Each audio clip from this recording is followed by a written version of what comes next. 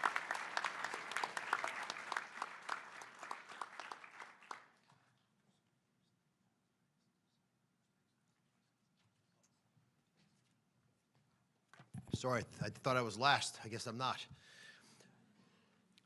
Secretary Kennedy, thank you very much. His bold words tonight reflect a deep passion that he's expressed since very early in this administration, and it represents why HHS needs to be in the forefront of issues like this.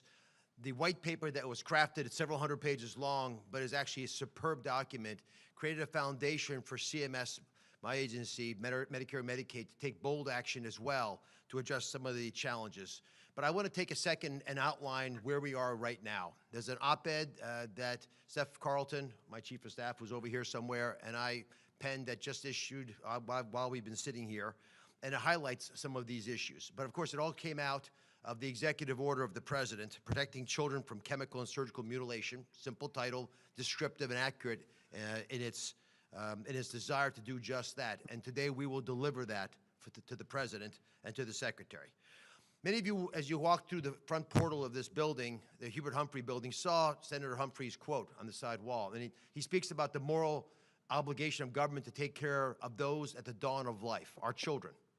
53% of children in America are in Medicaid or CHIP programs. So we provide insurance to most children, and commercial insurance follow us. But we are in a weird place in America where we have mixed politics and medicine.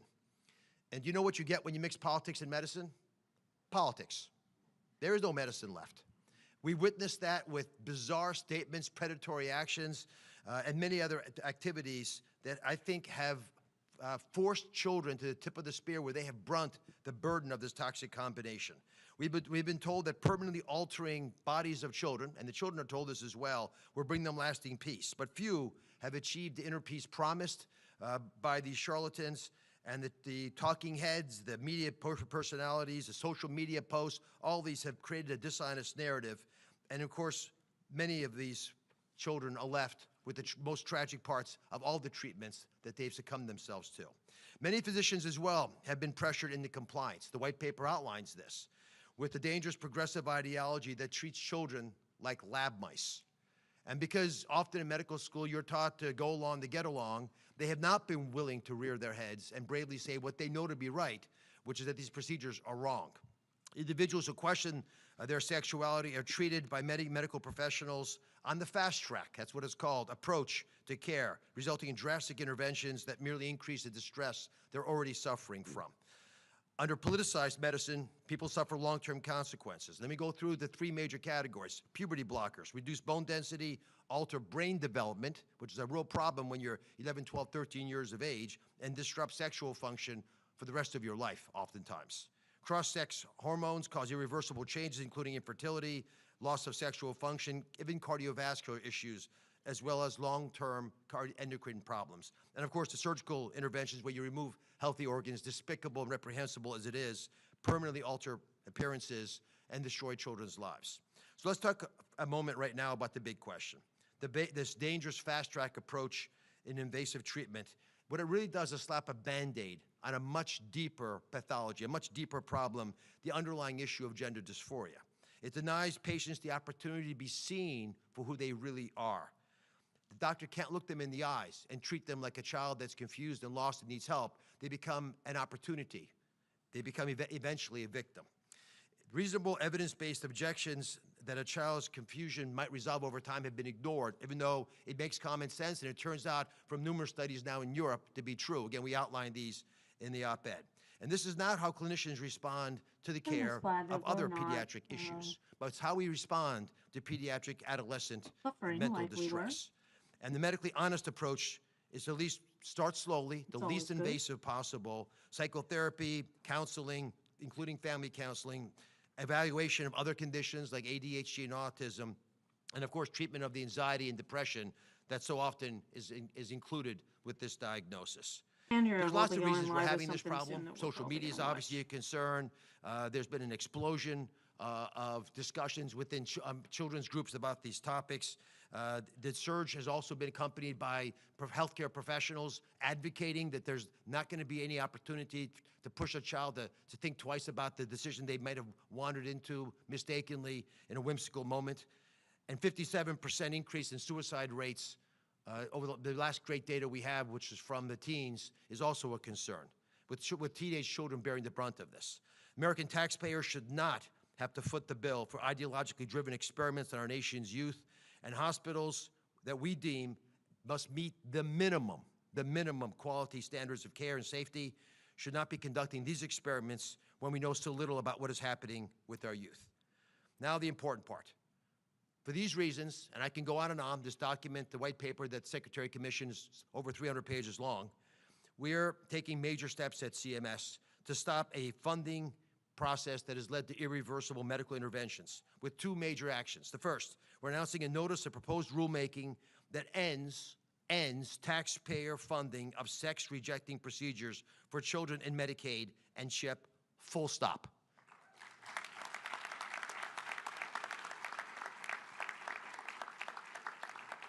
We don't provide health care to every child, but at 53%, we've got most, and we're not going to let taxpayer money go to hurt these children, and those children will no longer be hurt with this ideology.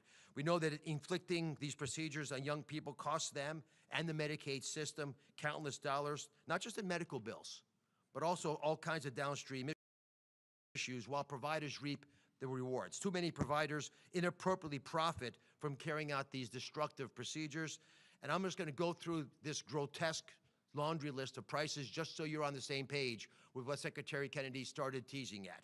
According to a 2022 JAMA data, so it's very recent, the typical vaginoplasty, a procedure a child does not need, costs $60,000. Shockingly, a phalloplasty, the creation of a penis, costs, on average, in America, according to this data, high quality, $150,000 per child. I do believe, with doing some work, that these prices have continued to increase with increasing manufactured demand. And I must point out that the creation of a vagina, in that case of a phalloplasty, or a scrotoplasty where you add testicles, that's extra. This is a pathology that has afflicted the medical profession. It is shameful that clinicians have profiteered off this. I do not understand how it could possibly have been tolerated by the leadership of these institutions, but it will no longer be funded. And I can tell you, if they're so diehard desirous of helping children and they don't get paid, the question is, will they do these procedures? And I think we know the answer. The second big thing, that's $250 million over the next decade of savings to the taxpayer, but that's irrelevant to this issue compared to the harm to the next generation, to our future, because kids are always our future. Second, to reinforce the need to protect our children, we are announcing that certified Medicare and Medicaid hospitals, pretty much everyone in the hospital in the country, will no longer be permitted to perform certain sex-rejecting procedures on children.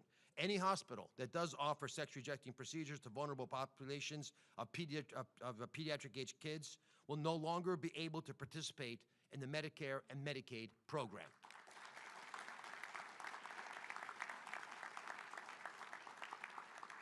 We want our hospitals returning to healing, not harming the patients entrusted with their care, or they're going to pay a very steep price. These actions are part of an all-government effort led by President Trump and spearheaded by Secretary Kennedy to protect vulnerable individuals and genuinely make America healthy again.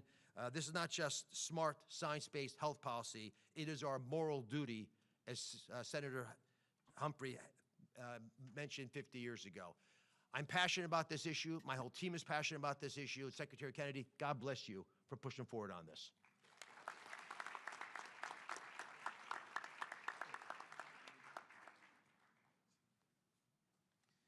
Thank you, Dr. Oz. One of the most barbaric features of a society is the genital mutilation of its children. It's based on a medical dogma, sadly, that the normal, sometimes stressful experiences of boys and girls growing up is a pathology that requires medical intervention. Parents are told if they don't agree to these disfiguring and permanently sterilizing procedures, they're putting their child at increased risk of suicide, a baseless claim that has never been supported with good data. Let's be honest, and I'm going to say what you're not supposed to say. Pushing transgender ideology in children is predatory, it's wrong, and it needs to stop.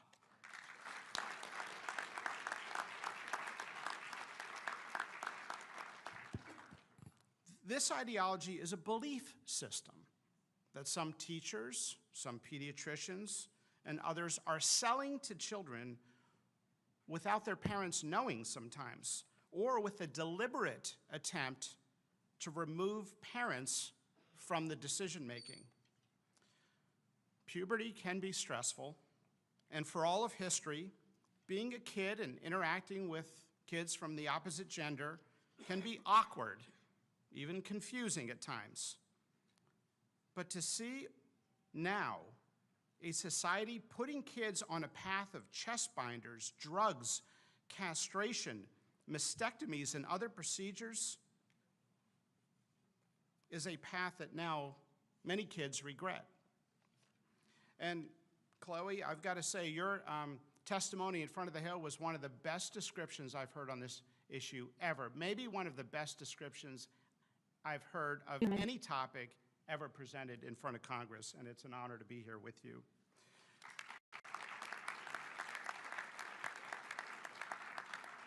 Let me be clear about something, and this is an important distinction. Sometimes it doesn't get mentioned.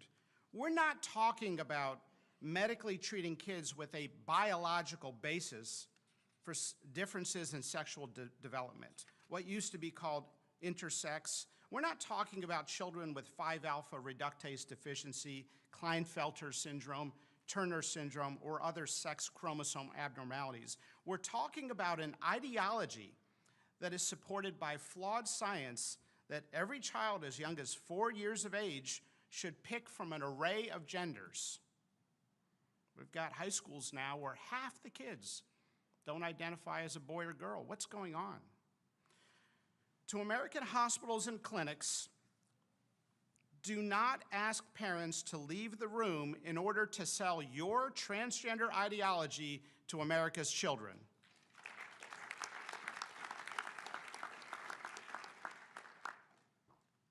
How is it that a child cannot get an ibuprofen without their parents' consent at school? Yet states like California are arguing that children should be able to make irreversible choices without their parents' knowledge. The UK actually did a comprehensive review in the Cass Commission of the medical literature and found there's no role for puberty blockers in many of these interventions. We as doctors have a duty to speak up, and that's why we're here, against this cruel practice. It's been hard to speak honestly on this topic. Many in academia who have challenged the dogma have been railroaded, dismissed, fired, or labeled in a form of modern-day McCarthyism. Just ask the former Brown University professor Lisa Lippman, whose research suggested that transgenderism was a socially contagious condition. Brown University persecuted her and did not renew her contract. And this is the story of many academics that are trying to speak common sense to this insanity. Let's stop with the labeling and let's have an honest conversation about what's best for America's children. Today, the FDA is taking action. We are sending warning letters to 12 manufacturers and retailers for illegal marketing of breast binders for children for the purposes of treating gender dysphoria. Breast binders are a Class 1 medical device with legitimate medical users, such as being used by women after breast cancer surgery.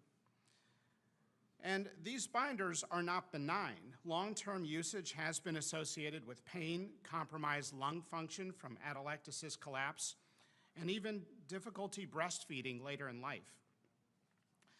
The warning letters will formally notify the companies of their significant regulatory violations and require prompt corrective action. And I want to say thank you, President Trump, for signing the executive order to have us look into this. Thank you to Secretary Kennedy for speaking directly to this issue, to Mehmet Oz for finally ending government-funded sex transition procedures in the United States, to Jim O'Neill for his leadership, Brian Christine, Jay Bhattacharya, to Chloe for sharing her personal experience, To the entire team, to the many members here, Senators Marshall, Cassidy, Langford, Blackburn, you've taken risk and stood up on this topic and stood for what's right. Congressman Wahlberg, Anders, Adderholt, Harshberger, Crenshaw, AG Paxton. It's not easy to speak up on these issues, and you've done it at personal career risk. Thank you for speaking up for American children. It's time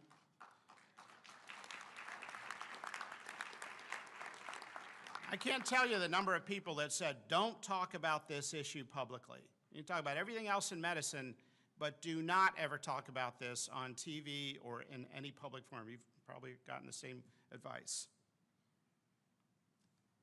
But we're going to keep fighting for American children.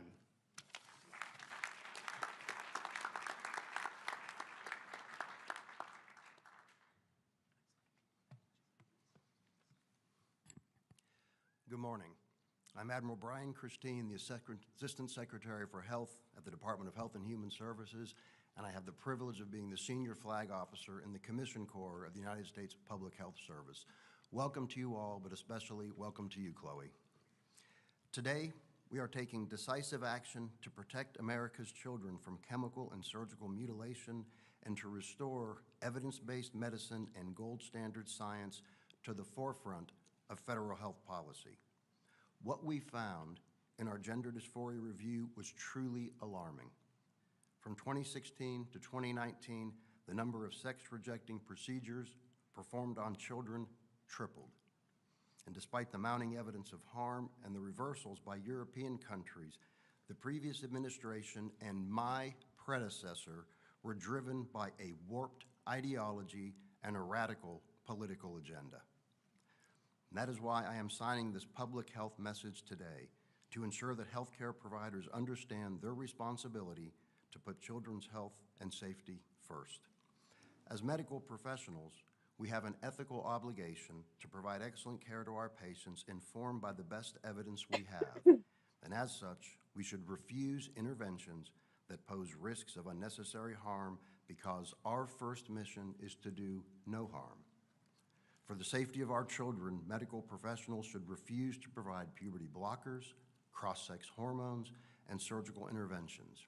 Instead, we must prioritize comprehensive psychosocial assessment and support.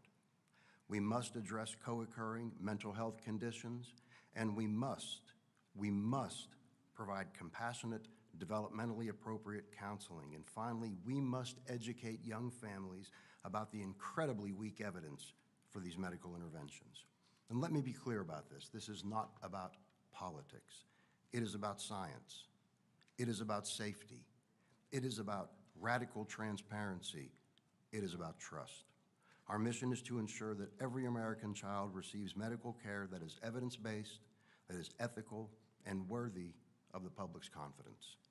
For America to be healthy and great again, we need strong, healthy boys and girls who will have the chance to know the joy of coming together as one and starting their own family one day. And if they are subjected to these vile, sex-rejecting procedures, that cannot happen.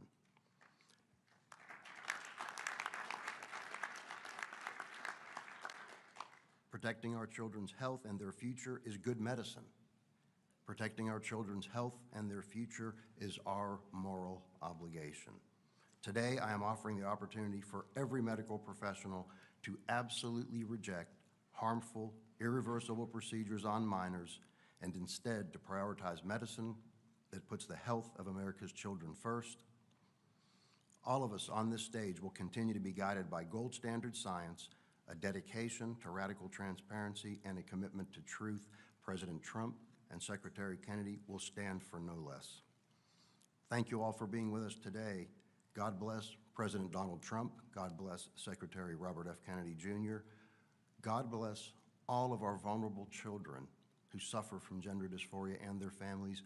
God bless Chloe Cole, and God bless our republic. Thank you.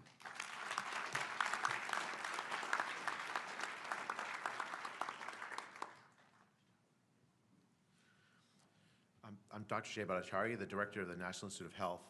I was thinking about how we got to this moment today, And I was thinking about the power of science. And normally at the NIH, and I should say as myself in my own capacity in my career, I've always admired the power of science to do good for the world, to help us understand how the world works, to develop cures and treatments. But today is not a day to just talk about that, because we've also seen in this sorry episode that will go down as a dark episode in medical history of how the power of enthrallment to a false science can damage and harm lives. The hijacking of scientific institutions, the hijacking of scientific journals for the purpose of essentially enforcing groupthink is tremendously powerful. We saw this during the pandemic, and we've seen this in this episode today, that the idea about whether you need to have extraordinary interventions to halt the puberty of a child in order to prevent them from committing suicide. That's a scientific question, right? It's a moral question, lots of types of questions, but it is at heart a scientific question. Is it true? Is it true that if you don't accede to the desires of a 10-year-old, 11-year-old child who thinks they're the other gender, and allow the doctors to do extraordinary measures, that they're going to kill themselves? The idea behind all these procedures was a false idea propagated first by science, by scientists, essentially asserting that the evidence that the answer to that question, yes, if you don't let your child transition, they're more likely to commit suicide, that the answer to that question is yes, when in fact there was never any solid scientific evidence for that question.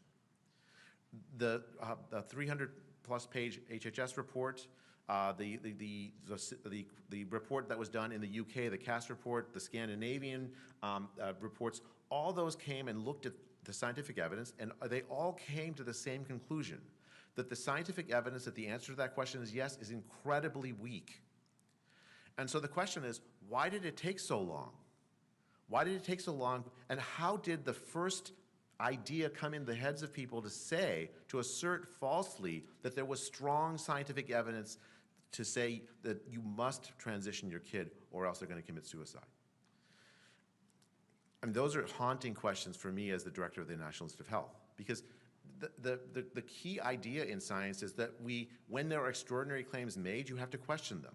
Even when you have ideas that are well established, you have to question them. And yet what happened was that there was essentially a groupthink that prevented excellent scientists from speaking up when they should have.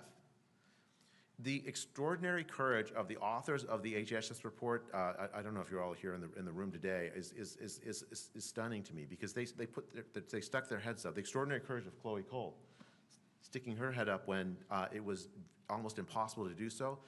Why was it so impossible? Because the power of science to enthrall minds is almost unmatched in our society. So what do we need to do? First, don't ever let, if you're a parent, don't ever let a doctor tell you, essentially blackmail you into thinking that you must accede to a transition for your child, because if you don't, the child will kill themselves. There's no warrant for that. The scientific evidence does not support that, and we should never, and I'm proud to be part of an administration that is putting an end to that practice.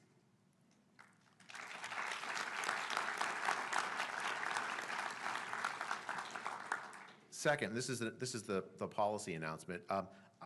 As the director of the NIH, we have ended our support for research in support of of gender transitions. But now there have been activist courts that have prevented us from getting rid of all of our portfolio of it. But by the end of this year, that's all going to be gone from our portfolio. It was junk science to begin with, and we will not continue to support it.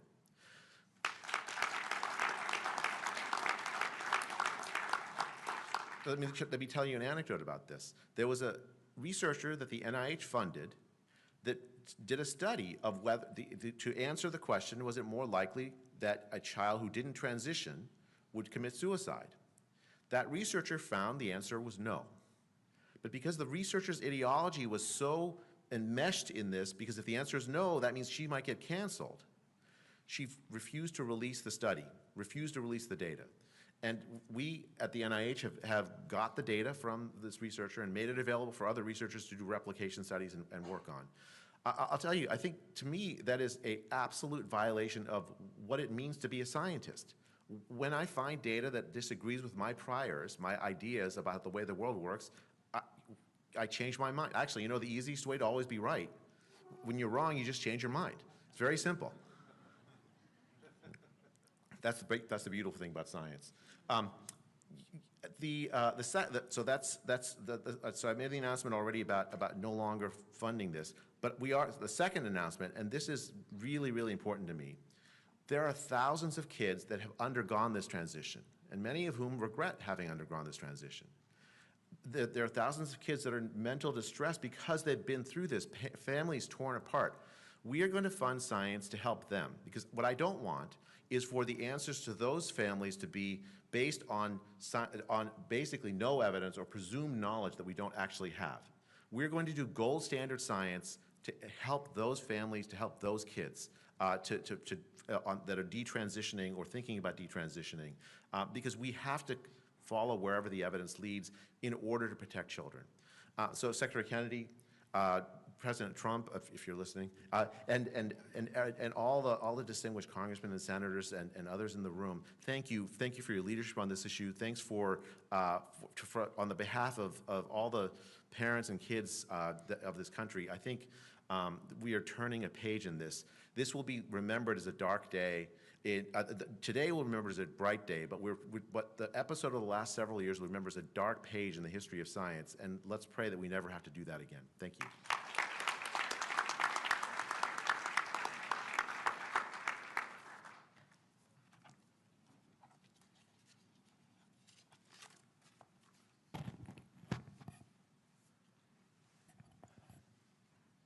Men are men. Men can never become women. Women are women. Women can never become men.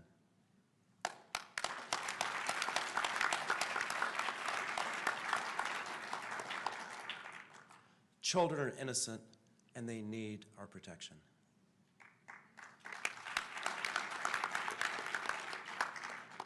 It takes organized efforts to deny these fundamental truths. Sadly, we've seen such efforts succeed from time to time. The denial of fundamental truths can destroy nations from within. At the root of the evils we face, such as the blurring of the lines between sexes and radical social agendas, is a hatred for nature as God designed it, and for life as it was meant to be lived. This ideology does not just deny biology, it declares war against it. As part of the Biden administration's war on nature, this department perverted the Rehabilitation Act of 1973. They pretended that gender dysphoria was a disability to force healthcare providers and programs to mutilate minors. Without the reforms Secretary Kennedy made today, more children would be coerced into life-altering interventions that many will deeply regret. Thankfully, President Trump and Secretary Kennedy are stopping this madness and stopping the war. Through the leadership of Paula Stannard and the Office for Civil Rights, our proposed rule would revise Section 504 of the Rehabilitation Act to exclude gender dysphoria not resulting from physical impairments. We are reassuring recipients of HHS funding that policies preventing or limiting sex-rejecting procedures do not violate Section 504's disability non-discrimination requirements. Previous speakers have discussed treatment for pediatric gender dysphoria, review of evidence and best practices, our rigorous study of the medical dangers posed to children from attempts to change their sex. Everyone should read this study. Chloe, thank you for your relentless advocacy to protect children from harm. Body dysmorphia and gender dysmorphia and alienation and social contagion cause a lot of children to suffer. As Jay and Brian said, we are working on approaches and solutions. Today, we are drawing a line to stop these problems from becoming worse. Compassion compels us to do so. Thank you.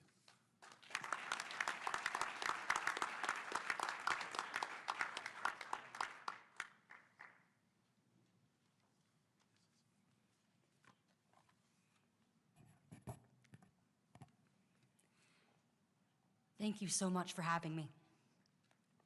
It's an honor to be here and to be able to speak on behalf of American children whose innocence and health are being compromised, whose lives are being ripped apart by ideologically driven medical experimentation.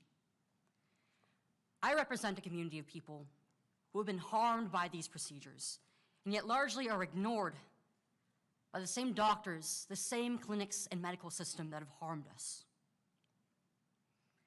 I've become an advocate for protecting children from what is often mistakenly referred to as gender-affirming care, because it is by no means care, scientific medical abuse that violates every tenet of medical ethics.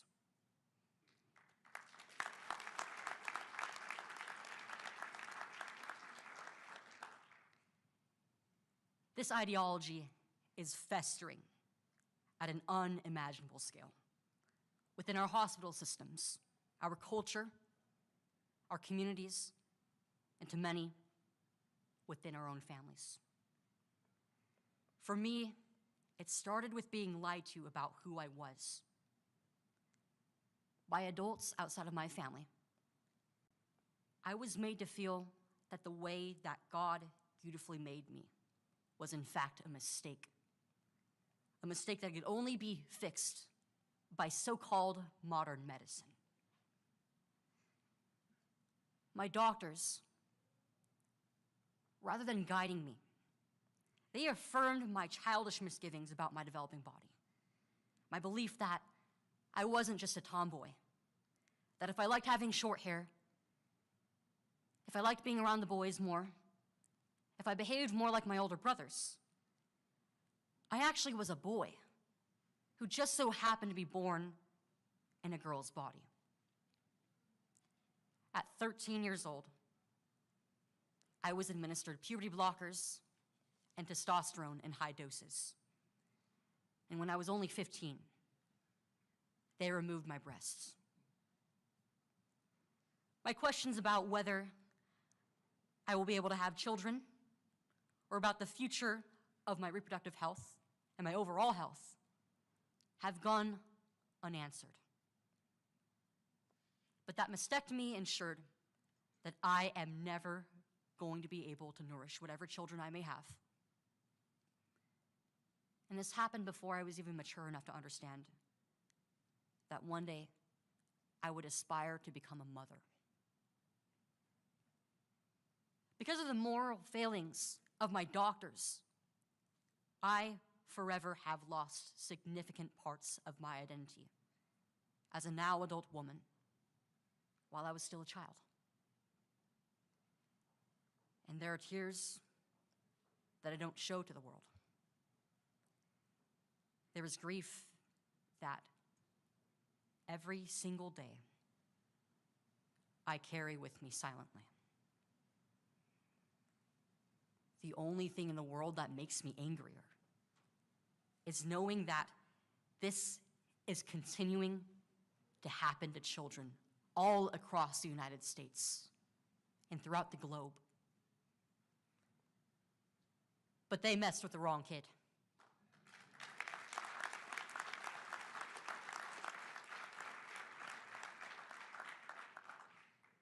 At 16 years old, I rejected the lies that I was sold.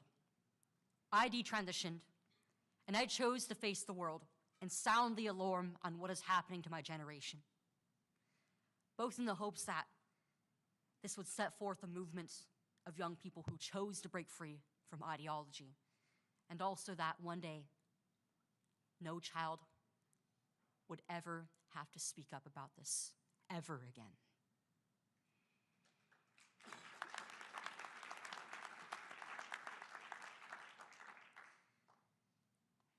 And what this movement has achieved in such a small amount of time is far greater than I have ever dreamed of.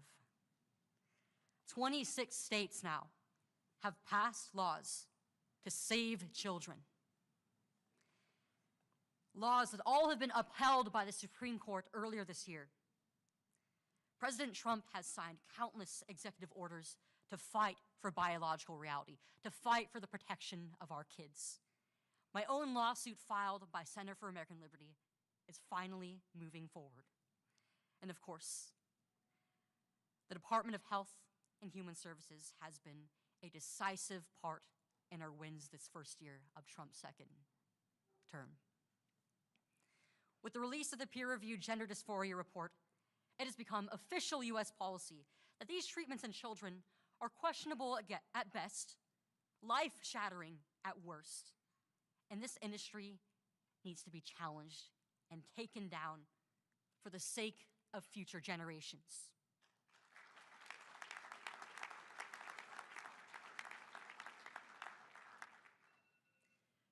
Because there is no such thing as being transgender,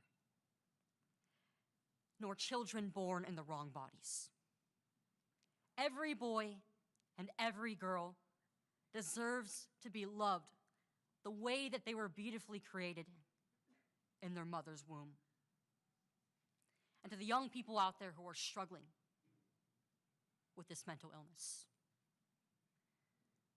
I want you to know that there is a better way out. And it's not too late to accept the beautiful way that God has created you.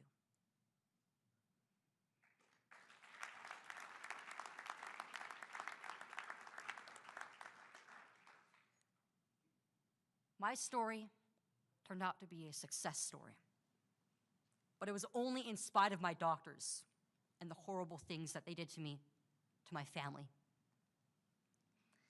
I am only one voice out of thousands of children, but our cries for help have finally been heard. And the Trump administration and the HHS and Secretary Kennedy have done an incredible job this year, ensuring that this abuse is going to cease one day. I am incredibly excited to see the many more wins that we are going to have moving forward in the next few years. On behalf of every single child who once was mistaken that they were transgender, thank you for everything.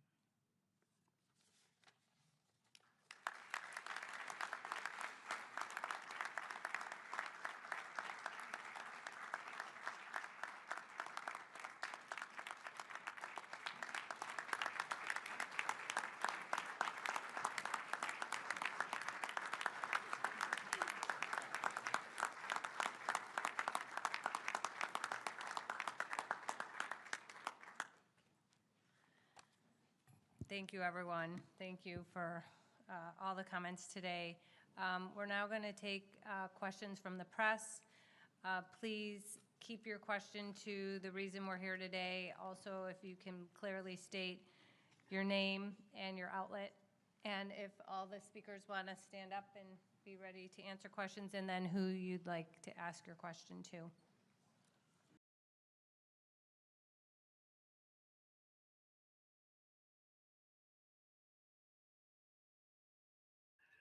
Dip in the water of seeing what's going on with this case over here in YouTube land. I'm sure most of you are here because you're already familiar with it. This is a weird one, guys. This is a case quite unlike really anything else I think that's going on out there right now. This is the case of former Letcher County Sheriff Mickey Steins. He shot Judge Kevin Mullins in his chambers in the middle of the day with a bunch of people around on camera. Pretty much no dispute at all that he did it. So the question that has been kind of in the ether with this case is the why. Why did he do it? So there was like a lot of mythology and kind of speculation and stuff early on about the why, because one of the weird facts about this case is that this is all happening while at the same time there is a big civil lawsuit going on against Mickey Steins and his sheriff's office over at least one deputy who was let's just say abusing his authority in pretty bad ways over women who were on the home detention program that he oversaw. So he was basically using his authority to kind of make special arrangements for some of these women and obtain favors from them in advance, some of which he apparently collected on over there in the judge's chambers after hours. There was also a lot of confusion about what exactly the facts were as this crime unfolded, because there were reports that Sheriff Steins and Judge Mullins had been out to lunch with a bunch of people that day. Mullins goes back into his chambers. Steins shows up. They have a conversation, and at some point, Mickey Steins calls his own daughter, Mickey Steins' daughter, from the judge's phone. And then after that phone call is ended, he, basically at that point just shoots the judge multiple times. And so there was kind of some misinterpretation of that evidence early on that suggested the judge had some kind of prior relationship with his daughter, that the daughter's number was stored in the judge's phone, and all of this has since been clarified. It's not true. But because of that, there was just a lot of kind of spiraling theorizing that this was, potentially some kind of like heroic thing that the sheriff did because it related to this ring, this activity that was going on, in the department that he supervised, but apparently taking place in the judge's chambers. So like he, did this to protect people or something like that. But that doesn't seem to be the case. And it definitely is kind of playing out that is not the avenue that the defense is going with how they are seeking to explain what happened over a year ago now when this took place. This was back in September of 2024. So instead, what the defense has been focusing on is mental state, psychiatric. It's a psychiatric defense. They have a couple different ways of doing that in Kentucky, some of which are a little unusual, a little bit unique. They've got a fairly standard insanity defense, but they also have a guilty but mentally ill option of a verdict that a jury can return. And it basically means you're still going to be criminally liable. You're still going to go to prison. It's not like not guilty by reason of insanity where you go to a mental hospital instead of to jail. But the idea is with a guilty but mentally ill verdict, you're supposed to get treatment while you're in prison. You're supposed to have your condition treated. Another option that they have is what's called extreme emotional disturbance. And so the way that Kentucky law has this defense set out, it basically means that if because of a mental disease or disorder or something like that, the person was emotionally disturbed at the time of the crime, it can reduce the seriousness of a homicide offense from murder, which he's charged with, to manslaughter. So those are kind of all the legal avenues that are on the table. But we still have a lot of questions about what's your factual basis for arguing that there is some kind of mental issue going on here. And that's just another one of the really weird details of this case. Because 3 days before the shooting took place, Mickey Steins was being deposed in this civil case against him and his department and the deputy who was ultimately convicted of crimes for what he did to these women. And during this deposition, Mickey Steins claimed that he had a long-standing history of having episodes that resulted from California encephalitis. And the episodes, as he described them, were kind of lapses in memory, confusion, things being unclear. It basically, when he didn't have a ready answer for a question or like didn't remember details, his explanation was, episodes. He's been having episodes from California encephalitis. And he claimed that this had been going on for an extended, or his lawyer did, claim that this had been going on for a number of years. So this was quite a strange explanation for a lot of reasons. California encephalitis is a mosquito-borne illness. It's exceedingly rare. It's a very rare disease. It mostly affects children. It only rarely affects adults at all. And it really doesn't present the way he's described, where there's like a mental confusion or dysfunction that persists for an extensive length of time. The kind of more normal presentation of it, it's encephalitis. It's an infection of the brain, a swelling of the brain, and so it can be associated with psychosis and things like that.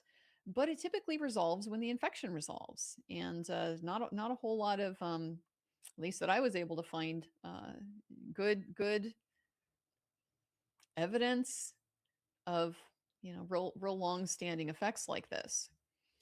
So it's a really strange explanation that kind of on its face seems like, yeah, the odds seem really against that. That just seems like a really unlikely explanation. But we do know that Mickey Steins has had a psychological evaluation under the Kentucky procedure to evaluate and potentially present an insanity defense or a mental health defense. He's had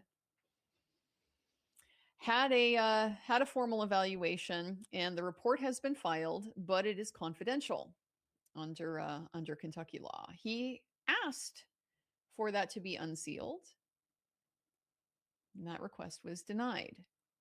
So we don't know what it says. Really don't know what it says. Entirely possible he does in fact have some kind of mental health disorder, some kind of psychiatric diagnosis, and he's got witnesses that he's relied on, in some other contexts to kind of back him up on that. At least in the time frame of the shooting, the days before and the immediate aftermath, he's got employees from the sheriff's department saying, yeah, he was acting weird. He's got his own lawyer in the civil case saying, they had a phone call, and he was like saying crazy things, and the lawyer says, you've lost your mind. After he was arrested the same day as the shooting, and taken to jail, he was evaluated as showing psychotic symptoms. He received antipsychotic medication and apparently responded well to that. So it is possible there is a very real dysfunction here. We just don't know what it is, and at this point in time, it doesn't look like we're maybe going to get to know any of those details. So that is the background of this very strange case that we have. For all that it's over a year old, it really hasn't progressed very far. We don't even know yet if the Commonwealth of Kentucky is going to pursue the death penalty. It is charged, it's capital eligible, so they potentially could, but that decision hasn't been made yet. We don't have a trial date. It's just been kind of a lot of sort of collateral stuff going on. So I'm going to share with you a little bit of the background of what brings us to court today. And that's this series of rulings. So I'm going to share you guys Mountaintop Media. Okay, this is like probably my go-to source for stuff on Mickey Steins, and you'll see why as we get through this. They give us the court documents, guys. They're here at the bottom. But so this article from December 4th shows us kind of what the background is and what's been going on. And basically, there were a bunch of motions that had been pending. He had filed for dismissal. He argued that the indictment should be dismissed based on prosecutorial misconduct during the grand jury proceeding. So he alleged that there were misrepresentations or failures to be fully forthright about what was known by the investigators about Mickey Steins's mental state, about his psychiatric condition. and that based on that, the indictment should be treated as tainted and thrown out. The court did not agree with that, did not grant that motion. So the indictment stands. Case is going forward. There's not going to be any real issue in that regard.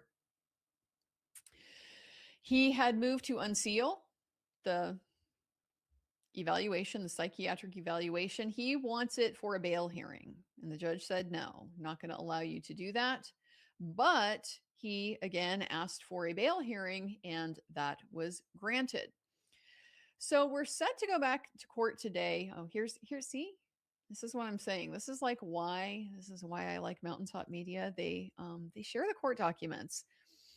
Kentucky, they've been pretty good about having the cameras in the courtroom for all of these different hearings, but when it comes to getting access to court filings, they are among the worst that I've come across.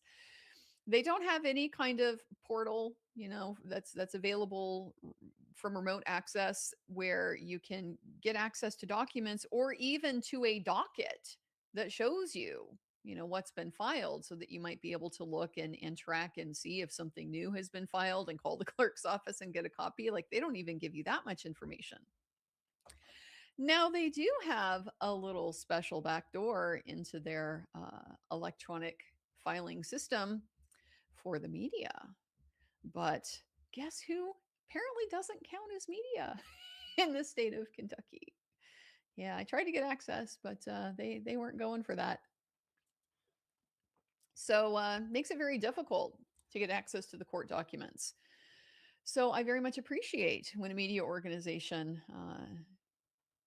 doesn't,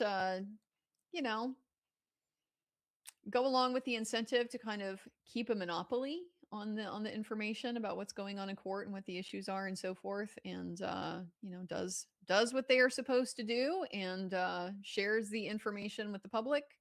Very much appreciate that. So all the more reason why I give them a shout out for this type of thing. So the order denying the motion to dismiss the indictment, this is kind of as I described. He argued that the Commonwealth elicited false and misleading testimony, which prejudiced the defendant and tainted the grand jury proceedings. There was also an issue about, so there was one day where they went back for a subpoena, the grand jury wanted a subpoena for something. And so the prosecutors just showed up to show it to them and then have it approved, and it was signed and served. So there was no evidence taken, no presentation of evidence. And that hearing wasn't recorded.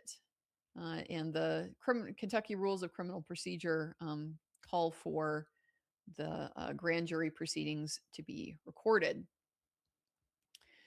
But the judge basically said that wasn't a problem because it wasn't material. There was no indication, that anything had happened during that hearing that required, that would be prejudicial if the fact that it wasn't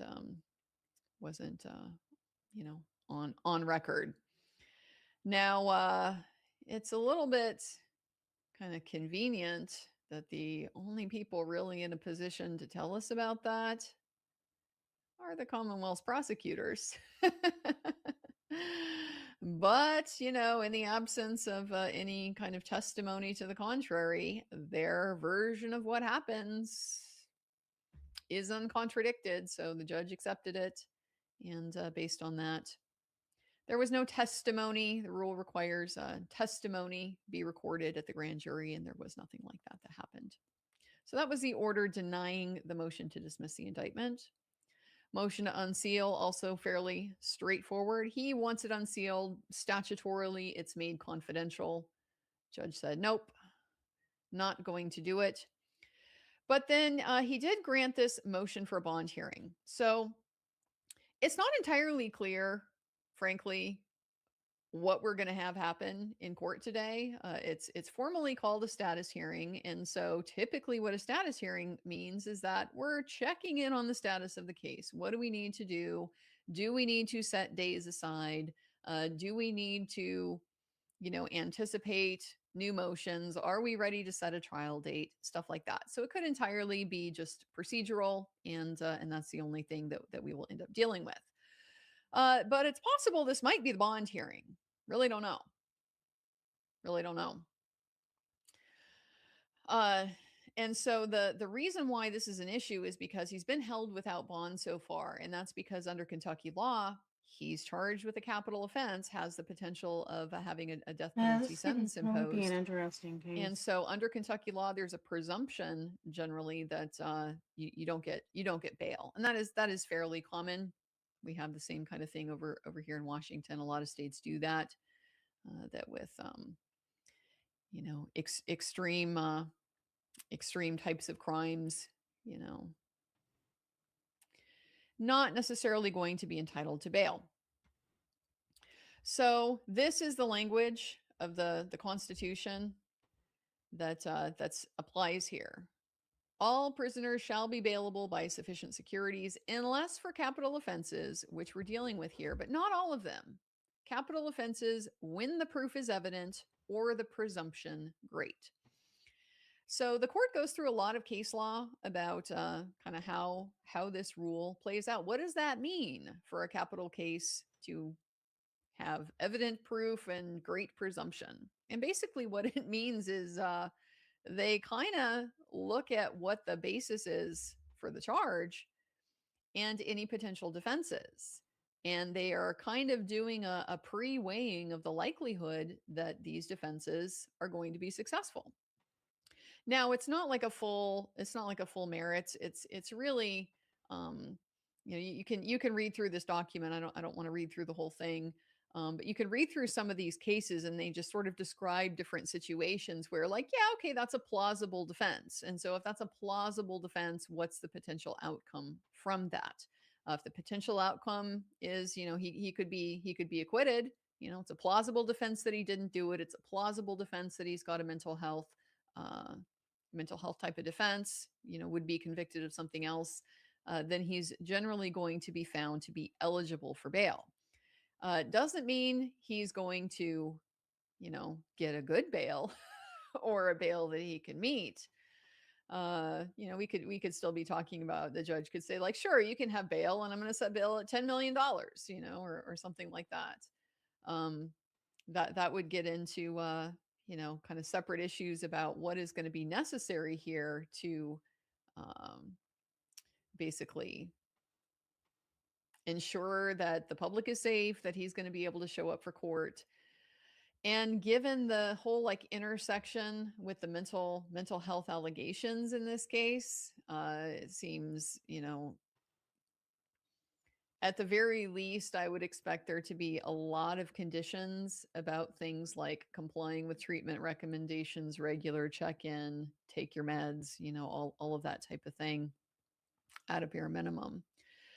But so, it's going to be an interesting issue. And that's why the defense wants the psychiatric report to be a part of what they can rely on, because I suspect, where they're going with their bail argument is look, we have evidence of a psychiatric defense, and that could qualify him for, for example, extreme emotional disturbance defense. And if that's successful, if we have a plausible basis to bring that up and that's successful, then he's not being convicted of capital murder. So he shouldn't be, he shouldn't be presumed to be unbailable because it's possible he's not guilty of that crime. He's just guilty of the lesser crime. Looks like Law and Crime is now over in the courtroom. Nothing happening yet, but I'll have it on. Make sure our sound is on here, so that once things get going, we'll all see what's happening. But so that's kind of the context of the whole bail decision, which is, it's kind of ironic, isn't it? It's a little bit counterintuitive of like, but judge, he might be crazy and therefore he should go free. You could kind of look at it from that sort of perspective, and you wouldn't necessarily be wrong. But the purpose of it is just to show, look, we've got a viable claim here that he's not going to be convicted of murder, a viable case to put forward to suggest that that might not happen. There's another thing, as far as like the status hearing is going on, that is also kind of lurking in the background, which might feed into some of this as well, which is that the Commonwealth is moving to change venue. Now, that's a little bit unusual. Most of the time, when you see a motion to change venue in a criminal case, it's the defendant who wants it. And they're generally basing it on, like, there's been a ton of pretrial publicity. Everybody in town has read about it. There's a lot of curiosity. So there's just, there's too much taint here in this community. People know too much, and they aren't going to be able to be objective jurors. Some states, like the state doesn't even have the option to make this request because they have vicinage protections. Vicinage protection is sometimes there in the Constitution, and it typically means that you are entitled to either a trial in the county where the crime took place, or to be tried by jurors that are drawn from that particular jury pool. So I just want to make sure this isn't, no, it's got sound on, it's not muted. So they just have it off over there in the stream. So a lot of times, because of that right, the defense has to be the one to waive it and say, we'll give up that option in order to get the benefit of a better jury pool in another jurisdiction. But Kentucky isn't like that. Kentucky allows both sides to be able to make the case that they can't get a fair trial in this particular county. And so it's the prosecution that's making that argument in this particular case. And again, it's unusual, but it speaks to a couple of things. I think one, just to kind of the size of this community. This is not a real large, heavily populous area. This is Appalachian Kentucky. Fairly rural. You got probably the same kind of issues with just a lot of curiosity, and everybody kind of knows everybody, and people talk about other people's business. But also, Sheriff Steins was pretty popular. He was a pretty well liked sheriff. Seemed to have a lot of friends, a lot of positive opinion. And so it kind of looks like some of the prosecution's thinking behind trying to get a different venue is to get him out of the pool of jurors that voted him into office and that that supported him politically. So that it was filed quite a while ago, but is still outstanding as well. Not clear if we're going to need a hearing on that, if we're going to need a briefing schedule, like what needs to happen to be able to move that particular issue forward. But clearly needs to be decided.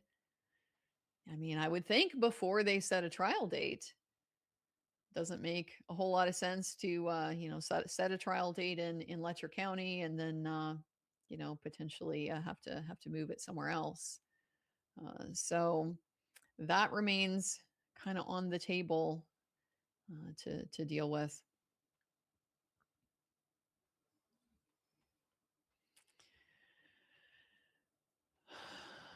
So yeah, it looks like we're still a couple of minutes before court is scheduled to start.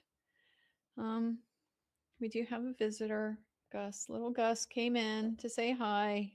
Aww, It's morning nap time for the cats right now. They will probably wake up at some point in the middle of this, and I have the door open, so the chaos is invited. But they're likely snoozing happily at the moment. Gus is kind of the regular nap feature. He likes it. He likes it in the person's lap. That's his favorite place to get his nap.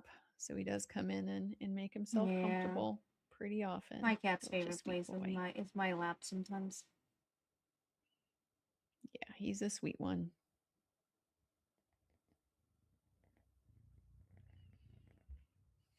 So I won't disturb him anymore.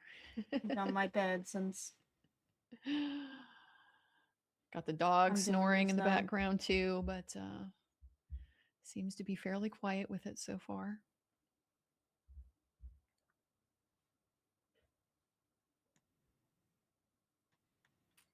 We don't know about you guys, how winter is setting in. We are not looking to have a white Christmas up here in Washington, in Eastern Washington anyway. We've had unseasonable warmth. It was like 50 some degrees yesterday. It's raining out there today. Not a real pleasant looking environment out there. So good day to just be sitting inside, taking in some court. Oh, hey, while we're waiting, yeah, I know a lot of you are also interested in Richard Allen's appeal. And so, yes, the brief got filed. The brief is now public. I have it. I will be reading through it. I will be going live to talk about it, but I'm not going to be the first person. I'm going to take some time to really go through it and digest it.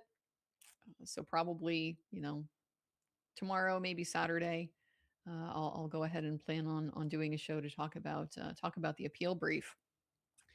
But I do have some initial impressions. I mean, it's long. It's 113 pages. There's a lot to it. It's one of the reasons I don't want to just go and read through it, because there is quite a lot there. I find it extremely well organized, like the way that it's outlined in terms of how the issues are presented, kind of the way that they've been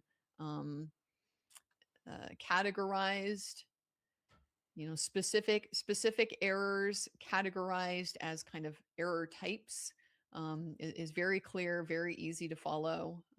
So it's going to be a fairly simple read from that perspective. The issues themselves that they focused on, I mean, yeah, there's a lot. There's a lot. There's stuff that we didn't necessarily anticipate, or I didn't necessarily anticipate, because we didn't get a good record of it in the trial court. And a big example of that is the motion to suppress evidence from the search of his house. We never really heard much about the search of his house, because this is one of these issues that was kind of out there. It got wrapped up into the Franks motion, and then it just kind of got summarily denied without any kind of hearing, without addressing it. So there wasn't really much of a record of it. So, that's the type of thing I didn't really, wouldn't have foreseen, because I don't know much about it. I know they had a search warrant for his house. I know what the search warrant, at least in theory, was based on. But challenges to stuff like that can be pretty fact specific. It depends on what specifically does the warrant say. It depends on what specifically does the warrant tell you that you're allowed to search for. And then when you executed it, did you stay squarely within the lines of what that warrant authorized you to do? So because there wasn't a hearing, there wasn't like a huge, factual record developed on those issues. So I'm very much looking forward to kind of seeing the direction that they've gone with that particular issue. But it's going to be a lot. It's going to be a lot to read through and digest and think about. And I mean, you guys know I don't like to rush stuff like this. I'm totally fine with not being the first. There's going to be plenty of people that will just go over, if not like read through the whole thing, at least in broad outlines, what's going on. I fully expect Bob and Ali Mata over at Defense Diaries are gonna go live to go over it. I expect that probably Sleuthy Goosey and Criminality might be doing the same. So there will be folks that will be on it today to kind of share with you, the kind of broad outline of what's going on. I want to take the time to let it simmer and digest a little bit and have some, reflection and maybe even like digging a little bit into some of the law and stuff like that, just so that I can be better prepared, to have an actual take on it, and not just kind of like a knee-jerk reaction. So that's what I'm anticipating. Like I said, it is kind of long. So I'll be reading it today. There's like a lot going on right now. It's been kind of a busy week. I saw that Luigi Mangione, his suppression hearing, kind of just ended somewhat unexpectedly today. They had originally planned to call the lead detective, New York detective Diaz, but apparently decided not to do that. So there were no more witnesses, no more testimony today. Case has been submitted. Judge has said May 16th is when we'll get a ruling on that. I definitely have some thoughts about what that May means. 16th. 5 months down the road to get a ruling means this is not an easy snap decision, which a lot of motions to suppress are, and frankly, you kind of expect them to be. Like, I would say if there's like a common pattern in a motion to suppress, it's that the defense team has gotten the police reports and they've read the police reports and they found problems in the police reports. So they file a motion based on that.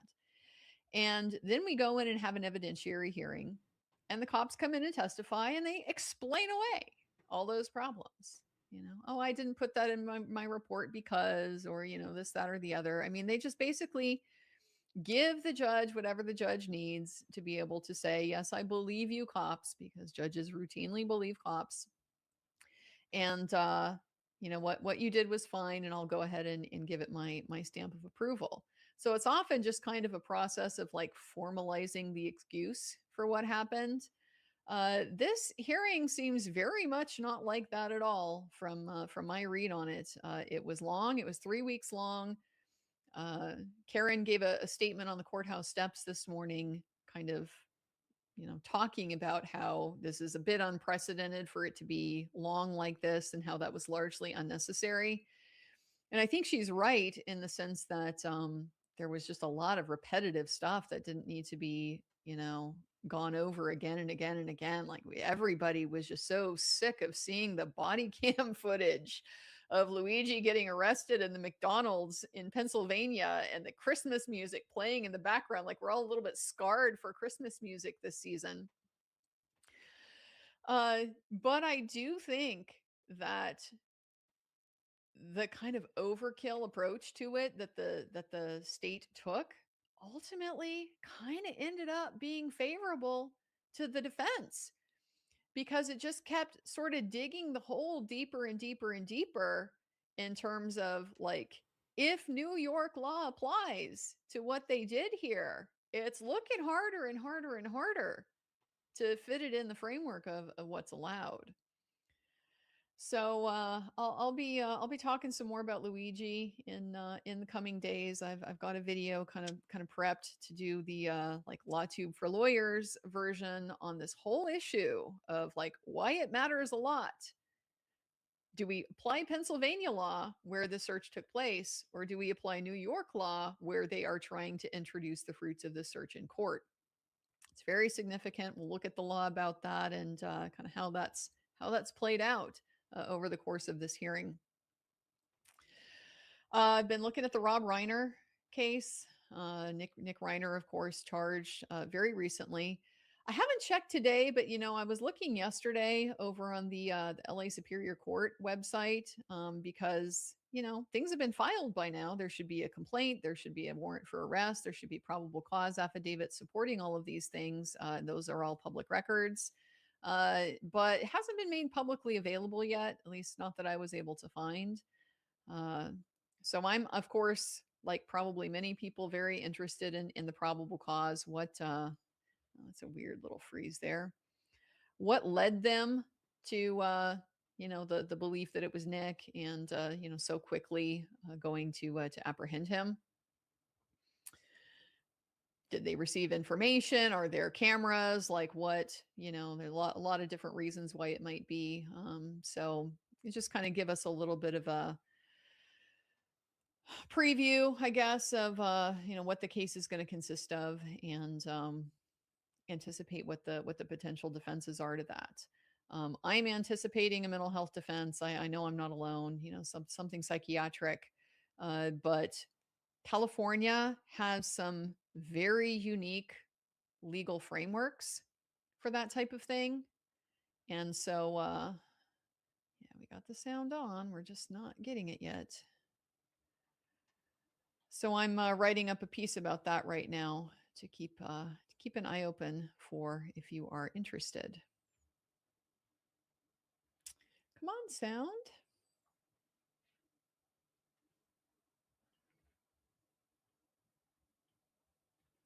Is this law and crime or me or something else?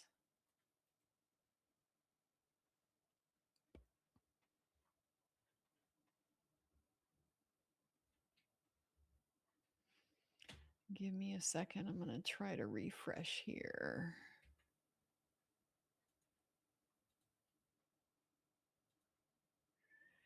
I am not getting any sound.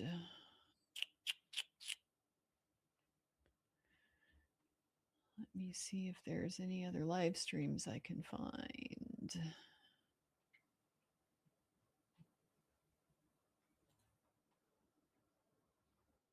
Procedurally, before we move forward, now, due to the nature of the case, we want to make sure it's done correctly. Okay, give me a second here. We will go back, get caught up, and we'll be just like a minute behind the live feed or so. Okay, thank you guys for bearing with me.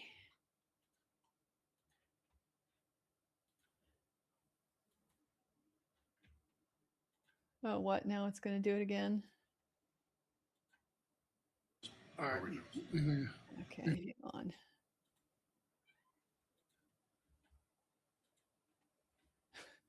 Just doesn't want me to be able to do it, I guess. Once that issue, have to do it maybe in the small screen here. Nature of the case, we want to make sure it's done correctly and handled appropriately. So once that issue is addressed, we will reset a date for all pending motions. Anything else on behalf of Commonwealth? Sure. Okay, so we want something to be handled carefully. Done correctly. See when we get the sound to start. Procedurally, before we move forward, due to the nature of the case, we want to make sure it's done correctly. Well, it's not very helpful, is it? And handled appropriately. So once that issue is addressed, we will reset a date for all pending motions. Anything else on behalf of Commonwealth? Sure.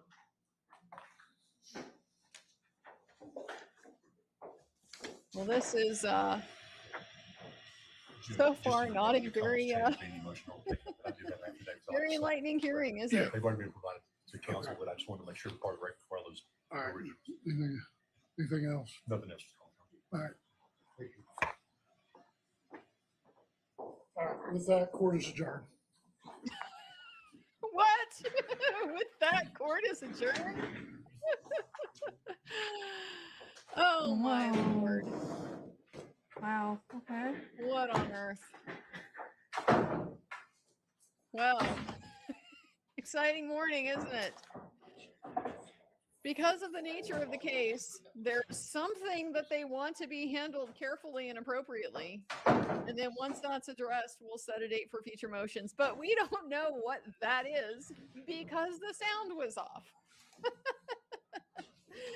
Oh man, is there anything else that was in the courtroom for this? I'm just gonna look and see real quick.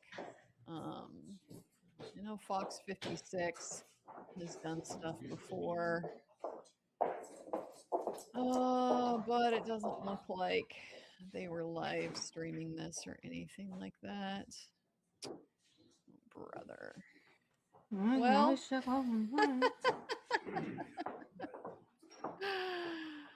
there we have it. There we have it. They will be doing things, guys. What a great hearing. What a wonderful use of everybody's time. This is like the classic court hearing that should have been an email. What on earth? What on earth even was this?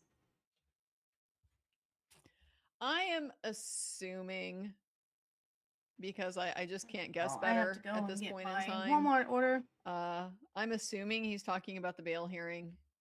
They need to have a bail hearing. They need to handle it carefully and appropriately. But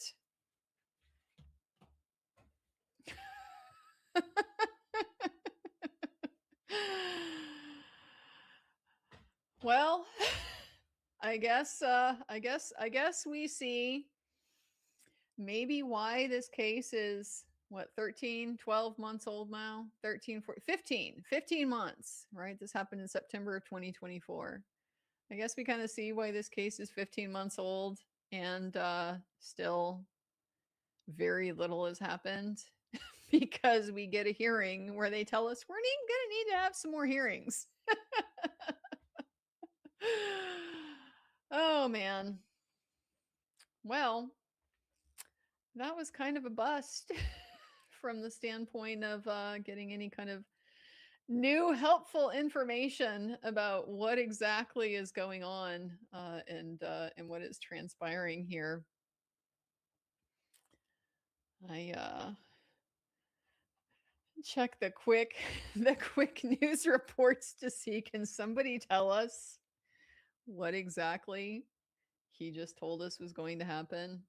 I think it's the bail hearing, guys. That's my best guess. They're going to have a special hearing on the request for bail because that is important. You know, his liberty interests are very important. Does need to be handled appropriately given kind of the nature of the allegations and so forth, and what we have reason to believe the defense is going to be the mental health type of defense.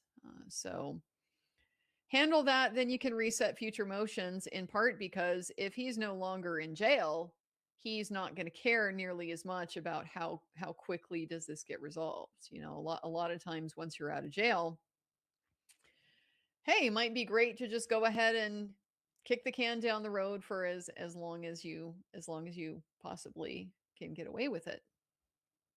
So that's my best guess, but boy, this hearing sure didn't do much to be able to confirm or deny that one way or the other. Well, guys, hey, thanks for joining me. Guess I'm gonna have lots of time today to go back and start reading that Richard Allen brief, going through it, and starting to identify what we have to work there. I'll be keeping my eyes open to see, you know, if we get anything a little bit more substantial about what's going to happen next in this case from news reports or anything like that, new filings maybe. But otherwise, I guess we're just going to call it a wrap on this one until we find out about the next hearing date. I will plan to be back for that. Hopefully, it will be a better use of everybody's time than this particular session was. But hey, the case still exists. It's still moving forward, and I guess in many ways that's a nice thing to have confirmation of after it had kind of lingered without any real indication of anything happening for so long. So hey, guys, thanks for joining me. Appreciate it. Sorry we couldn't give you anything you know, more substantive on what's happening, but hey, at least we had a chance to kind of recap, you know, where the case is at, what's been going on with it, what makes it so weird. So anybody that's checking out this case for the first time, just go back to the beginning and we'll fill you in on on everything that makes this case particularly weird and interesting, and one that I want to watch even when they waste our time so dramatically.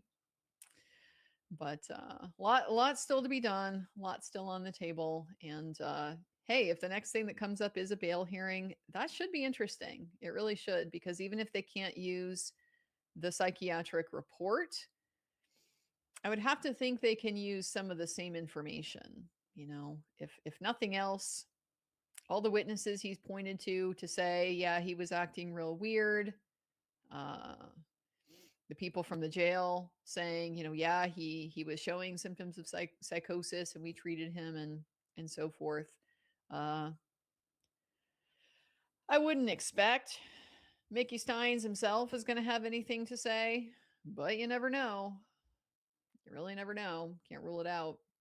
He's the certainly the best source of what was going on in his mind at the time that all this happened. He's the only one with firsthand information about that. Doesn't necessarily mean he's truthful Alright, about well- it, but he's the one in the position to know. So anything he might have to say. What else do we got going on here? Because that's.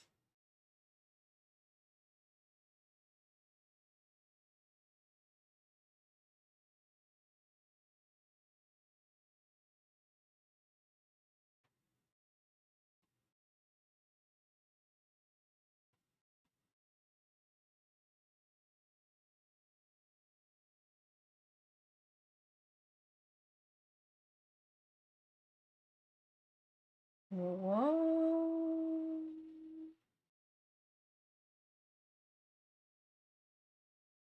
Oh, here's something. Evidence have said there's no evidence.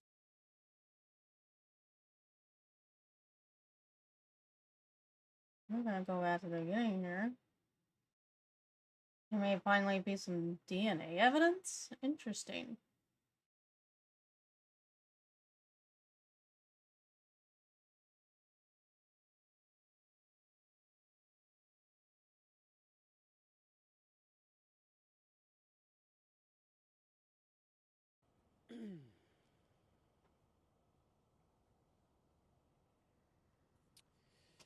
Hey everyone, my name is Brian Yennis, national correspondent at the Fox News Channel. Thank you so much for joining us on all of our live stream social media platforms, TikTok, Instagram, X, you name it.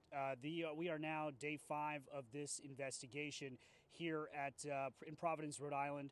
We're standing on an intersection called of Cook and George Street, a block away from the engineering and physics building of Brown University. And the reason why we're standing at this intersection is because this is an intersection that has become important to the investigation for a pretty interesting reason. The second person that police are looking for, it all happened here. So first things first, I'm going to show you a surveillance video that has really sparked a lot of people's interest, and it shows the second person of interest that they are not a person of interest, but the second individual they're looking for. They don't know this person's gender. They're not calling this person a person of interest or a suspect.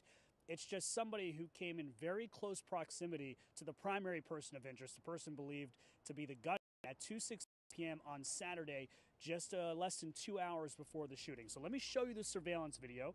Again, we're standing where this surveillance video was taken, and I'll walk you through it here in real time. But let me show you the surveillance video first, okay? So let me see if I have Dave here show you. I'm going to see if I can show you. So this surveillance video, let me just re-rack it. Again, taken at 2:16, and it shows the primary person of interest is in green there. And he's walking up Cook and then turns around and runs. And you can see him hide behind bushes, okay? And at the same time, the second person they're looking for is going to show up on the corner right over here. You'll see them. Coming up there, right? You see it? Okay. Then look over here. That's the primary person of interest. Then bolting again. You'll see it right now in a few seconds, running down the street. Now, it's really interesting because we'll play this again because this is really the video that matters a lot in terms of this second person, okay? So here, Seth, can you hold this mic close to me? No, sorry, my producer's just here, so I can use my hands. All right, let's re-rack this, and I'll show you guys again, okay? So here's the video, and you see the primary person of interest, right? And he sees the second person and decides to turn around and run, okay? Now, if you re-rack it, let me go over here, and I'm going to show you this angle, okay? This angle shows the second person they're looking for. They're walking. The runner, the alleged gunman, runs behind the trees. Okay? The person that they're looking for, this second person, who's not a person of interest, somebody they want to talk to, shows up on this corner, turns, right? then goes behind these bushes, and the primary person of interest is here, and you'll see the alleged gunman run. Now, what's interesting about this is, like, there's a moment here behind the, if you look at it, there's a moment here where okay, there's a moment right, let's go over here, person walks, that's the second person looking for, something happens over here. I mean, the person that they're looking for is there, and then the gunman walks out and runs out. Again, so they're looking for that second person because just how close that person got to the alleged gunman, the person they're looking for. And it all happened here on Cook and George Street, neighborhood right next to Brown, okay? So we'll reenact it here in person so you guys can see it in real life. So essentially, the second person that they're looking for was walking east on Cook Street, okay? And then the gunman was walking over here, looked, the second person was there, and decided to turn around and bolt down the street. And so when they bolted, we'll show you over here, the guy that they're looking for, the alleged gunman, is hidden here, right? And that second person turns the corner, and then what you end up seeing is the person they're looking for, the gunman, just continue to run. And the reason why we have the video, that surveillance video, is actually because it was taken from the Rhode Island Historical Society building. And you can see, if we zoom in, you can see the surveillance camera on that building right there. So that caught that interaction. And again, this happened at 2:16 p.m., 2 hours before the shooting. Second person walks, the alleged gunman, the primary person of interest they're looking for, sees this person, turns around, runs away down George Street, and that is where the School of Engineering and Physics is, just 1 block away. So it's a fascinating interaction, and they've sent out photos. I don't have those photos right now, the still images of that second person, and they just are saying if anybody can identify them, please do. We want to talk to that person. We want to interview them because they were the closest person to this primary person of interest that they're looking for. A lot of language to describe these people. But there is a 4 p.m. news conference today. We hope to get more answers. Yesterday we had a news conference with them. They're fascinating if you haven't seen them on TV. We're trying to get as many answers as we can. I want to give you a better sense also of the neighborhood. You know, a big part of all of this is there's surveillance cameras. There weren't a lot of surveillance cameras that captured the incident on Brown University's campus. It's on the edge of this residential, beautiful neighborhood. So what police have been doing is they've been canvassing here for the last 5+ days, asking residents if they have any surveillance footage that they can look at.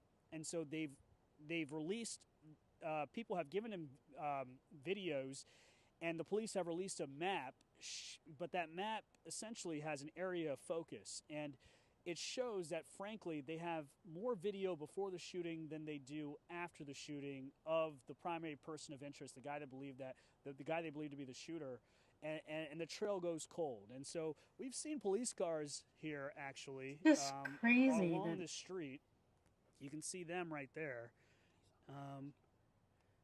Yeah, and so that's an interesting thing. They've been here obviously with a higher police presence, not only for security, but because they are canvassing the area for any evidence. They need to identify this person. Spoke to the mayor, Brett Smiley, talked about whether or not whether they need more cameras. He says that they have cameras that look at license plate readers, and that they're going to do a review when this is all said and done and see if they can add more cameras to residential areas so they don't have to rely on normal people here to look at their own surveillance to try to catch a murderer. And so that's been a big part of this as well. I just want to catch you guys up generally, though, on the investigation and what we know. At this point, we're starting to know more about the evidence. We pressed them yesterday at the press conference. We've our own Paul Murrow at the Fox News Channel, who was an NYPD, former NYPD detective as well, has said that they have found not only DNA, we know that now, there is DNA that they are using to which they have from the there's some scene. DNA. But they also That's good. have the live ammunition from the scene as well, and that is the casings. So when a gunman goes into the classroom and shoots, sometimes what ends up happening is that ammunition, that bullet that comes out, sometimes they don't explode, and it's still considered live ammunition. And what Paul Murrow has been talking about is that live ammunition can be very helpful when it comes to DNA, because it doesn't implode. And so when you've got a live ammo that was touched by the gunman, shot by the gun, and or falls out of the gun, and it has any kind of DNA from the gunman, that can be very helpful. So we know we've got DNA. We don't have any video from inside the classroom 166. I asked the police chief, Oscar Perez, in an interview last night, whether or not they have any video from inside. Is there a Zoom camera? Are there surveillance cameras inside? Did a student inside that classroom happen to be recording the study session that was ongoing at the time? And he says, as of now, they have no video from inside the classroom at the time of the shooting. And they frankly don't have any video that shows the gunman inside the building at all. And they have not released any video of the gunman walking into the building. We only have a video from 3 blocks away of the person of interest running outside of the building. So that's where we're at with some of the evidence. A lot of talk also about whether or not they've interviewed everybody in that classroom. And the reality is they have not. Brown University still has a lot of questions to answer about this, but Fox News Digital found out that there's 473 registered students, the Principles of Economics course, that was in the middle of a study session for a final exam at the time of the shooting. Only about 60 students showed up because it was optional. They did not take attendance. And so they don't have a full accounting of which student who was there at the time of the shooting. And so they're asking students who were there in the engineering and physics building the day before and the day of the shooting to reach out so they can be interviewed and they can try to take more eyewitness testimony that can help in this investigation as they look for now 2 people.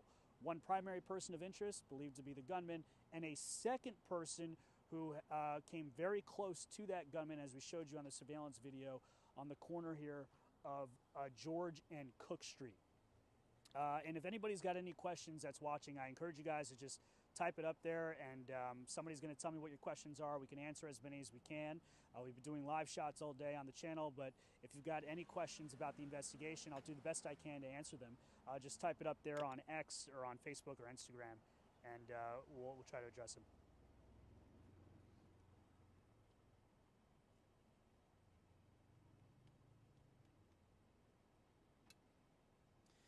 Yeah, so whether or not this was a targeted attack, the authorities have not told us anything that would suggest that it's a targeted attack. In fact, they say they don't have any evidence that this was a targeted attack. They have no motive.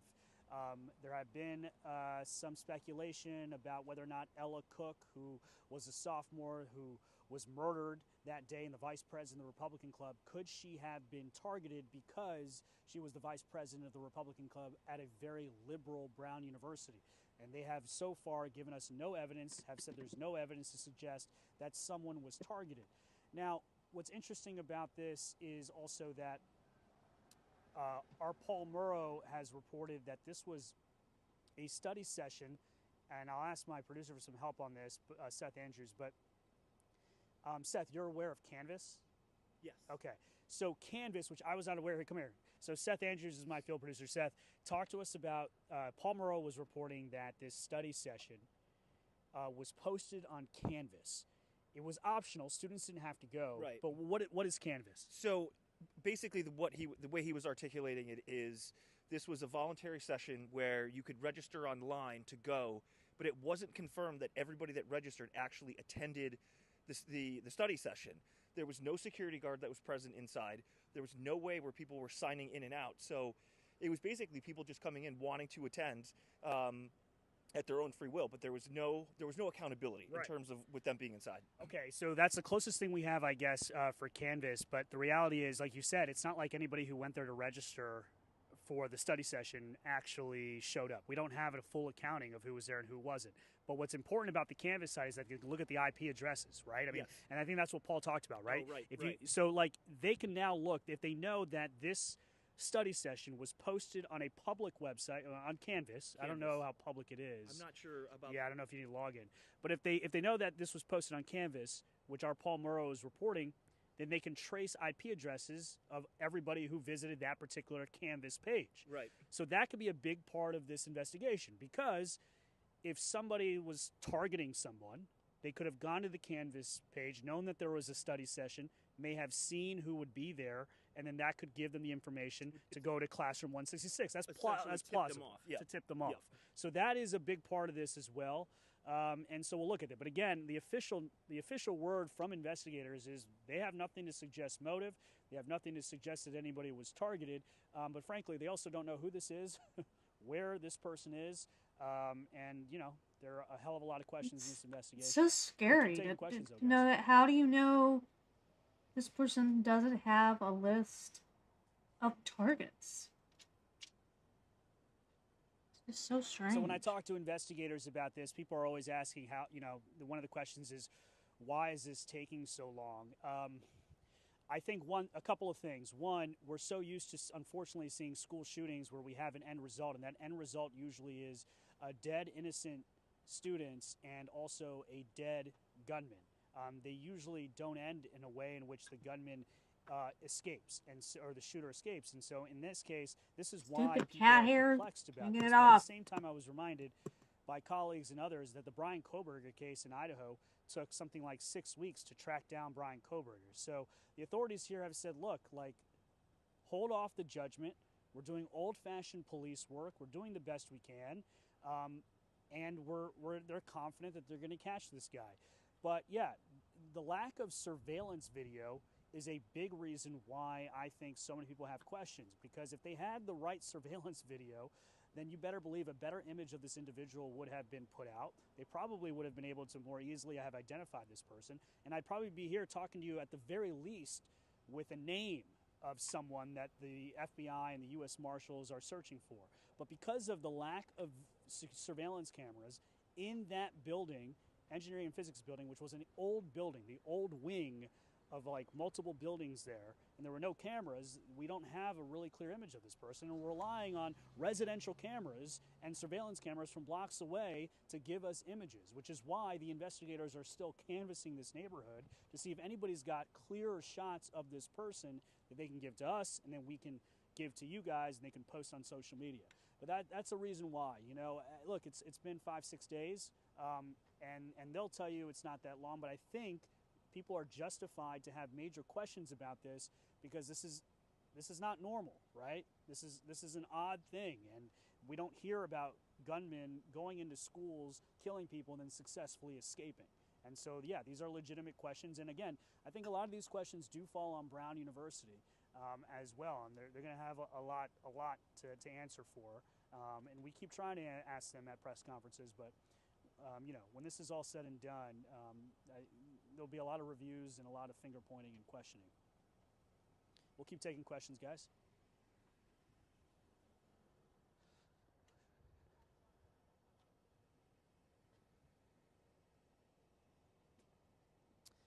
So there were no messages. Somebody asked about any messages written on the ammo. It's a great question. They have not said anything about any messages written on the ammo. But that actually will be a question I'll ask at the 4 p.m. news conference if nobody else does ask. I will tell you this. The Attorney General for Rhode Island, Peter Nerona, has come out, and when I asked him about how many guns there were used in this, because an eyewitness inside the classroom, the teacher assistant, described the gun used by the gunman as so big and so long. So there was speculation as to whether or not there was more than one gun. We got clarification from the chief of police that there was definitely one gun and that they just have different eyewitnesses that are giving different descriptions, and they don't want to confirm the description, but they know that it was a 9mm handgun. And so that's what we have. And the Attorney General has said the reason why, going back to the written ammo, they haven't given us everything. And the Attorney General said that's on purpose because they don't want to tip off this gunman who may be watching all of this coverage about what they do know or don't know in an investigation, because that can be very helpful in really zeroing in on whether or not somebody is the person. And so they need to withhold some information. And frankly, I'm always for more news conferences, but there's plenty of people, colleagues of mine, and people that are detectives who will tell you that they would prefer that they have less news conferences because they think it is hurting the investigation to keep talking and not doing enough in helping stop the speculation. So it's back and forth. But you know, I'm happy that they're doing the news conferences. We always want more access, not less. But we'll see what happens. And actually, there may not be a news conference today, is what I'm now hearing too. So, yeah, I'm just hearing now. Seth just breaking news. But what do you? It's unconfirmed, but we're hearing reports that there possibly won't be a 4 o'clock press conference today. One of our other producers, she's been in touch with our contact at the mayor's office, and he said, quote, nothing confirmed at this time. A news conference. Right. It's not confirmed whether it's going to happen or it's not going to happen. So it's very much up in flux right now. So Interesting. You see, that's interesting to us because they told us yesterday definitively that a 4 p.m. news conference would be happening today. And this is reportable, I hope. Right, Seth? we didn't get anything that says off. Yeah, the okay, record, cool. So now we're hearing that this 4 p.m. news conference may not be happening. And that makes you wonder why. Why would they cancel a 4 p.m. news conference? One, do they think that they're giving out too much information and they're taking the advice of some folks who are saying stop talking because these news conferences aren't going well? Or is there another reason? Maybe are they doing more on the investigation and they don't really have time to talk to us because this investigation is heating up? I mean, that's another reason why. I mean, we simply don't know. But the 4 p.m. news conference now that was definitely set to happen is now in flux. So that's an interesting development. And Brian, let me just point of clarification. That's actually coming from the PIO of the Providence Police Department. Oh, okay. So, Okay. And that's the public information officer for the Providence Police Department who is now saying that this news conference is up in flux. So we'll see.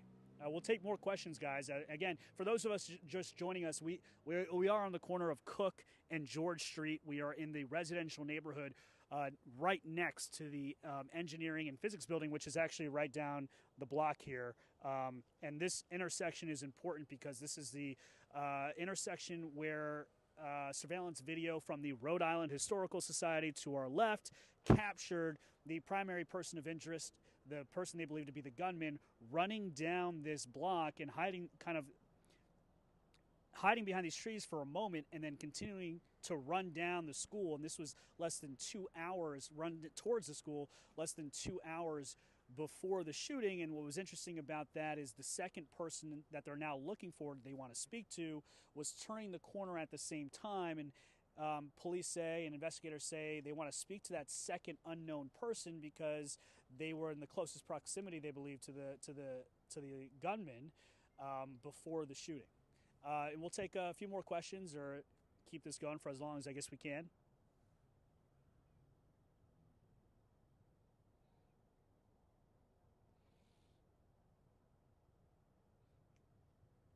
Yeah, that's going to be a question that, they did not acknowledge what happened behind this bush. That was us with our own eyes looking at it. They've only said, frankly, they don't know, which is why they want to speak to this person. What happened behind here? Because if you look at that surveillance video over and over again, and maybe I can pull it back out again unless Seth, are you good? Yeah. All right, cool. Is anything happening? I'm actually reaching out Okay. to a contact of mine right now Okay. to see if we can get confirmation. All right. I'm going to show, for those of us, I'm just going to show the surveillance video one more time because for those who may not have seen it, I'm going to pull it out on my iPad here. All right, here's the surveillance video on my iPad. Give me one sec here. Okay, here's a surveillance video. Let's, here, I'll do it this way. Okay, here we go. So, never mind, here we go. Here's the video. This is the primary person of interest, the person they believe to be the gunman. He runs behind this bush, okay? There he goes. A few seconds later, on this corner, you're going to see the second person show up here. The person that they're looking for, rounding the corner, there. At that point, let's look over here. That person goes there, and then the gunman run this way. So that's what we'll do it one more time. Here we go. One more time. Here's a surveillance video. Primary person of interest with the gun. Person walking that they're looking for. Oh. Let me do that again. Sorry, Dave. Okay, primary person of interest with the gun, walking on the corner. Stops. Whoop, turns around. Gotta go. Here we go. Brian, if I could just point out. Hold on one sec. Two FBI officers. agents that are just walking out of some Oh. of them right now. Okay. All right, guys, we're seeing some FBI agents who look like they're knocking on doors here in the neighborhood, which is interesting because we were told that investigators are still canvassing this area. So that's interesting. So this is something that we've been talking about all along here, that this is the area of focus of the investigation. And it looks like you can zoom in there, Dave. These are FBI folks who are, looks like door knocking and continuing to canvass for tips or any kind of video or any kind of maybe obviously evidence pickup. And this is all in the center of the area of focus for this investigation, which is a big block. I don't know how big of the area of focus was in terms of blocks, but it's essentially, it includes like half the edge of campus and most of the neighborhood to the right is the area of focus. So that's interesting. We'll keep an eye on that. As you can see, the FBI agents sort of walking down the street, door knocking. We also see a police car over there on the corner. And this is, again, a block away from the engineering and physics building as they continue this investigation and look for any tips or leads. And noted too, when you were getting all of this situated to go online, Dave and I saw two other what looked to be plainclothes Province PD officers that were either rounding the corner or going to another home also. So now it looks like you have about 4 or 5 that are just right in this general area. And this is the corner of Cook and George Street. Again, a block away from the engineering and physics building where the shooting happened. Let me go right back to the video one more time because we're right here on the block. Show you the surveillance video. This is, we'll hit play again one last time. You'll see in the green, this is the primary person of interest, the believed to be the gunman. There he is. Oh, turns around. Time to go, time to go, time to go. And then you look over here and you're going to see the second person they're looking for show up on the corner. Should be, there it is, popping up. Here, here, here. Okay, turns. And then look. Keeps going. And then here, the gunman comes out. Seemingly looks like the gunman running, right? That's what that looked like, yeah. So it's interesting, and that's why they want to speak to that second person. And who knows what happened there? And that's why they don't know. They didn't tell us because they want to speak to this person to figure that out. Any other questions on social media, guys, before we wrap this up?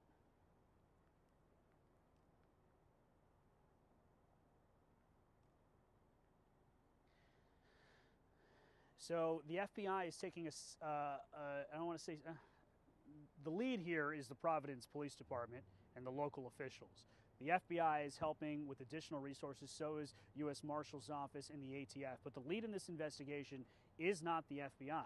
It is the Providence Police, and they're hoping the FBI, with their resources, can help. And that is mostly in locating this individual, so, and in identifying any DNA. We know that the lab in Quantico, the FBI lab, is working in this case, so that's important, and maybe in analyzing DNA and any ammunition left at the site. The ATF is helping, and they are obviously good with ammunition and handgun analysis as well. And the Providence PD is using old school police work to kind of put it all together to figure out where this individual could be. So if they do identify this person, which is step 1, identify this person. Step 2 becomes finding this person. And I think on that step 2, that's when you're really going to start to see potentially more FBI and U.S. Marshals Service helping in hunting this person down. Because frankly, if they are outside of Rhode Island, which frankly after 5 days is a good possibility that this person is not in the state anymore. Or maybe they are local, maybe they're here. But I think that's the kind of role that they're playing. And in the press conferences too, in these news conferences, you don't see the FBI taking a big lead in having conversations at all. They come up maybe a couple times for questions, but they're not saying much. This is all being run out of Providence. The Attorney General, the Police Chief, and Mayor Brett Smiley are taking the lead on this. Any other questions, guys?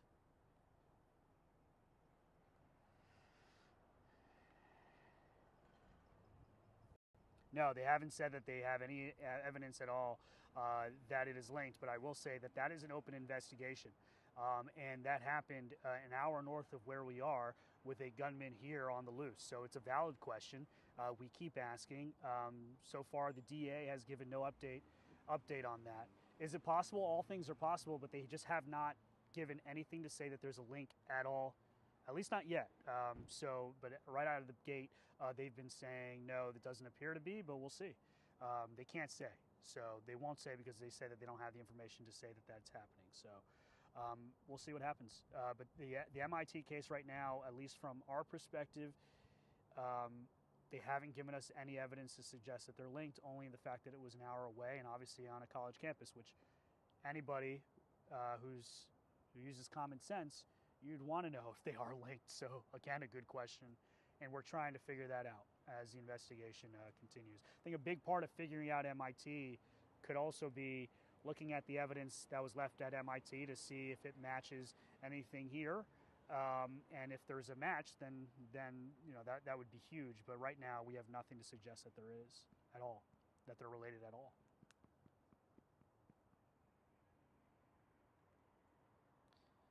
Any other questions? If not, I think we'll close out soon, unless the folks back in New York want us to keep going. All right, I think we're good. Okay, what kind of evidence are we working with? Yeah, well, the evidence that they're working with is DNA. It's DNA, it's ammunition, it's eyewitness accounts, it's surveillance video, not great so far that they've sent out, and it's tracking. I mean, it's essentially looking at the area of focus and trying to map out where this person went. You know, a big part of this is the area of focus. They set out a map because they need to know how this individual got to this area and then left. They have they know the last video that they have of this individual, but they don't. The trail goes cold, according to what they gave us last time. So, did this person get into a vehicle? Was this vehicle parked here? If they do, are there license plate readers that have been able to read that information and, you know, track that vehicle? We don't know. We don't know if there's a vehicle, but we do know that there are license plate readers, and I'm sure they're trying to figure out how this person arrived here, and that'll be a big part of the investigation. Well, anyway, thank you guys so much for joining us here on Fox News. Thank you so much for watching us on TV and here on X, Twitter, Facebook, Instagram, TikTok. Really appreciate your time, and just follow our colleagues. You can follow me, Paul Murrow, CB Cotton. They'll have all the, Brooke Taylor. They'll have all the updates for you as we try to, you know, bring you the best we can. Trying to bring you here as best we can on the street and show you the latest evidence. Thank you guys so much for all the support, and we'll catch you soon. Thank you.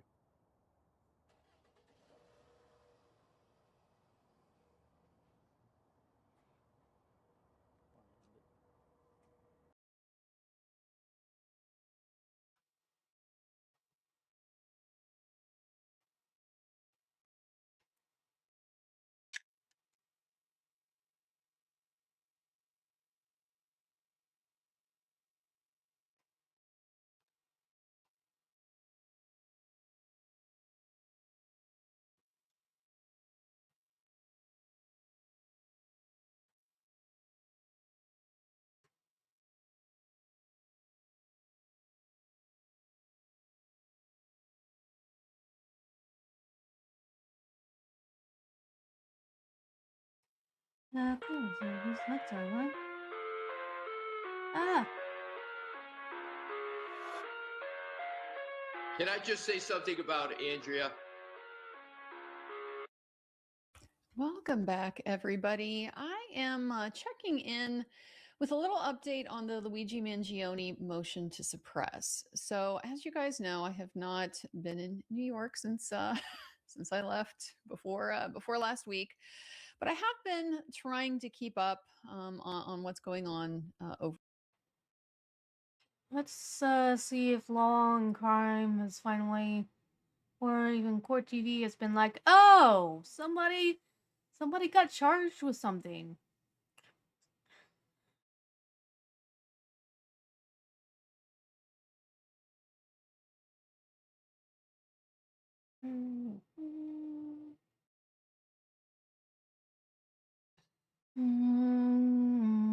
What about on any of the line?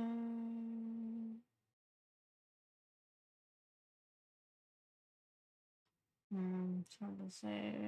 Let's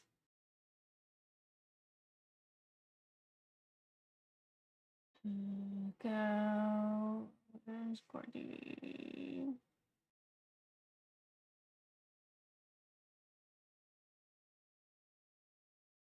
Oh no. There's been a fatal plane crash? That's not good.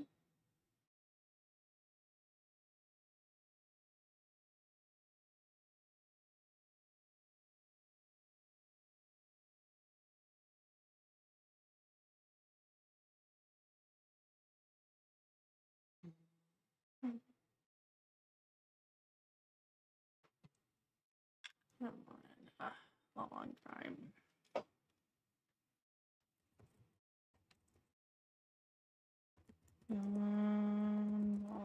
Miller.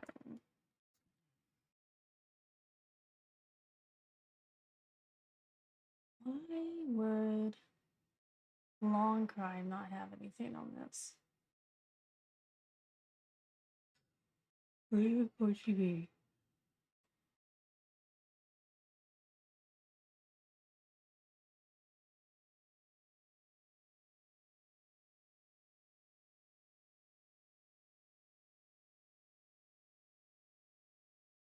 Apparently there's a plane crash.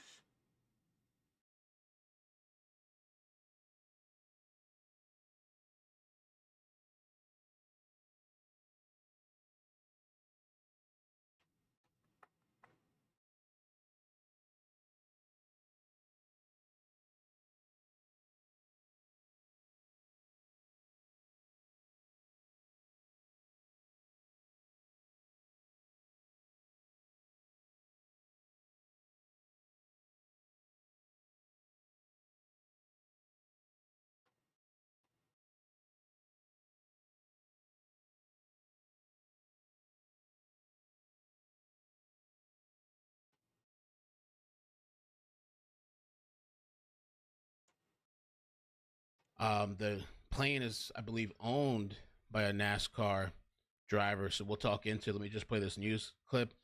To be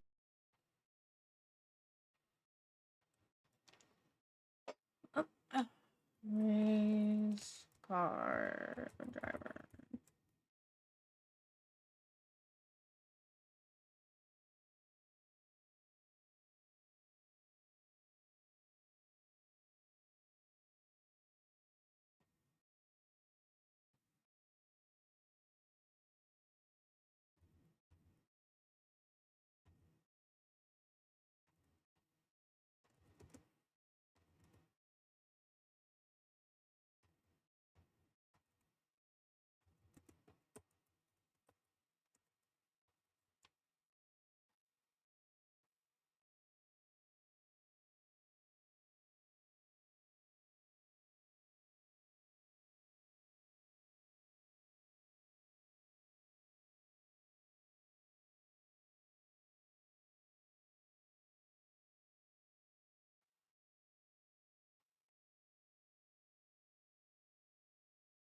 Breaking news out of North Carolina, Statesville Airport, where a Citation II private jet has crashed. It took off from Statesville and experienced engine trouble, tried to return, crashed on the return. 5 have been confirmed dead, and we're getting reports that it's former semi-retired NASCAR driver Greg Biffle, his wife, and his children.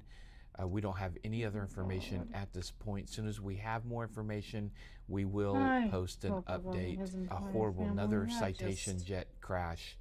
Prayers for the family and those that are left behind. Breaking news out of North Carolina, Statesville Airport, where a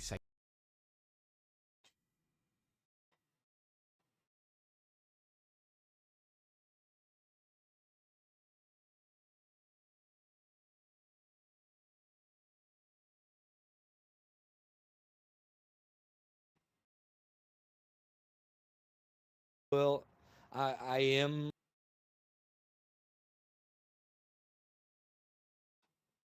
We didn't know the details, but we knew 5 were on board. Sadly, we can confirm because now Cletus McFarland, Garrett Mitchell, has since also released a post saying that the plane was headed to Bradenton, Florida, and that Greg and his family was going to spend the day with him. Sadly, we know that they all have passed away. It's a terrible tragedy. Sad day for NASCAR, sad day for America. Greg Biffle was a great man. I want to put that first and foremost. I want to mention what he did for the hurricane relief, the flooding relief, flying his helicopter into places that a lot of the rescuers didn't even want to go. He did all that. So I want to remind you what a great man Greg Biffle truly was. He was a great man. This is a devastating day. He was a wonderful humanitarian. His YouTube channel was flourishing. I enjoyed his videos with Cletus, enjoyed his channel by itself. Getting to see his family, his kids seemed like they were both wonderful. Ryder, his youngest, was always in videos with him. Seemed like just a sweetheart of a child. This news hit so hard. Meeting him at PRI a few years back was a nice, nice treat. It's you just can't believe something like this happens, but Also just it think of it. does. That's life, sadly. Entire family. I mean, I don't know what you can say. It's just it happened. It's a disgusting tragedy. We're all, I mean, everyone's in shock by it. It sadly has been confirmed. It was Greg Biffle, his wife Christina, his daughter Emma, his son Ryder, and then the pilot. I can't think of the name off the top of my head, but it's been confirmed that he was also a driver for NASCAR Kenny Wallace for 6 years. He'd tote Kenny Wallace, I guess, around the country from track to track. But that's what I know on the pilot. Don't know anything more about that, but sadly it was Biffle, his wife Christina, and their 2 little ones, and it's a terrible, terrible tragedy. I'll be first one to admit it. It put me in tears just knowing when you're committed to watching a guy's racing career, and then you watch his YouTube channel, you see the videos with Cletus. It's just it's devastating knowing that this happened. It's just awful news. But yes, it has been confirmed, Tommy. It has. Cletus made a post. The plane was actually headed. They were going to spend the day together. It's very sad. They were going to spend the day together. I can't imagine what Cletus and his family's feeling right now. Also, it's just it's terrible, terrible. But yes, it's been confirmed. I wouldn't make a video without confirming anything. But it's just a day that just gut punches everyone. All I could say is keep obviously the grandparents, his parents, her parents, keep them in prayer. Keep Cletus McFarland family in prayer. Entire legacy The wiped out Mitchells. like that. It's just Basically, just keep everyone in prayer. Everyone needs a lot of prayer right now. But yes, it has been confirmed. But getting back to the man Greg was, I remember when I first started liking the Biff, it took a second. I mean, he raced NASCAR, never always thought of him as a great racer, but I wasn't like a huge fan or anything until I remember he was on the show Pastime, if you remember the drag racing world. But he was on the show Pastime, and seeing that all the different things he liked. I'm like, that is a guy everyone can really get on board with. Biffle loved racing, loved cars, loved dirt bikes, loved he was literally the epitome of blue collar racer. And it's terrible he's gone. All I could say is prayer. But what he did though for the community of Florida, Carolina also with the hurricanes and all that, what he meant, risking his life, taking his own helicopter into tight spaces, rescuing people, saving countless lives, bringing thousands upon thousands of dollars in goods and all that. The man was It's a hard to humanitarian. Understand, Lord. First off, let's remember he Why was someone a like that great is man, dead. and it's a damn shame. Yeah, we're all in shock. It's hard to understand. If Lord. any of Hard to you can leave understand. a comment on a good memory you like of Biffle, maybe his YouTube channel, leave a comment though. Be sure to. Man, that's fitting. 16 of you watching. What? That's just depressing.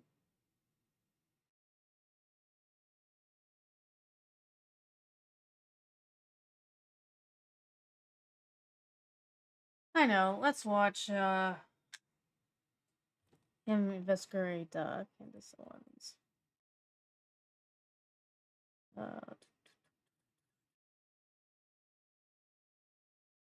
Here now. Let's go.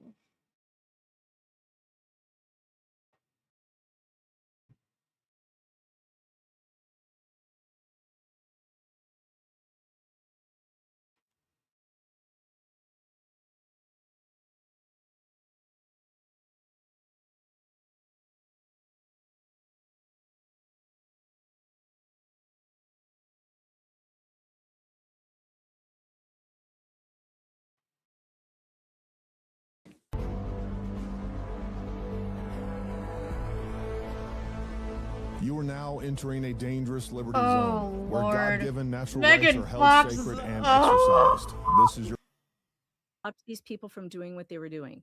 If they had just done that, he probably wouldn't be where he is. There are Still, I guess I have this explaining the interwebs. I am your host, Nick Rekieta of Rekieta Law, a small law firm in central Ugh, Minnesota. She's one of the few I people that am won't your even lawyer, go on his 100%. show anymore. The Minnesota Board of Ethics has demanded that I tell you all that I am fully licensed and I am your lawyer. That's not a joke or satire in any way. They Ugh. definitely sent me a letter saying, please tell people we're getting threats. I don't know why you're saying shit like that. It's going to bounce back on you. And then I'm going to be like, I told you not to say that. If they want to take that seriously, that's okay. Because still, I guess I have this this open investigation where I'm claiming to be people's lawyer. And it's like, I'm not. I don't want to do that at all. I just want to sit here and yell at people and stuff. Like, leave me alone. Well, your title does say still suspended. So that should I know. clear it up. I hope so. Although I am going to rectify that really soon.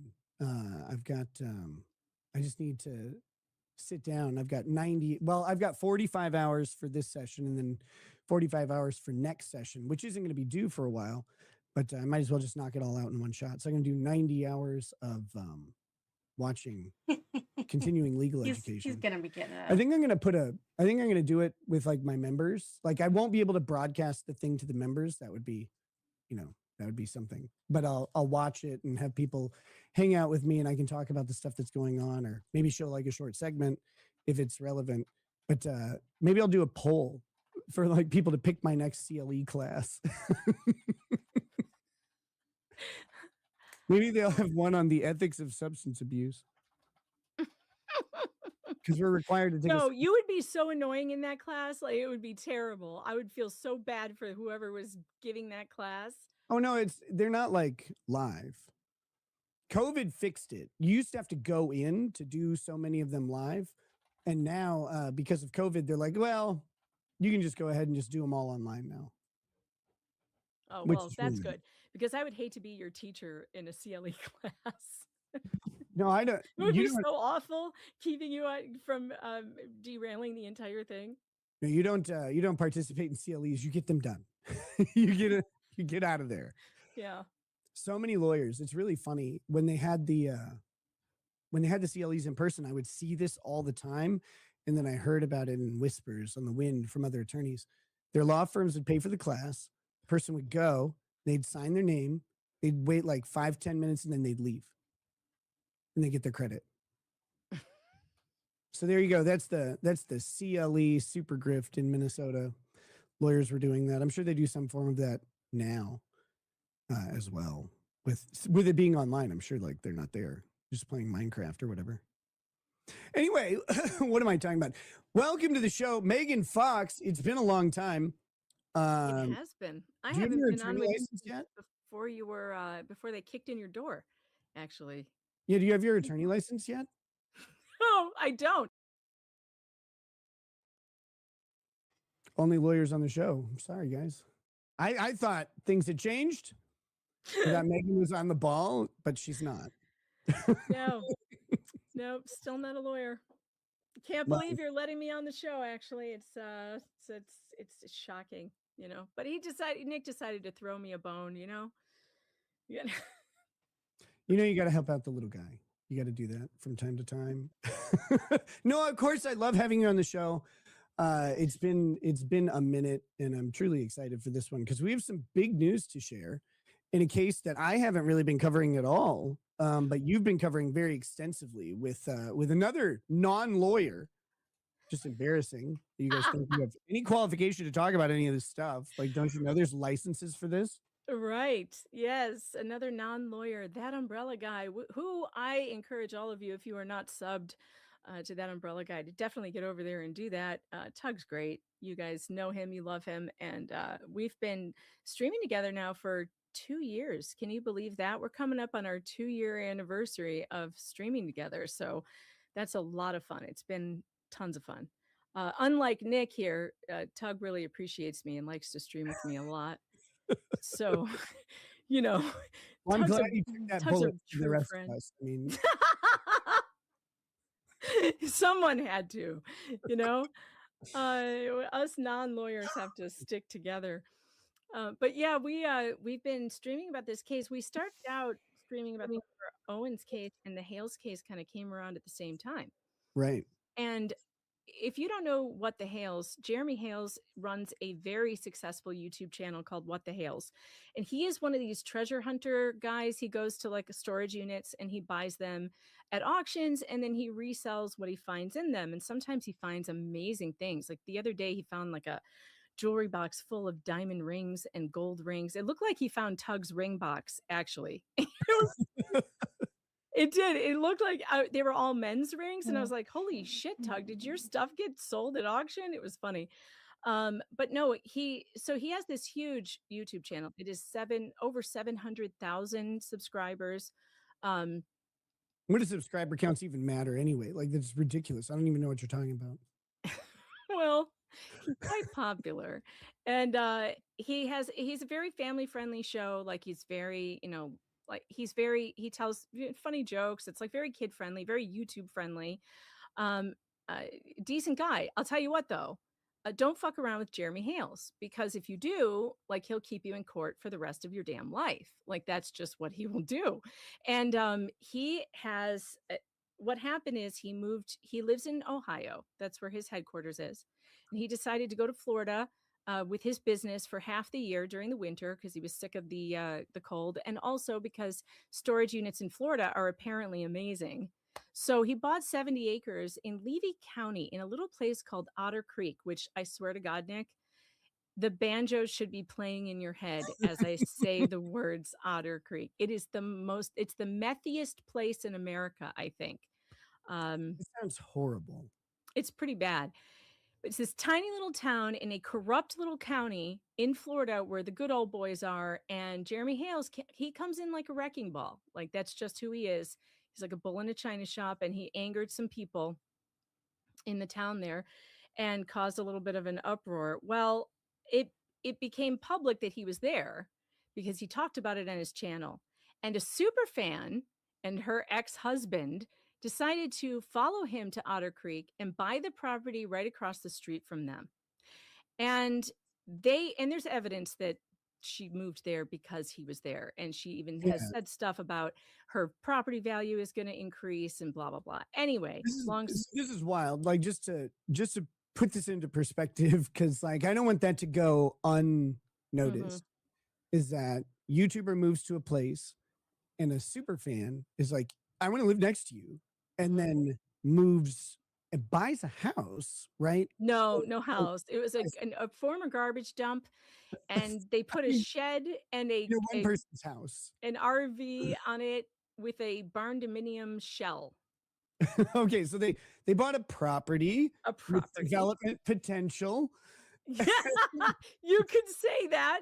And then improved the property. No. Arguably. No. With some stuff. I would say they actually made it worse, but okay, one man's, castle is another man's garbage dump. You call it a garbage dump, they call it a house. Yes. No, Anyway, when I say a shed, it's not a tiny home. It's like a literal shed you buy at Home Depot. Oh, that's great. Cool. Can they poop in there, or do they have to poop outside? Nope, they have a beautiful outdoor bathroom, I've been told, in Luxurious. a composting toilet, and now they have a porta potty Vegan on the friendly. property. They have a porta potty on the property? Well, that's good, I guess. But that's not composting. There is a composting toilet also. It's Yeah, you gotta use that one, I made out of a bucket. I can't fathom that people live like this still.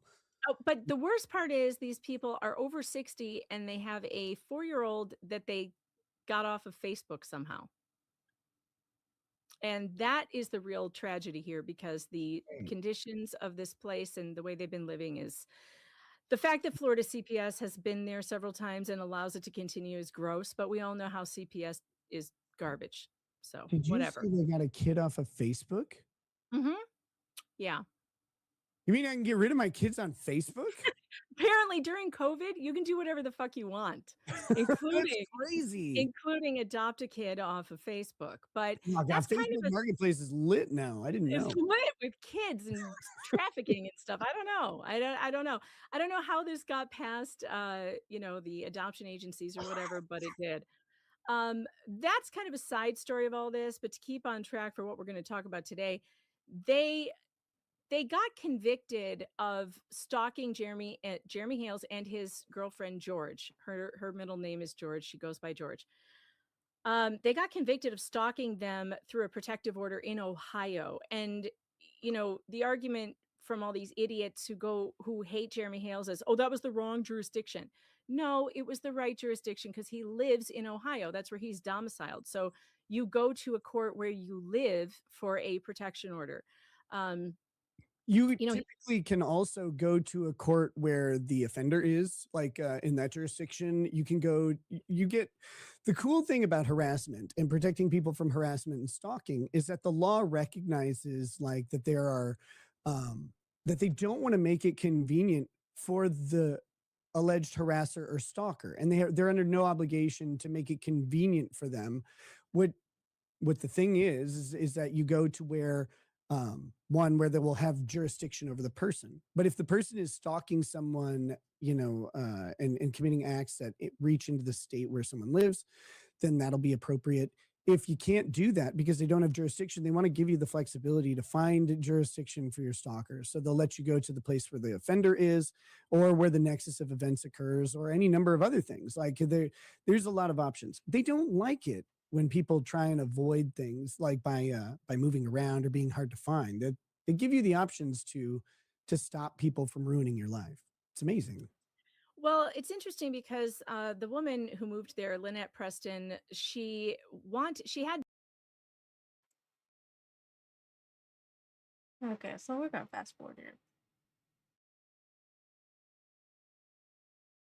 See if come up yet.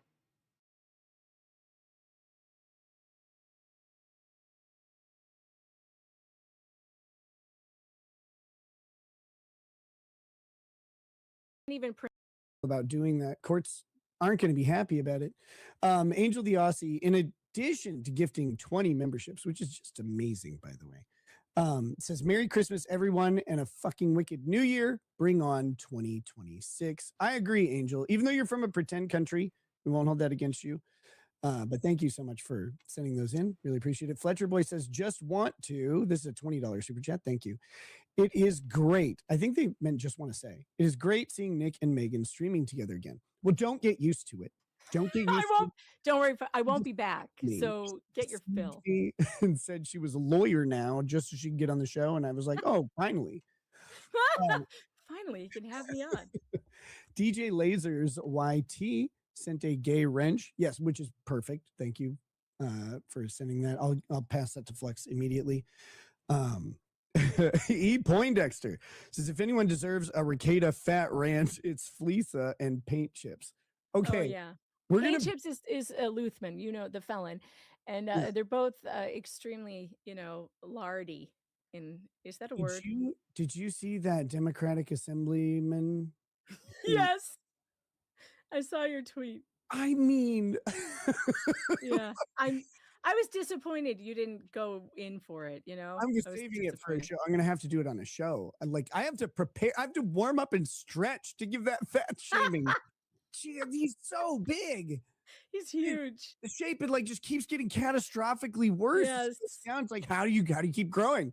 I didn't even know this was possible. Yes, it's an unfortunate shape. Hmm.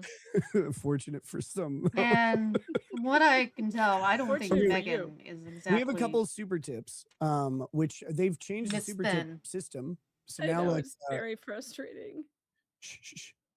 don't ever say anything bad about it. Oh my gosh. No, We they've- love it. I haven't seen it. I got back. I was supposed to be back at 9:30 p.m. last night, and I wanted to get a show together and everything last night because I'm about to go on a second breakfast, a second vacation with this time with the whole family in a couple days. I just Lady Raggets and I went somewhere for my birthday. It was a ton of fun. It was really nice and revitalizing and energizing. But our plane got delayed. We were sitting on the tarmac, we were sitting at the jet bridge still for 2 hours while they tried to get the engine started. And I'm Ugh, like, I this hate that. doesn't seem good, guys. Like, No, I don't know if this that's plane's not gonna live. good. And when we were leaving, several days ago, our plane was delayed for an hour because I overheard the mechanic being like, "We have to check the brakes, get everybody off the plane." We were on the plane and they kicked us off so they could check the brakes. And when we landed and the plane stopped, I turned to the random lady sitting next to me. I said, "Well, at least the brakes worked. Like that was nice." I guess they got them.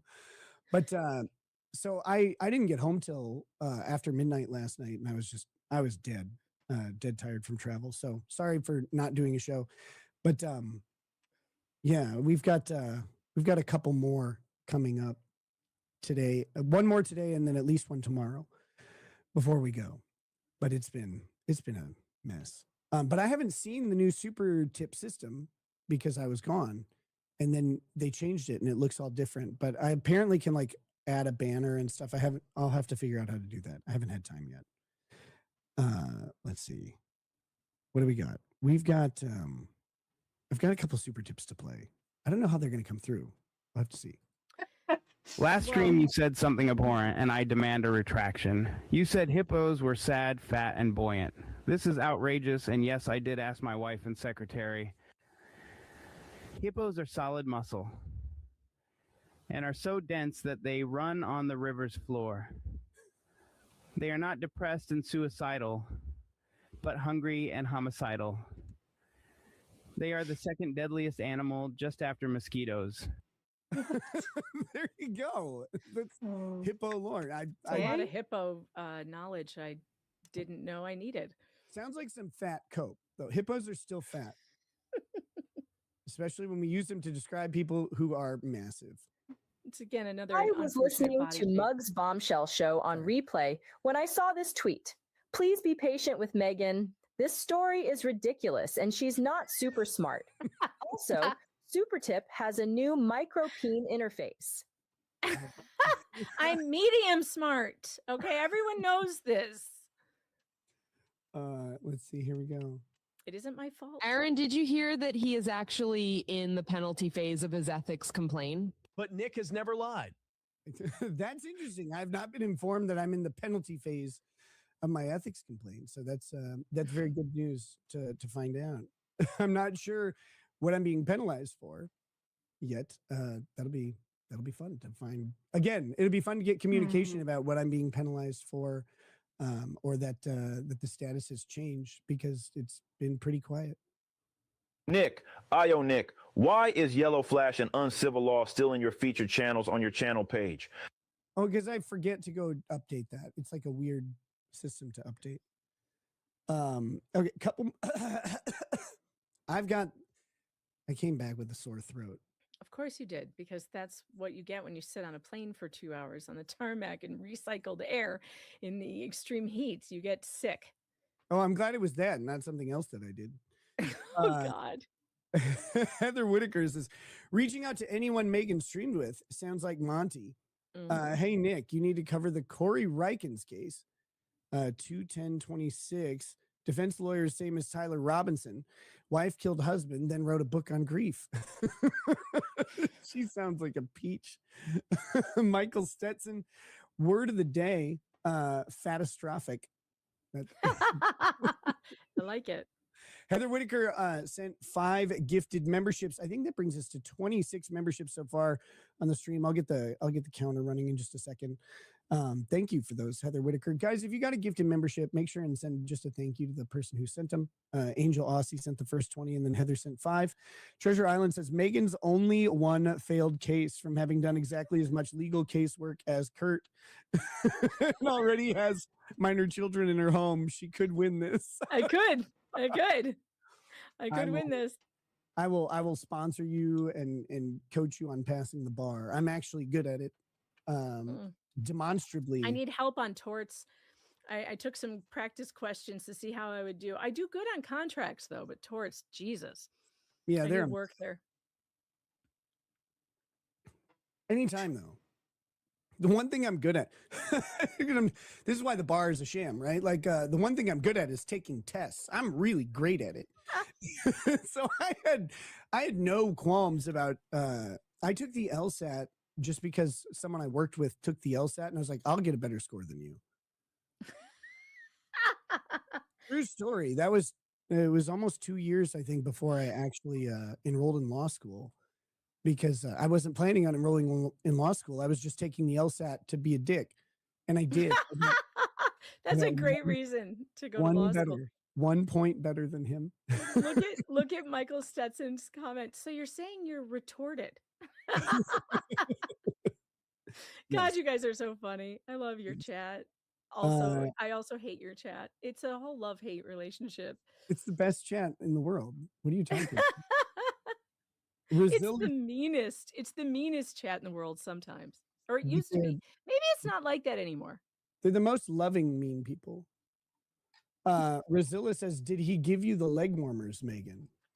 Tug's still holding them hostage. You know what he did to me? Why does this man? You know what he did to me? Got your leg warmers. God, What is he doing? He is so terrible. So before I was doxxed, I don't have a way for people to send me things. So he's got a PO box, and he was like, the chat wanted to send me stuff, and I love leg warmers. So they were going to, like, we've got all these ladies who do knitting and stuff. They're like, well, we want to send you leg warmers. And Tug's like, well, just send them to me and I'll send them to her. And so they did. And they sent me like mugs and coffee and leg warmers, all sorts of shit 2 years ago. It has been 2 years. And this man has still not sent me any of the presents that the chat sent. weird. And he's now laughing about it. And because I've brought it up, he's never going to send them. Never. If you ever see those leg warmers, that is they're going to be wrong. all stretched out and tired and That ready should to be settle wrong down. because He sent me people proof were of not life pictures yesterday sending of that one of the leg warmers on his to him. arm. They wanted it Yeah. for you. Fucker. Yeah, And that is sure. wrong of him He's not not to wearing send them all it. the time. JSBL for People who JB sent says, it not a should be. fan of Hales. What is their case about? We just went through it. You'll have to go back. We're not We'll going have to go back. We can't go through the whole thing again. Long story short, a super fan became a stalker, went too far, and then he went to mitigate that, and then someone with ambition got involved and thought they were going to make themselves famous from legal coverage. Don't ever try, like, the people who try to make themselves famous through a lawsuit are running on very shady ethical grounds, and it's really easy to do that now, to get involved in the practice of law, like, and then demonstrate that practice on YouTube. One case I covered a while back, and the guy's now a good friend of mine, is Lucas Gerhardt. And he was the kid who, up in Michigan, he was in college, and he took a picture of his AR-15, and he said, gonna bring this up to school to watch the snowflakes melt, or not up to school. He said, gonna bring this up north or wherever to watch the snowflakes melt. And by snowflakes, I mean snow. And he sent that Snapchat to like a private group of people. And then one of them was not a bro and showed that picture to a fat woman who was in college with Lucas, who had actually been kind of trying to ruin Lucas's life for a little while. But he showed it to this woman, and then she said that he was making a terroristic threat to shoot up the school. Now, I know what you're thinking is that, well, why would you bring a rifle up to college? Like, why would you do that? And the answer is because it's on the fucking northern peninsula of Michigan. And, you can bring rifles there because you can hunt, and they have an armory where you check your rifle in. You don't just like leave it around your room or whatever. So they have a whole process for this. Yes, and he followed that process. He got to campus. I and remember this. That's where he was first confronted by police, is when he got to campus. He brought the gun right to the armory to check it in, and they're like, look, we need to talk, and they brought him back to his room. It was a big mess, but his his case has all sorts of problems with it. But one of the problems was a lawyer, I think, reached out to him and offered to basically kind of do the case for free, so long as he could stream it on YouTube or Facebook or something like that. That's a bad sign. Yeah, and he was streaming actually the night before one of the hearings about how he was just going to kick the shit out of the prosecutor and all this stuff, and like he was going to totally tear him up in court.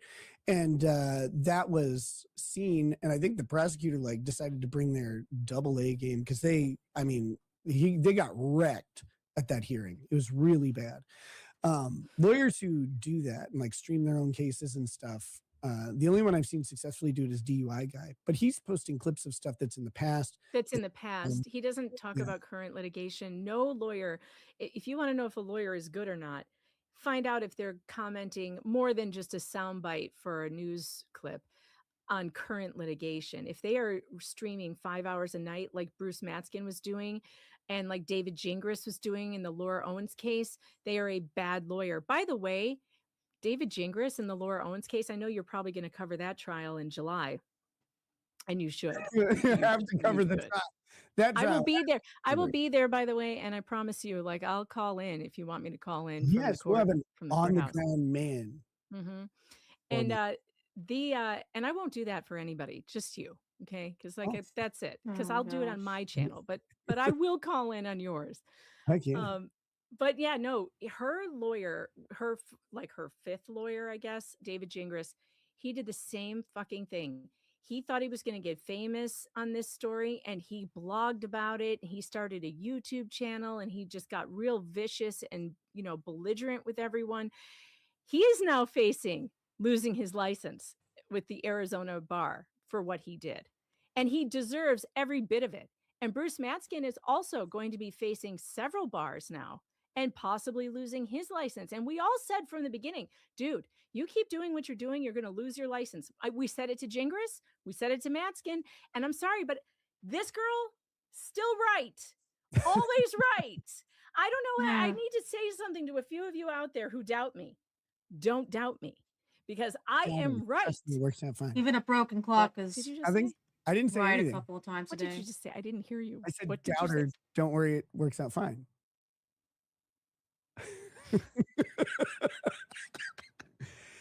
Don't It worry. doesn't, though. No one will Nothing will doesn't- happen. Nothing bad will happen. Here's the Broken thing. clock is A bunch right, of you out what there is it, think twice the time well, today? she's not a lawyer, so she doesn't know what the fuck she's talking about. I have been covering legal cases for 20 years as a journalist. I realize I am not a lawyer, but I also have seen some shit, and I know how to read legal documents, and I know how to read the No, room. you don't. And I'm Not on very good at Apparently. not torts. I'm very good. I already admitted that. Shut the fuck up. I am very good at finding stories because that's what I do. I'm a journalist. I find good stories. I'm very good at that. I have a nose for news, which sounds cliche, but it is what it is. My Yeah, last but case, there was things you Laura got Owens, wrong is about if you the notice, Maya I was case. covering that case for 2 years while no one else was covering it. Who's covering it now? Fucking Law and Crime. Got the cameras in the courtroom now. Yeah. There's going to be documentaries. There's going to be podcasts. I'm involved in all of it because I'm good at this and I've been good at it. This is what I do. It's my job. So when I tell you people, She's hey, really not all I that have a good at it, story. in my You need to opinion, look but at it. I need to be whatever. trusted. You guys need to trust me. And also when I tell you this guy's a fucking loser and he's going to get his law license taken away, you should trust me. This girl is right. Like I have been right so many times. I want to do a victory lap because this Yeah, motherfucker Bruce sorry. Matskin Yeah, thought that he was sorry, going to no, I destroy my life. He was going to sue me. He's going to Trust take you. me down. He's going to take my house and all this bullshit. Well, guess who's facing the bar now? Bruce Matskin. You want to see the order? Because it's I do. It's I do. there. There's one more chat, and then we're gonna pull up the order. Here we go. Megan is still hiding Santa Claus in her basement near the scented trash bags and some alien remains. Maybe you can get him released before Christmas. Yeah, I actually, hate scented trash bags. The chat knows this. They're the worst Santa fucking thing has- ever. Santa has reached out to me for representation for a habeas corpus petition to get. You're not a lawyer, so a habeas corpus petition is. I know what it is. God damn it. It means produce the body. Here we go. Here we go. So this is the. You're gonna have to scroll through this. I have no control or power. I know on you my have. own show. I It's know. disgusting. I know. I do. It's great. I have all the power. All right. Do you want to read this? Sure. This order granting motion to strike unauthorized communications and for sanctions for unauthorized practice of law. This cause came before the court on December 17th upon defendant Jeremy Hales' motion to strike unauthorized communications and for sanctions for unauthorized practice of law, and the court hearing argument of counsel and being fully advised in the premises. It is hereby ordered and adjudged as follows. Defendant motion is granted. That's not granted in part. That's in full. That's beautiful. That's what you want to see right there.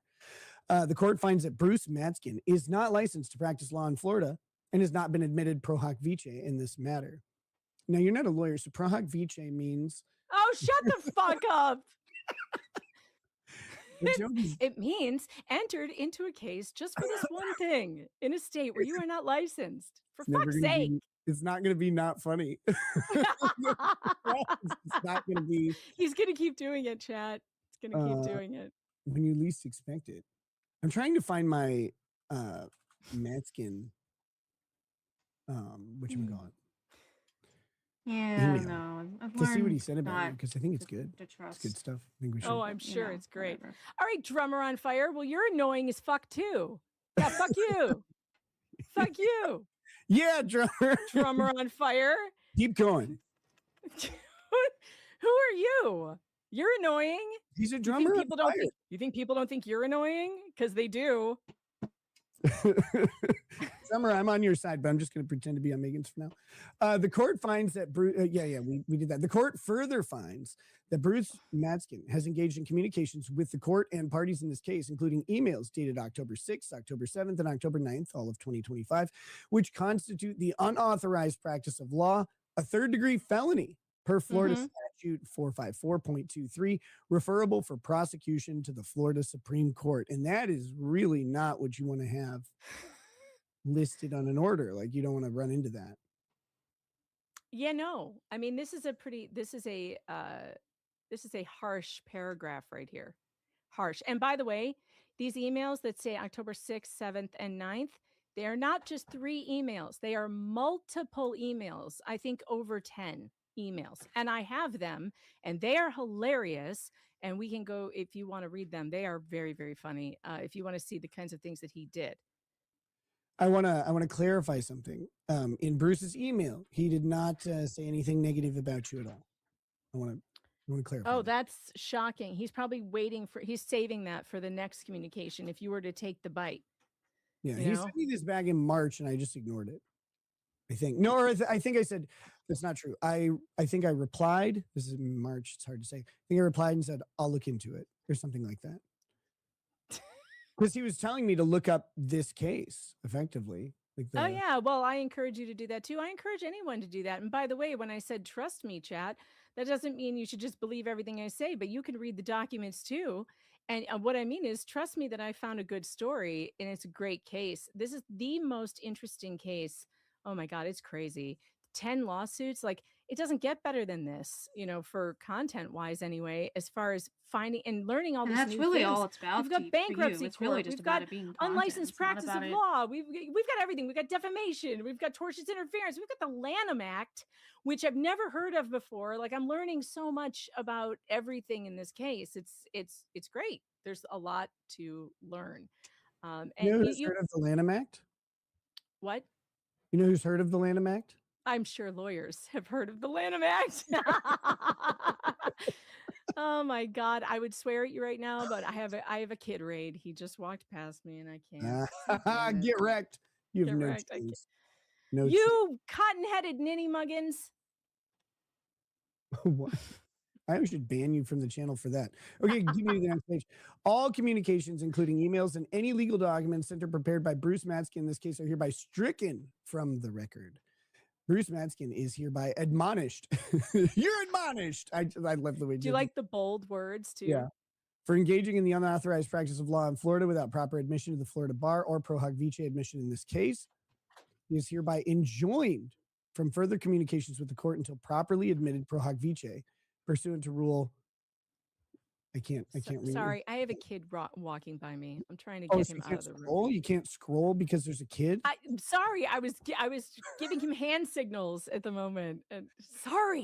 To rule one. I'm sure if I was a lawyer, I'd be able to do it. They've never had trouble with documents. To rule 1.200, the Florida Rules of General Practice and Judicial Administration or associated with Florida counsel who actively participates in the matter. So real quick on the pro hoc vice thing, because I think people do get kind of mixed up on what unauthorized practice is. Lawyers frequently give advice outside of their jurisdiction or like outside of where they're licensed to practice. But once a case gets into court and you start interacting in like, I guess, in accordance with the case itself, that's when you need the pro hoc vice admission.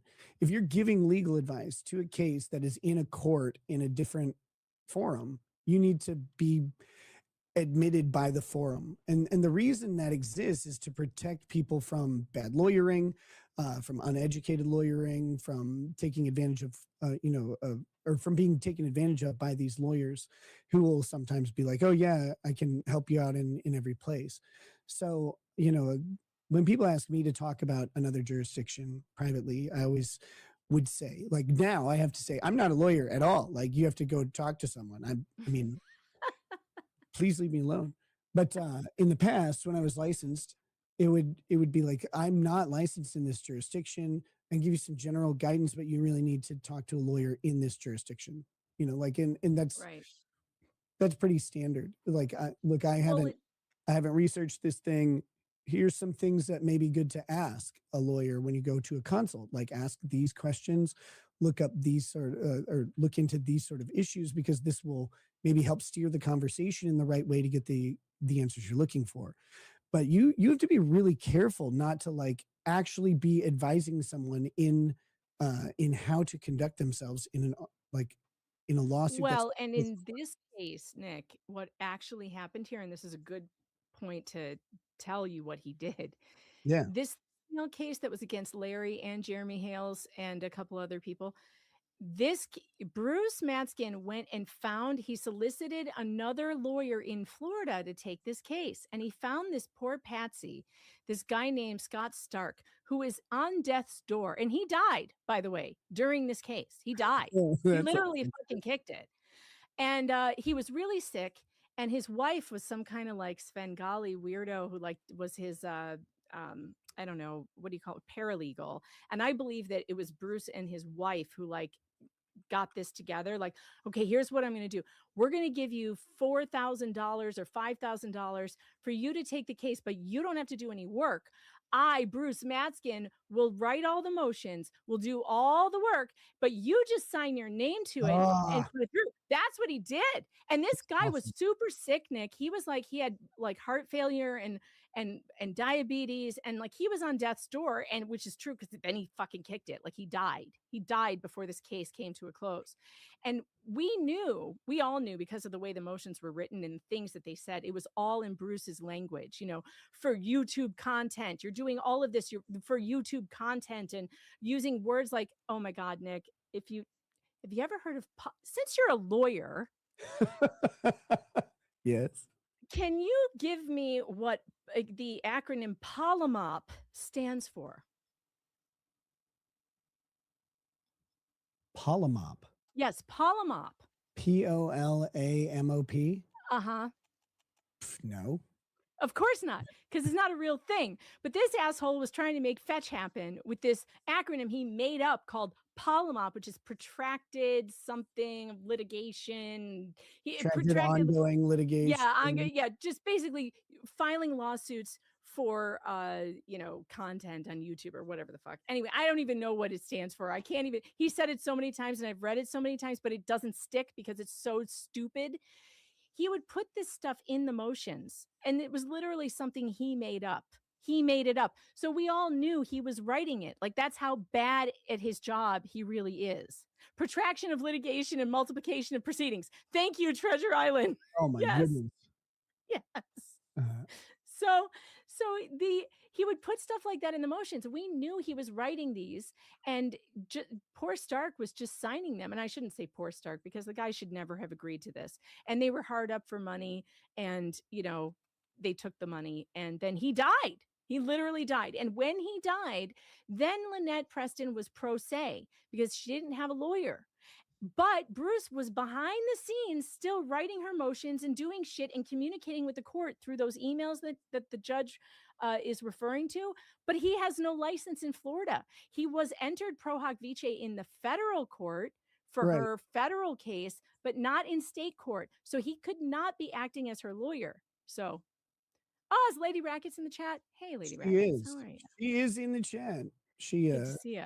She sent me a message. I had to check it out. We're not sure. Miss Jess says, is he writing motions from the grave? Yeah, exactly. No, they're trying to pass it off like Lynette's writing the motions, which of course she can barely speak English, let alone type it, because she's that uneducated and inept. And there's no way that she could write the kind of motions that have been put into the court. It's clearly him. All right. So I don't know what number you were on. People have figured out why, I don't mind being suspended, because I have called for the outright execution of all lawyers. I just said, please do me last. But I found a loophole. If I'm not licensed, then I'm safe. I'm safe, and all the other lawyers can go where they belong, without exception. Sorry, guys. Okay, so plaintiff Michelle Preston is hereby ordered to identify the court and all parties the names of anyone not licensed to practice law in Florida and has not been admitted pro hoc vice in this court, who gives legal advice to her in matters before this court or drafts paperwork on her behalf, which is then submitted to this court in the future. And that right there is a perjury trap. I mean, she's going to have to name everybody. And if, so one of the things that the system does in general is it tries to divide and conquer, right? Turn people against each other, because that's how they get information that would otherwise be impossible to get. This is one of those traps. Michelle Preston is to give the names of everybody. That's public. Now, if she doesn't give the name of a lawyer and a lawyer gets worried and says, hey, I've been advising her, then she's on the hook for perjury. And if, if she does give the name and some lawyer tries to deny it, they're on the hook. But who knows? We don't know if any other lawyers are involved in this case. And if you're wondering why I call her Lynette and it says plaintiff Michelle Preston, it's because this woman has several names.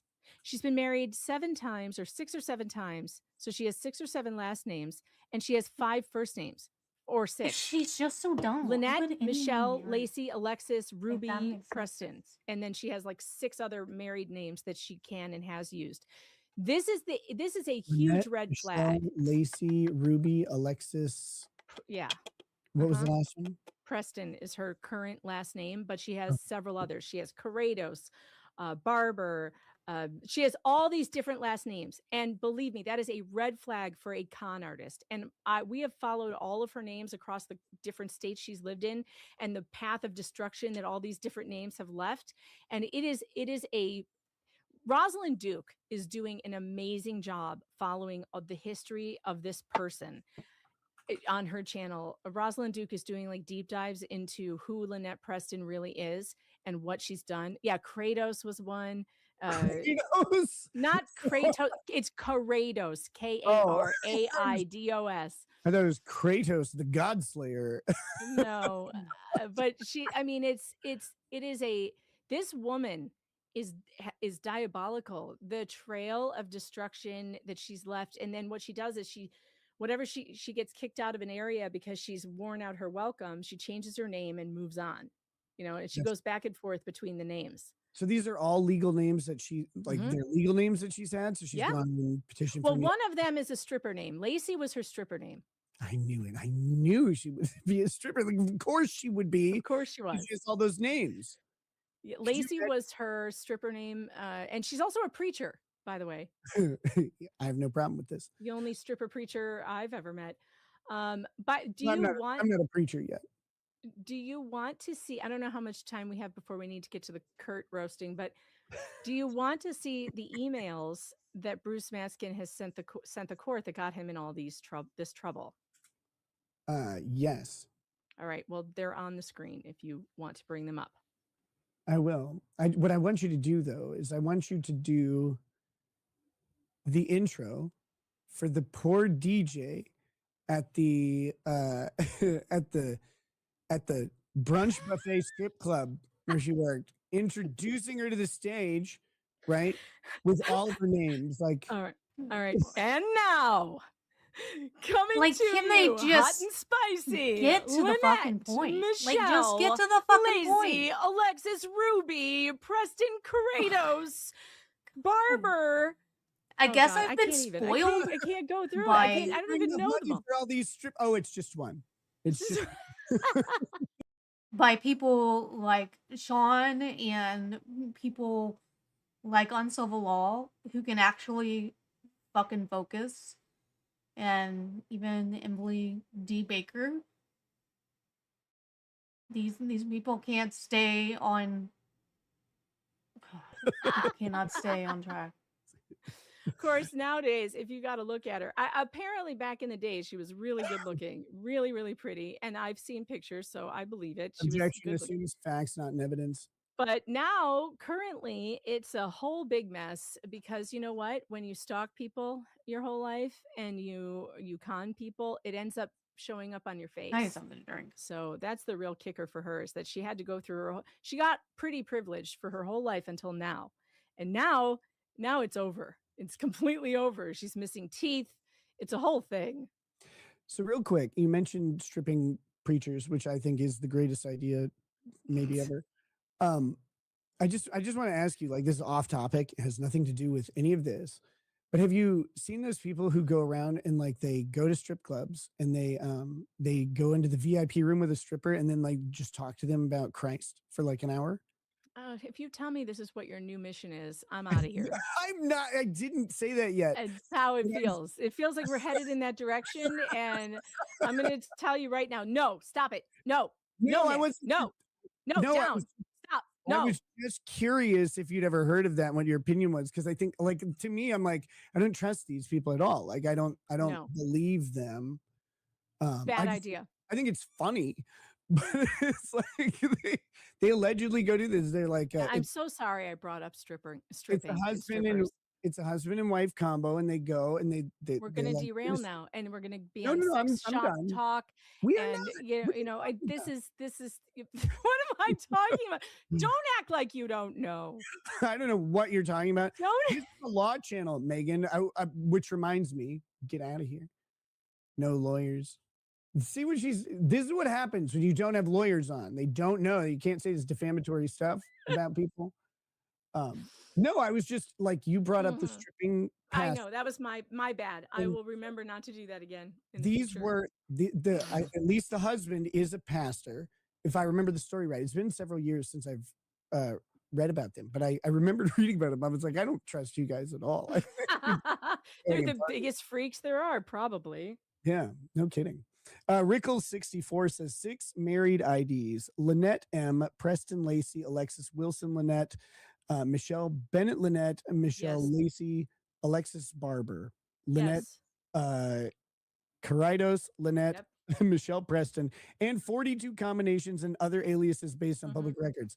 That is so much work. Like, how could you? You can't keep track of her. And the reason why she was able to adopt that baby, and I've seen the adoption paperwork, is because she lied on the paperwork where it said, have you ever had interaction with CPS or ever had a child taken from you from Child Protective Services? She said no, but she was using a name that had not had interaction with CPS, right? Her Right. old name, Lacey, was the one that they took the kids from in Iowa or Idaho or wherever the hell she was from. And so she used a new name to get the kid from Facebook. That wasn't me. That was Lacey.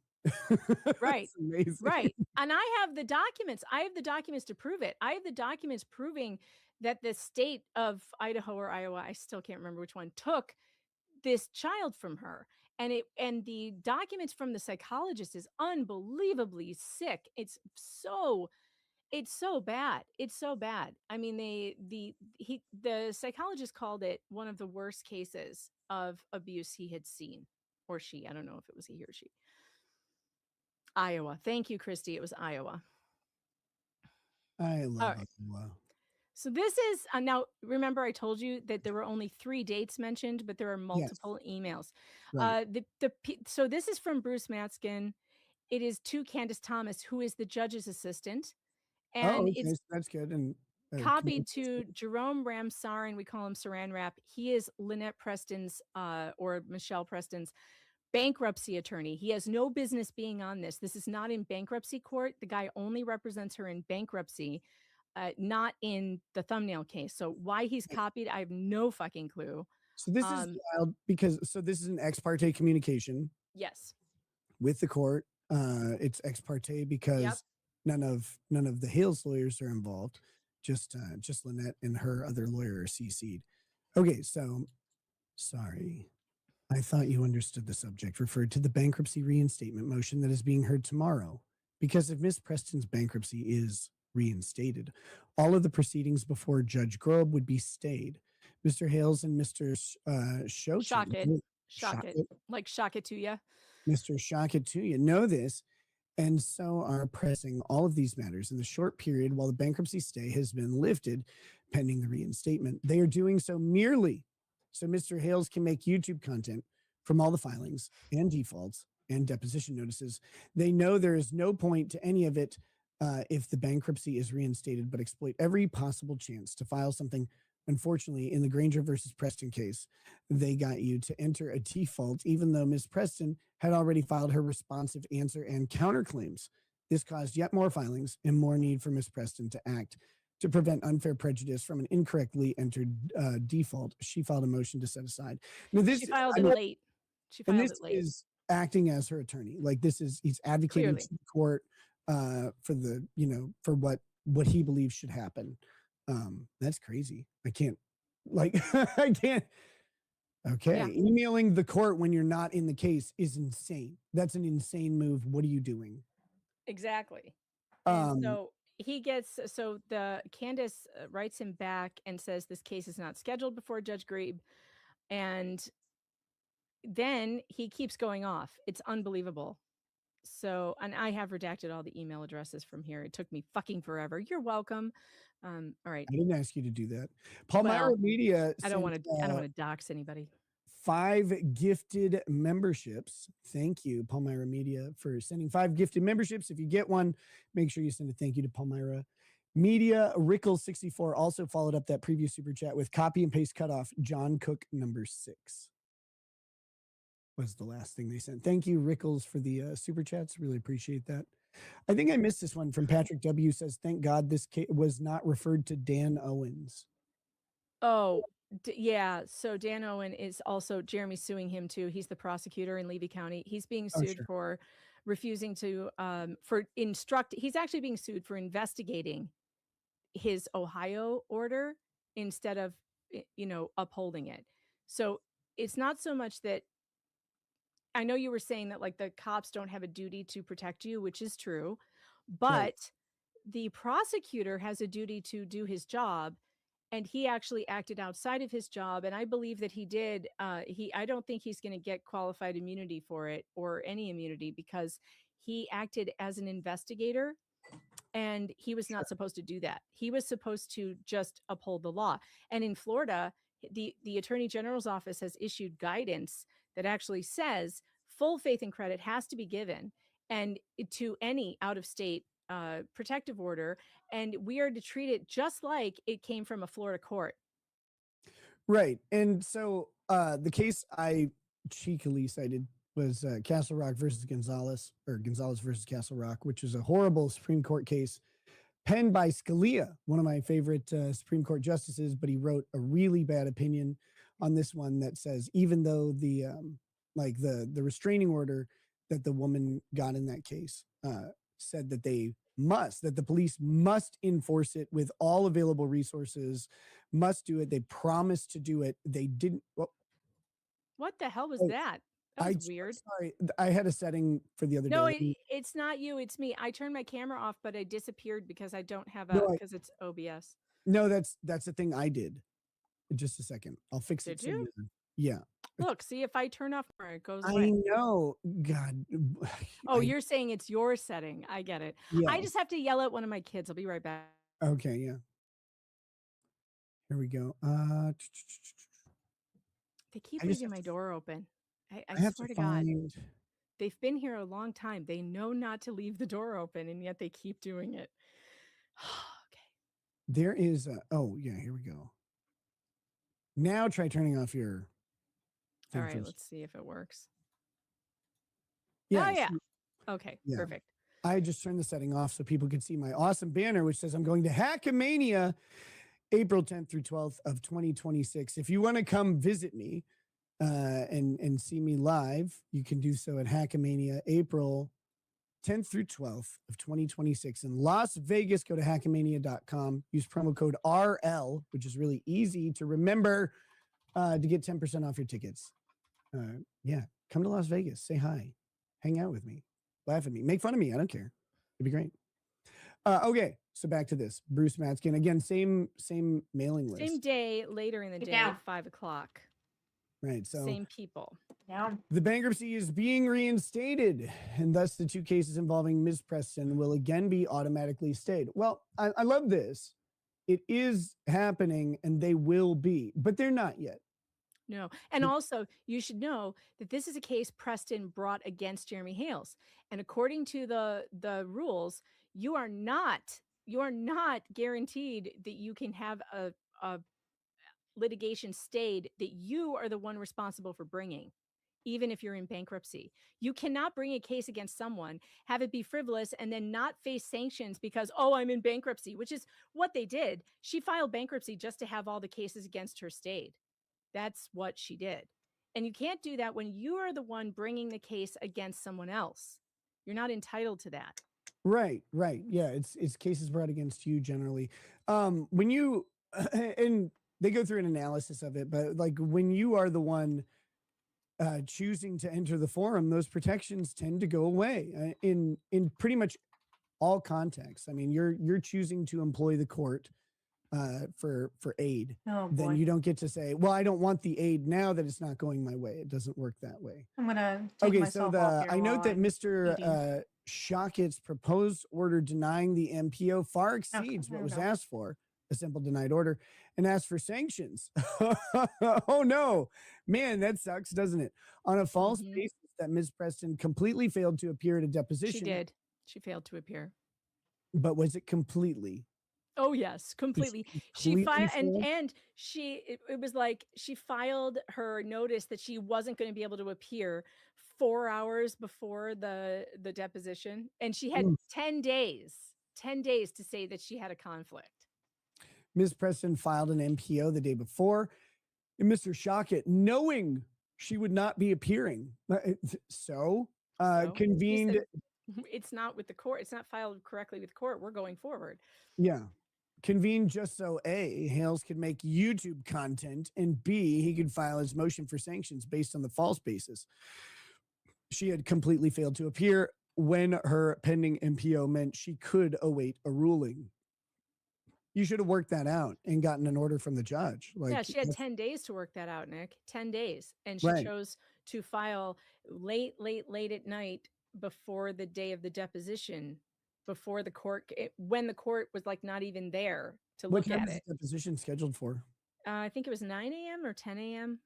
Okay, so like in that case, she could have filed an emergency petition to for an order rescheduling the deposition based on this pending thing, awaiting the ruling, and could have woken up in the morning, followed up with the court admin, say, hey, this needs to be pushed through, or her lawyer could have done it if she had one. She didn't have one. No. Right. So she needs to be on top of that, and she should have filed that emergency petition and asked the judge for an immediate ruling, right? Like for immediate relief. And if you don't do that, no one has to act like your thing is going to happen the way you say so. Like nobody cares. So Mr. Shockett continues to abuse this court for the sake of his client's YouTube, but the court likes it. For the sake of his client's YouTube content, I hope Judge Grobe is aware of the attached court decision about Mr. Shockett. Wait, what's the attached court? Okay, so this asshole digs up a 30-year-old fight. Randy Shockett used to be a dentist, and there was an issue with his licensing 30 years ago. Oh, yeah. In Arkansas. And that is complete. So Bruce Matskin has been accusing Randy Shockett of lying to the Florida bar to get his license, lying about this licensing issue that he had in Arkansas, where he lost his license as a dentist because of some insurance issue. So that's not true. The bar in Florida actually investigated the whole thing and gave him his law license in Florida. He went to law school after dental school or whatever and decided to be a lawyer. And Florida accepted him into the bar 30 years ago. Like 30, well, maybe not 30 years ago for the bar, but 30 years ago is when the incident happened. It was like Right. sometime in 1990, whatever. And this asshole keeps bringing this up and trying to defame Randy Shockett across like everyone he's ever known. He does the same thing. He contacts everyone he's ever known. He's publishing stuff about his divorce. He is publishing stuff about his current fiance. It is horrible what they are doing. This is really crazy because lawyers do have freedom of speech. Obviously, I'm a big proponent of it. But when you're before the court, and maybe Bruce is like, I wasn't probably before the court, so it's fine. But when you're before the court, you have a duty of candor and good faith towards the other party. You can't trash the other party. Like you can't say negative things about them. You can't, even if they're true, like you really have to be careful about how you do it, because when you're engaged with the court itself, the court has rules of decorum and says the only way we can actually judicially, efficiently, impartially deal with this is if you guys bring the facts of the case and not a bunch of other BS. And you can't go on this like public smear campaign. You can't do all this stuff. And so it's really wild to see people do this. And this happens with enough frequency that it's a problem. Yeah, it's gross. Yeah. He's been on a total smear campaign against Hales's lawyer for no reason whatsoever. Shockett's never been anything but professional in this case. He doesn't sit online talking about current litigation.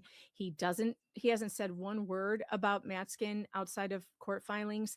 And it's awful what he has done, especially because it's all false. he is claiming to anyone who will listen that Randy Shockett lied on his bar application in Florida in order to get admitted to the bar. I know for a fact that's not true. And I know for a fact that but he keeps saying it. He keeps repeating it. And it's okay because Randy Shockett is now suing Bruce Matskin. He's suing him too. We have it is unbelievable. So Randy and Jeremy now are both co-litigants against Matskin and Preston in a combined lawsuit for the unlicensed practice of law for monetary reimbursement for what he has done, and against Preston for being involved in that conspiracy also. So there's a whole other new lawsuit about it, and it's unbelievable. I love it. Crazy how much. Again, this is how much damage someone can do, like just by being fucking irritating. This guy is so, like Jeff said, he's a shit-stirring shitbag, a drama-stirring shitbag. Speaking of being irritating, I have to go to the bathroom, so I put this thing up. If you wanna talk about it for just a minute, I'll be right back. All right. Actually, I'm gonna look at the chat to see who has the best insults. Is anyone talking shit about me in the chat? Because that'll be fun. I'll laugh about it. No. Are they all gone? Fuck. Where are the good insults? God damn it. They all fell off the board or something. Now you all are too nice. All right, I guess we'll go back to the email. Sorry, I thought you understood the subject referred to the bankruptcy reinstatement motion that is being heard tomorrow because of Miss Preston's bankruptcy is reinstated. All of the proceedings before Judge Grieb will be stayed. Mr. Hales and Mr. Shockett know this, and so are pressing all of these matters in the short period while the bankruptcy stay has been lifted pending the reinstatement. Oh, that reminds me. Does anybody in the chat have questions about this so far? Because now is a good time that I can clear some of them up. Who has a question about the Hales case? It is very complicated. By the way, if you want to get like an overview of the case, my channel has a TLDR, What the Hales TLDR. If you just search that on my channel, you should find like 4 of those. And they go over like some of the facts of the beginning of this case. And that's a good way to get caught up. Also, DUI guy Larry Foreman, he did a TLDR 2 years ago with a truncated interview with the Hales. And that's a really good one. It's only 18 minutes long, and it does give a really good background to this case. Why isn't this case over and thrown out already? Pastor Flash says, because the wheels of justice turn really slowly, right? They do. And it's finally coming to a head in the thumbnail case. We are really far behind though in the federal case. It's going to be a while in the federal case because everything moves so freaking slow, so slow. So yeah, but at least in this one, we're going to get some resolution soon because this one is coming to a crashing halt. So right? The chat decided they wanted you to read this, so I'm just answering questions. So I did find out on my brief bathroom break, because I'm addicted to my phone, that Courtney Clenny's case has been scheduled for trial on April 27th of next year. That's the OnlyFans killer, Courtney Clenny. I cannot wait. I believe Bronca and I plan on covering that together. So that should be a disaster of the best kind.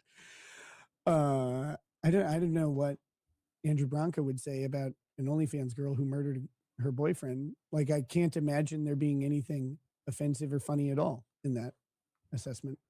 Okay, so we're back to this. So this is Bruce Matskin is writing. Same people, the judge's assistant.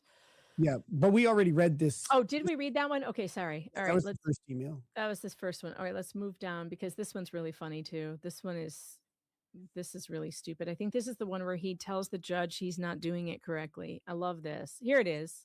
Okay, here we go. Yeah, Miss Polk and Miss Thomas. So this is from Matskin again. Judge Grobe asked. It's Grieb. Judge I know. Grieb asked for an order denying the MPO. not awarding sanctions or making any findings of fact under such an award. Nevertheless, Mr. Shockett added sanctions to the order as well as findings, although this was not what the judge asked for. Nevertheless, it was entered without any discussion.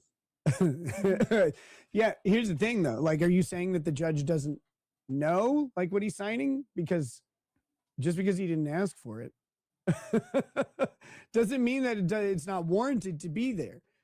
In essence, the court granted a motion for sanctions without an opportunity for Ms. Preston to even respond and no hearing. Yet you don't always get those. Like, nope. Sometimes the judge decides that he doesn't need a hearing and he's got all the information he needs. This is a common problem that people I suspected didn't even realize it because Shockett slipped it in. Very erotic. Very disgusting. Why would you say that? Why would you write that in an email to a judge anyway, or to the court? When Because he's trying to bias the judge against the lawyer. And he's succeeded in doing it in the federal case. There is a judge in the federal case. His name is Judge Bolitho. I thought he was going to be a cool judge at first. It turns out he's a total dumbass and an amateur. He's a magistrate. He's not a full judge. Right. And he's a baby judge, you know. And unfortunately, this tactic has worked on him. That judge has been completely biased against Randy Shockett and Jeremy Hales because of this kind of shit. So sometimes it works. Yeah, of course. It works with certain judges. I would just never put slipped it in an email to the court. Like, that's disgusting. Oh, it gets worse. When a party files an MPO, they have not completely failed to appear for deposition. Rather, they notified via the MPO that they won't be appearing. Despite this, Mr. Shockett chose to incur the cost of the court reporter instead of canceling it so he could file a motion for sanctions. Well, yeah, sometimes you have to go through with the thing to show that the other party isn't cooperating, isn't doing what they're supposed to do.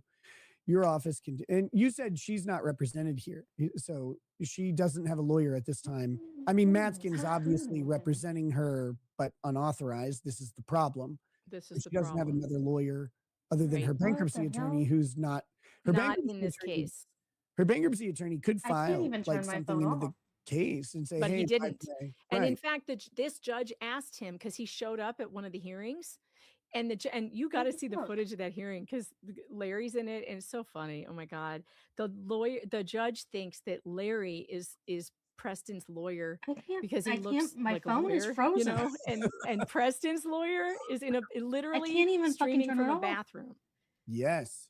And Yes, so the that's- judge thinks that Larry is her lawyer, and it's too funny. Anyway, so the bankruptcy attorney shows up for that hearing, and the judge is like, "Why are you here? You know, what are you doing Okay, here?" I And guess he's my like, phone "Well, is now I'm her shutting attorney down. in the bankruptcy." And he's like, "Well, are Okay, you representing no, her in it's this not. case?" Okay. He's like, "No, I'm not." He's like, "Well, are you going to be filing to appear in this case?" Fuck, that "No, was I'm not." weird. He's like, "Well, then I don't need to talk to you. Like, what do you? Yep. Why are you Mute. here?" Yeah, I mean, it was uncomfortable. Yeah, that's there you go. Your office continues to play into every scheme they perpetrate to make YouTube content out of these court filings. I also love this. There's nothing wrong with making YouTube content. And in fact, there's nothing wrong with doing something for the purpose of making YouTube content. The question is it legally sound? Does it violate an existing Right. court order? Is it within the rules of practice? If it's all within the rules of practice, then they're doing it to make YouTube content. So what? The thing they keep missing is that Jeremy Hales puts everything in his life on YouTube. Everything. Everything. Yeah. Every trip he goes on, every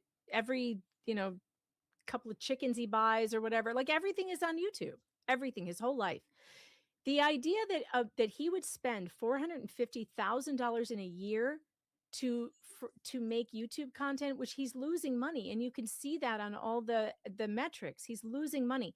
That doesn't make sense. It just doesn't make any business sense. And Jeremy Hales is a good businessman. And by the way, before all of this bullshit happened, he was giving away almost $1 million a year with philanthropy, like to events that he would sponsor and give away huge gifts to police departments or children. He would do this big Christmas event where they would give away $500,000 in toys. Since this has happened, he has not been able to do that. So his philanthropy has been curtailed because he is now paying for all this legal shit. It doesn't make sense that he's doing this for the content, which is not lining his pockets. He is still losing money. He has lost advertisers. He has lost, he almost lost a Whatnot contract. He may have lost the contract. I'm not actually sure. He's an auctioneer on Whatnot. He's lost a lot. So this doesn't make sense, period. It just doesn't. Yeah.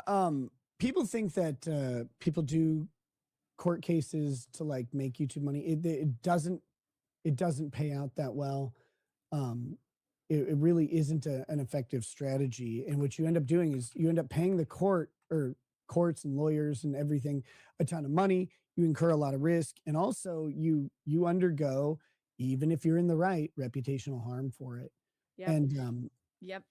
it's like Tug says, if you're going to come for me and sue me, I will strap you to my plow and you will plow my fields and monetize them. Like that absolutely is the case here. Where if you come for Jeremy Hales, he will turn you into content for sure. And there's nothing wrong with that.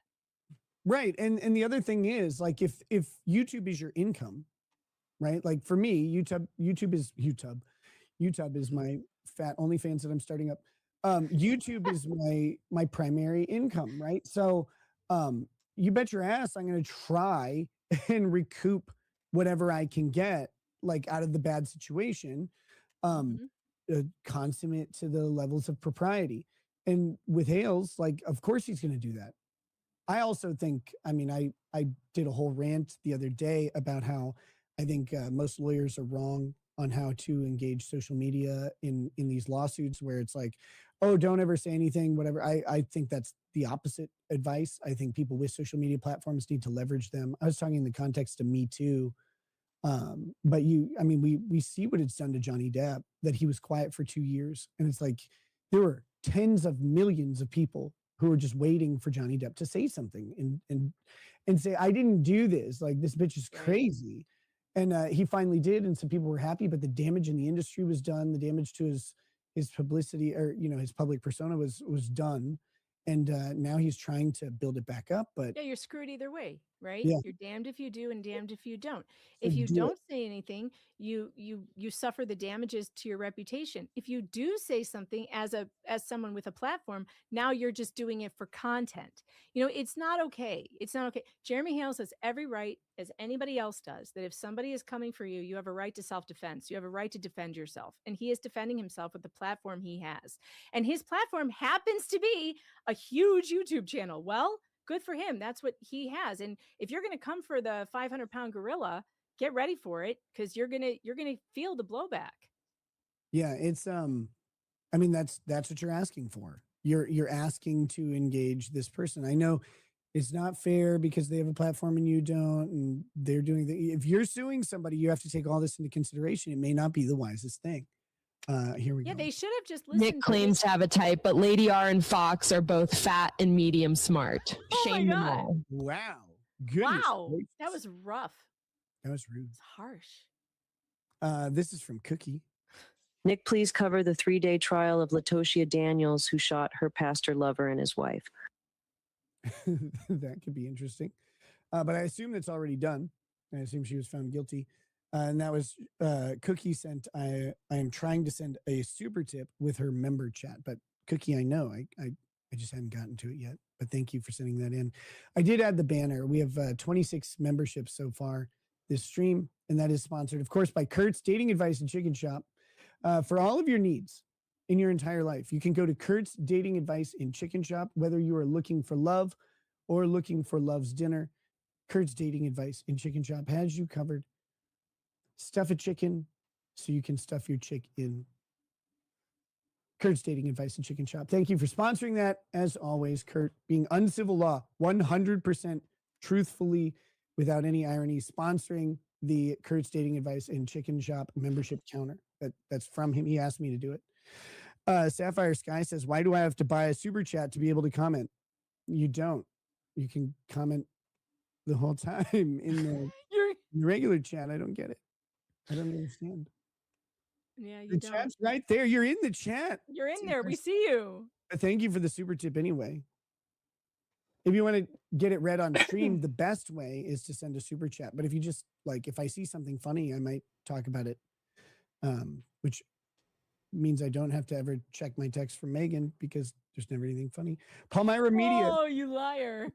Palmyra Media sent 5 more gifted memberships. Thank you so much to Palmyra Media. That brings us to 31 memberships today. All right. That accent. It was, 31. sorry. It was, Gay. no, it's really, Gay. it's a famous actor. He's British. What's his name? Okay, so it's this guy who's like an Oscar winner. He's knighted, and he shows up in a Rob Zombie movie called Sir Anthony 31. Hopkins? Not Anthony Hopkins, the other one. Hold on. I'll tell you in just a second. Damn it, I Malcolm said Sir McDowell. Anthony It was and Malcolm Siri Anthony. McDowell. Malcolm McDowell. You know who Malcolm McDowell is, right? No, I don't. It's because you're not a lawyer. God. Fuck you. He's in A Clockwork. I mean, he's in everything. This dude's in a million movies. All right, now I have to Google it. Jesus. He's in Caligula. I never saw that. Why would I watch that? I'm not a degenerate. I haven't seen it either, okay? Wait, not Michael McDonald. That's a singer. Who? Malcolm McDowell. Malcolm. Oh my God, you're gonna recognize him. McDowell. Okay, all right. Probably. Oh, Look yeah. into He this. plays the bad guy in like a million movies. Okay. Yeah. He was in True Lies. Yeah, that's the big one. I love True Lies. Shut up. It's a good movie. I'm not True Lies is funny. not slamming. It's very funny. No, so he shows up in this Rob Zombie movie called 31, which was not one of his better movies. But it's like, why is Malcolm McDowell doing this? Like, who has a gun to his head? Anyway. Let's see. Sapphire Sky says subscribers only mode is on. It won't let me post. We'll just subscribe to the channel. Well, now It's you a might want to ruse. rethink that. You might want to rethink that because that messes with the algorithm. Oh, maybe it does. I don't know. It does. I've been doing it for you years. should turn on. You should turn on all. Well, you should turn on all because it does mess with the algorithm. Just letting you know. Well, we'll see. We'll see. Sapphire Sky, you should really consider your life choices if you're not subscribed. I mean, that's the main thing here. We also got 5 more gift memberships from Fletcher Boy. Thank you to Fletcher Boy. That brings us to 36 members for the stream. You guys are amazing. There is some members only content coming as soon as possible. I was gone last weekend and wasn't really able to stream, but we will be making up for that. And we've got more on the way. Okay. All right. So back to this. Your office entered a default in Granger versus Preston after and despite that she filed an answer. Yeah. Okay. But what? Like, we don't need. Wait, you missed something hilarious. Go back up. You missed this.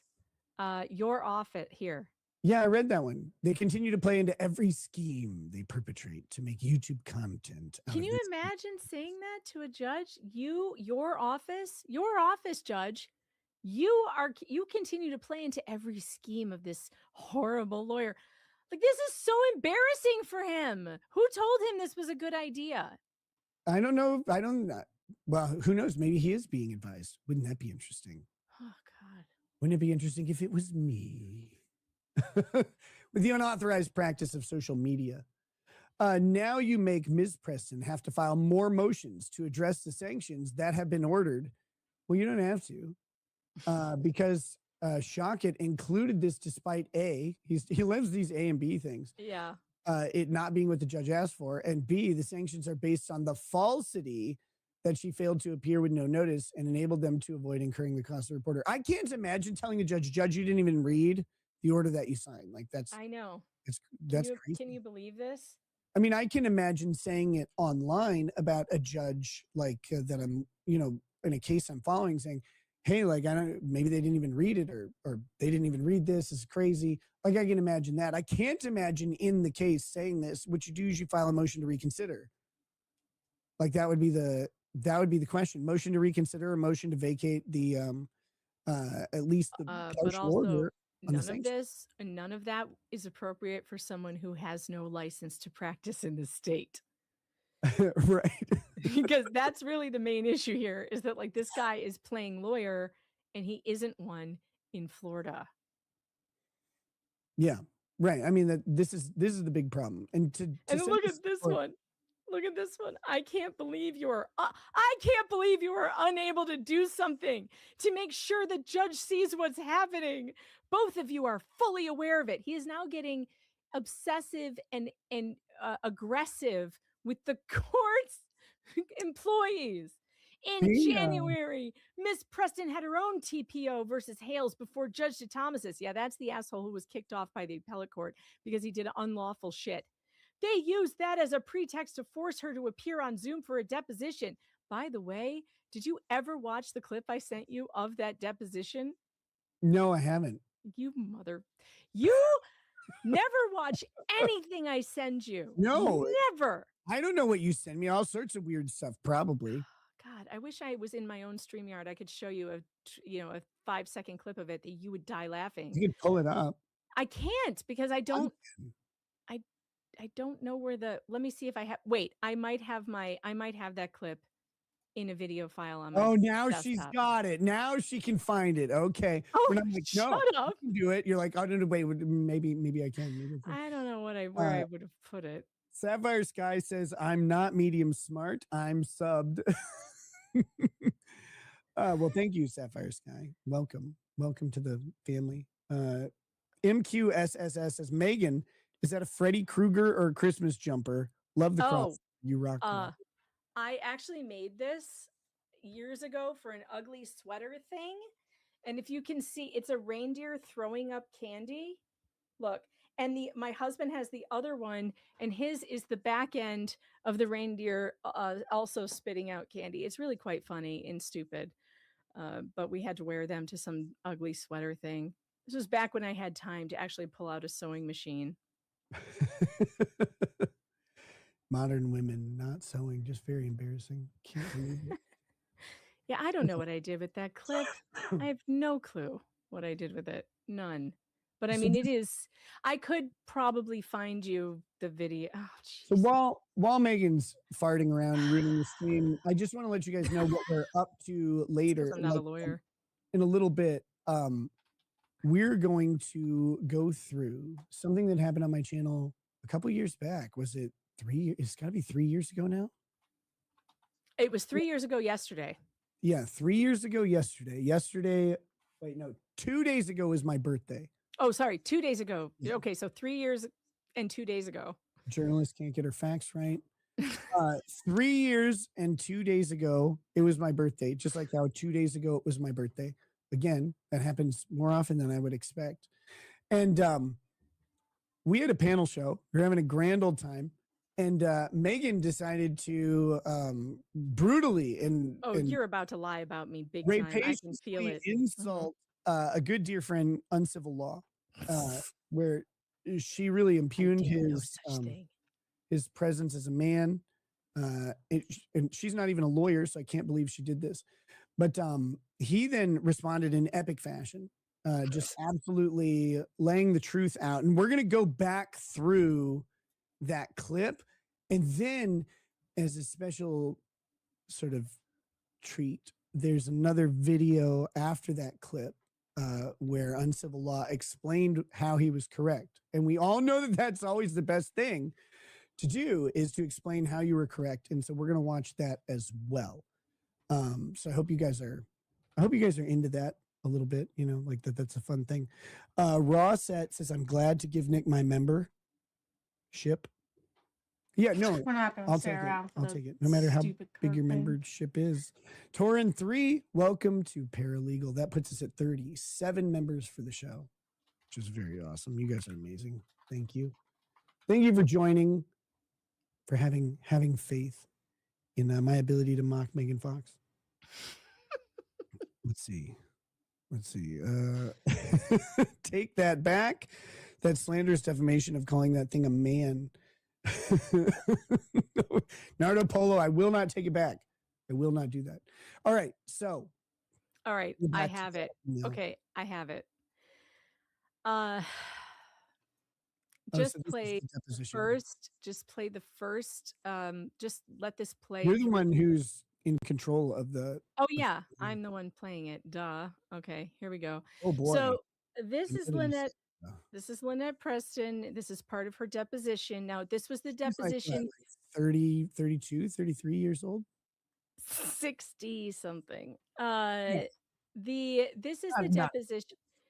This is the deposition that was taken in the case that she brought against Jeremy Hales, claiming she needed a protective order for him that resulted in an 11-month temporary order, taking away his First Amendment rights, his Second Amendment rights, and even his right to travel on a public road for 11 months. And she brought this case. Remember that before we see this clip.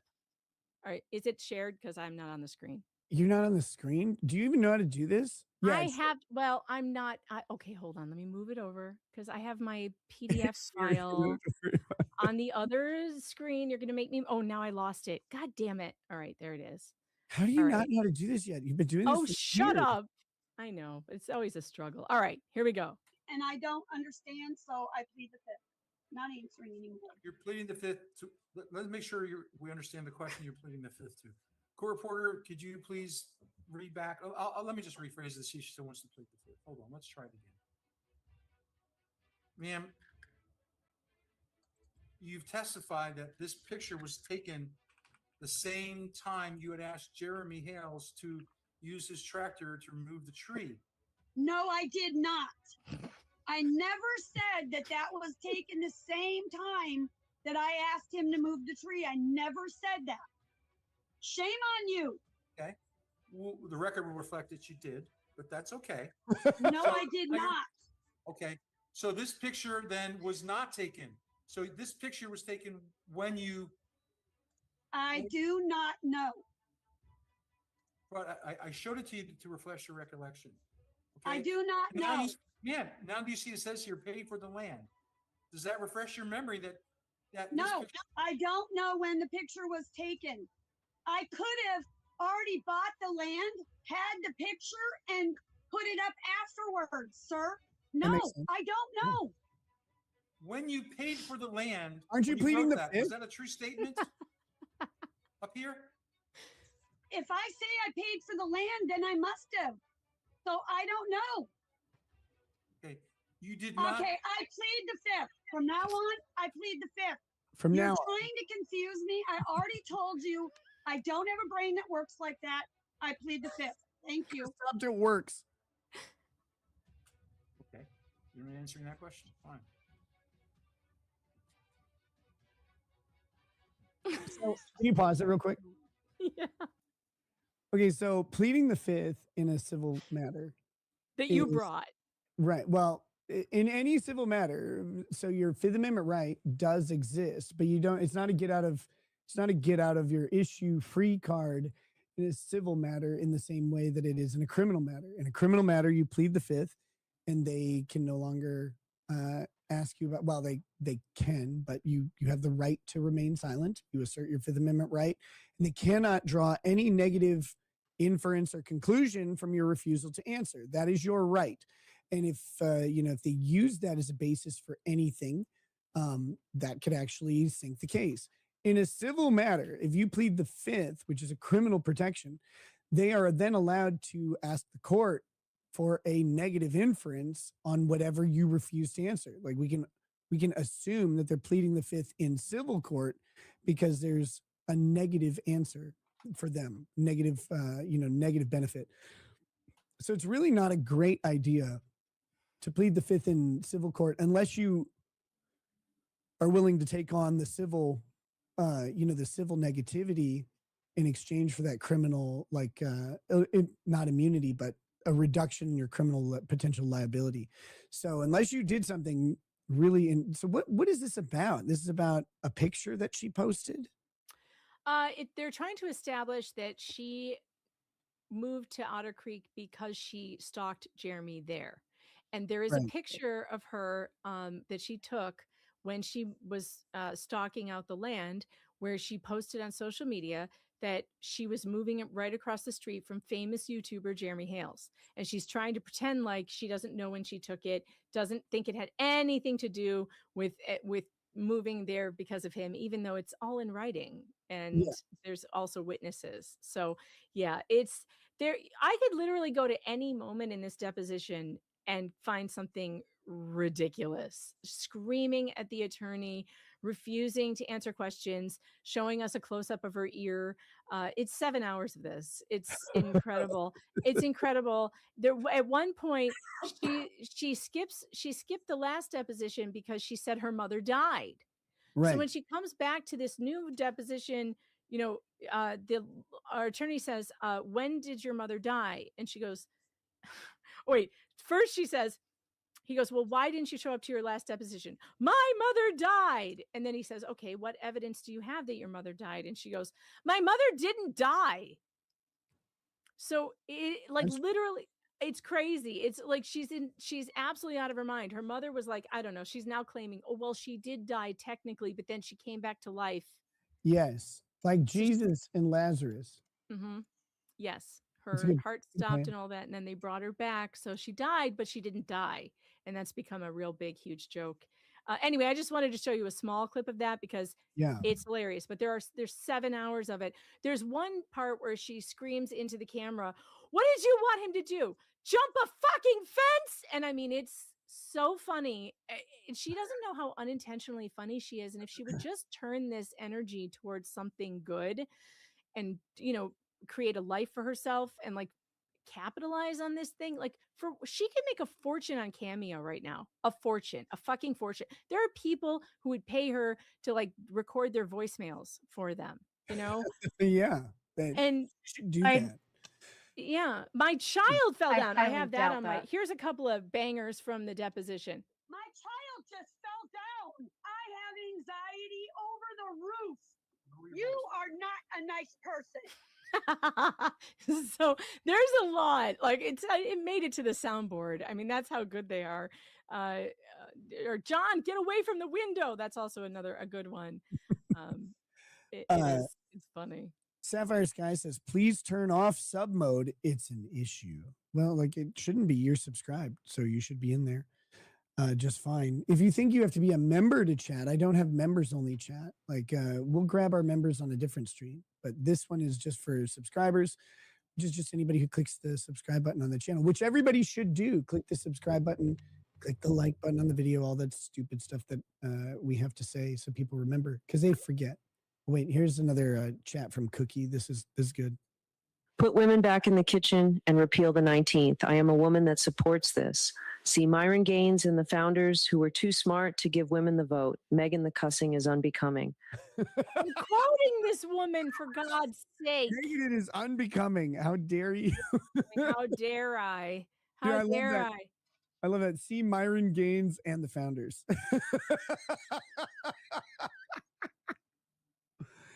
You're watching the wrong show if you don't like cussing. If there's one person I can think of, no cussing you for quit- women. Did you quit cussing too? Is you quit No, the it's drugs cussing and the from women cussing? that's it's cussing from women that's unbecoming. She's saying. Okay. All right. You're not fucking Yeah, understanding. you're not gonna like my channel. Please don't subscribe. Cookie, get over there and subscribe to Megan immediately. It'll just bother you. This is so funny. So we're at now they want a new Zoom depot.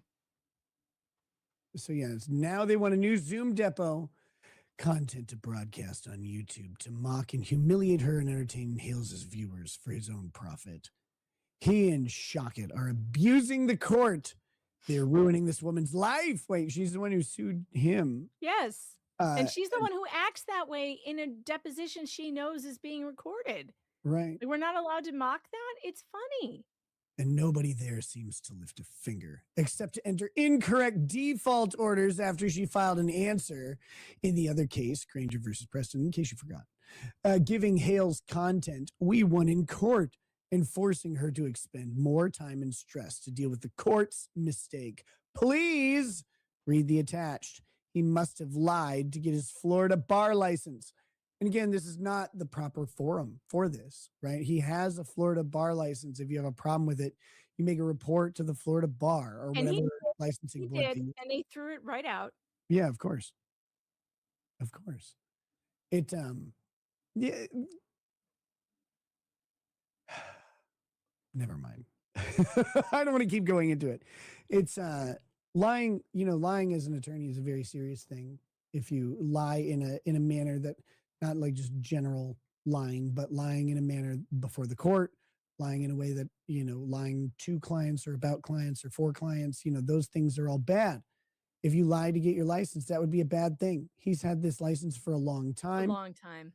and it's been reviewed by Yep. the incessant mulings of Bruce Matskin, and probably other people. Probably other people have been like, "Oh, this guy did this," and they're It like, was "Yeah." reviewed at the time he applied for the license.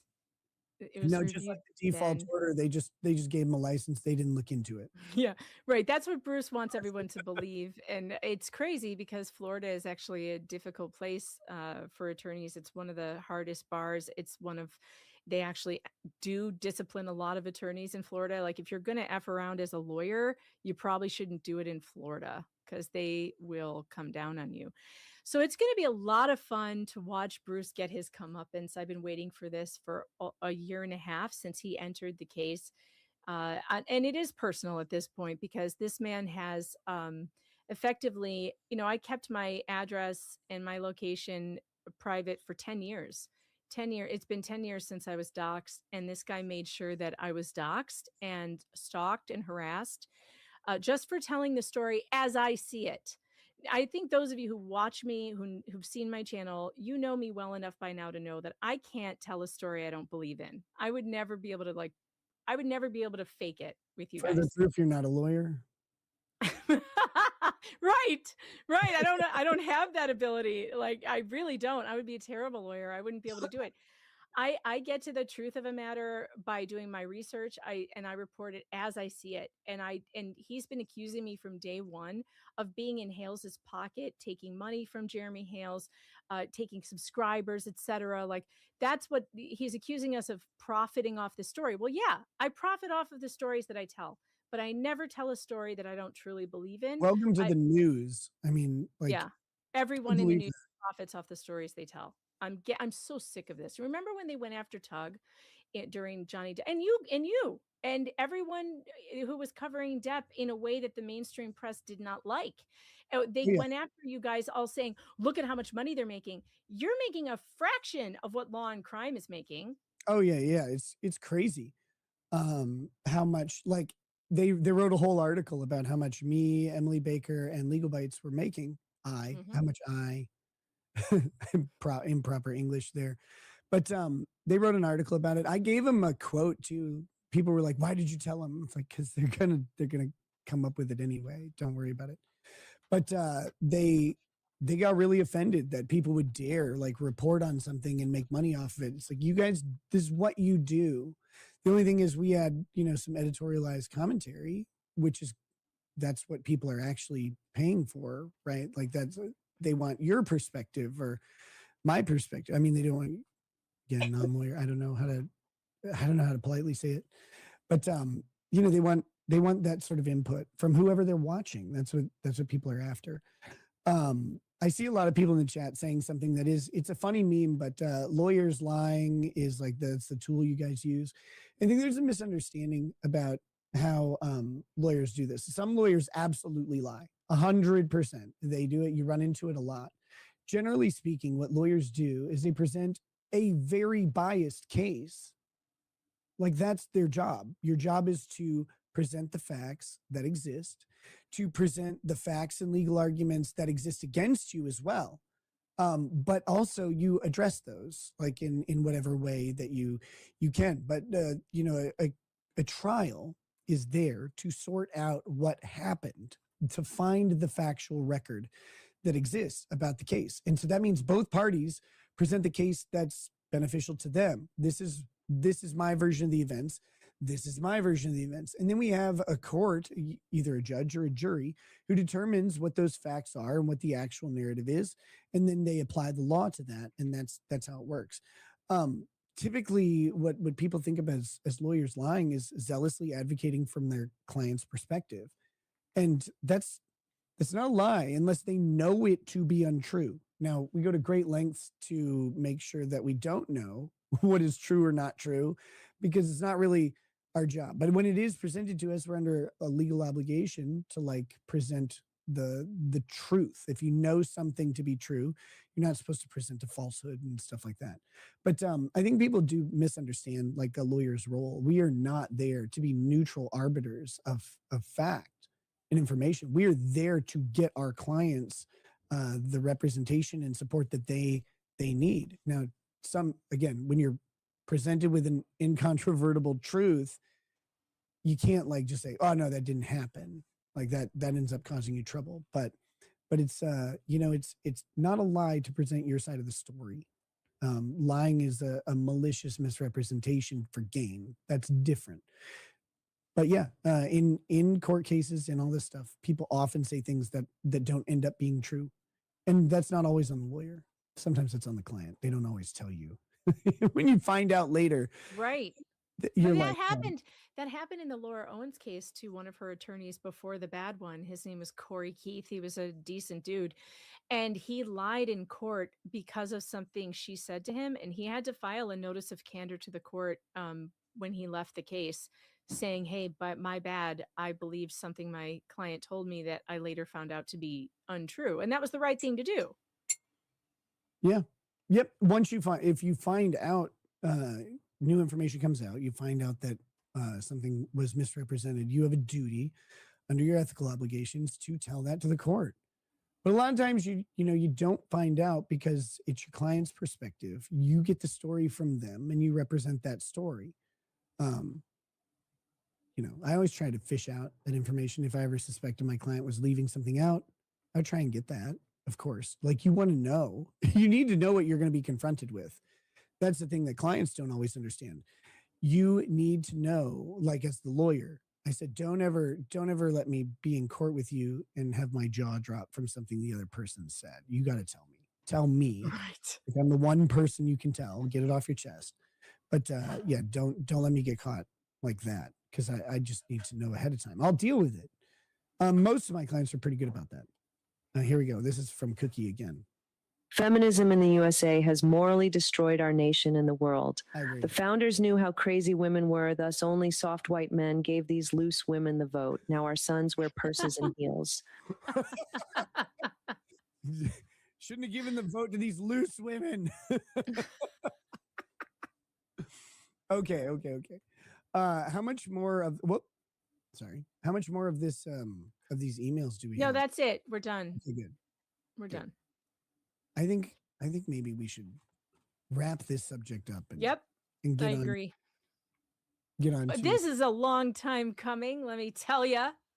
This stream is one I've been wanting to do for, I don't know, 3 years and 2 days, or 1 day. 1 second, Megan. 1 second.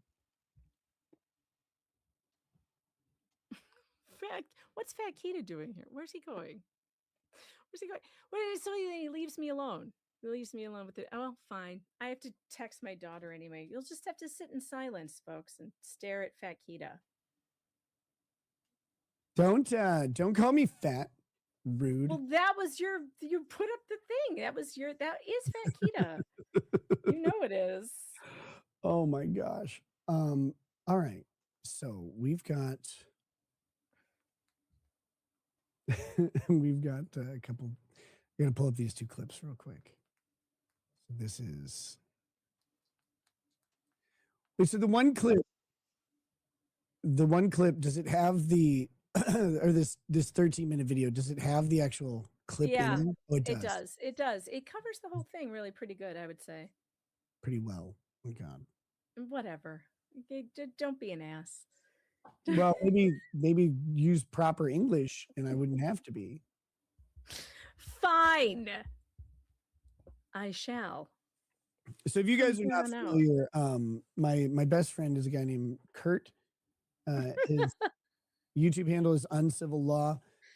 Everyone should subscribe to his channel, and everybody should get memberships, actually, because his regular content is trash, but his member content is amazing. It is unreal. It's the best show on YouTube. I include myself in that. It's there's nothing like it. His membership content is unparalleled. It's it's one of the greatest. thing Cooking I've ever tutorials, seen. makeup tutorials, screenwriting, poetry, discussions about Star Trek, everything. Everything is in there. Literally never seen gumbo cooked like that, Nobody has. or a steak in the toaster oven either. That Toast was. oven steaks are the wave of the future. Why do you fight progress? I will say that the beef Wellington though really sent me over the edge. I can't even think about that without wanting to gag. Let's see. Hold on. I gotta. That mushroom slop. Oh, dear No, that Jesus. was great. Oh, We should do a game. And no. You know what it is? You know what the thing is? I've been wanting to go off about forever now is that Tell me. that chopper, that vegetable chopper. Someone gave one of those to me as a white elephant gift. It is literally still in the box, and I'm still waiting for the opportunity to like give it to someone. But I know it's such a terrible gift because for one, it's completely useless. For two, it is so hard to clean. How is that more useful than a knife and a cutting board? Did you see? Hold on. Did you see when he tried to cut bacon in it? Oh no, he didn't. Yeah, No. he absolutely Oh tried to no. cut bacon with the chopper. Oh no, not the It went- chopper. The chopper is the worst thing on earth. It's so bad. It went exactly as well as you would expect. He Oh. smashed the bacon in there. It You wasn't can't even, cooked chopping the bacon. pepper is really awful too because peppers have that skin Yeah. that you have to have a really sharp knife to get through. Like and if those choppers just are not sharp, and like he's like working and grunting so hard, and he thinks It clashed. yeah, he thinks that this like is saving Zeus him time. Garden. I can chop. I seriously want to do a side by side to see how much faster I can chop like a pepper than he can with that stupid chopper. Yeah. I'm sure I'd be sitting there watching him for like at You'd least be 2-3 losing. minutes. No, you'd be losing. I would it's not be losing. I I have a- can chop a pepper fast. I have a quick game to play before we pull up the video. This is called Is It a Mandrake Root or Kurt's Beef Wellington? You have to guess which one this is. Which Okay. is- Oh my God, this is difficult. It might be a mandrake root, I think. You got this one. This one is Okay. this one is a mandrake. root. Okay. But I had to think about it for a minute. I wish I don't have a picture of his beef Wellington pulled up. Like it Oh. looks just like that though. It was so gross. Okay. All right. So this is, I mean, I guess we'll just watch the clip and talk about it. If you want to pause at any point, just let me know. All right. This is a mashup of the original clip and then Kurt talking about it, his commentary I about can't it. wait. I can't wait. So so here we go, I guess. I hope you guys in the chat are ready. Remember this stream and the membership counter is brought to you by Kurt's Dating Advice and Chicken Shop for all of your needs, for all of your life. What more is there than love and food? Love and food often intertwined, and they intertwine perfectly at Kurt's Dating Advice and Chicken Shop. Intertwine your We meat don't- with your I'm not love watching this without part. even needing butcher's twine. Kurt's Dating Advice and Chicken Shop. Okay, here we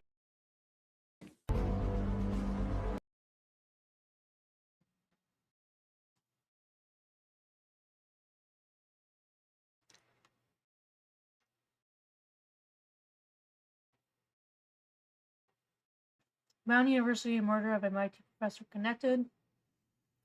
Let's see what he's heard about this.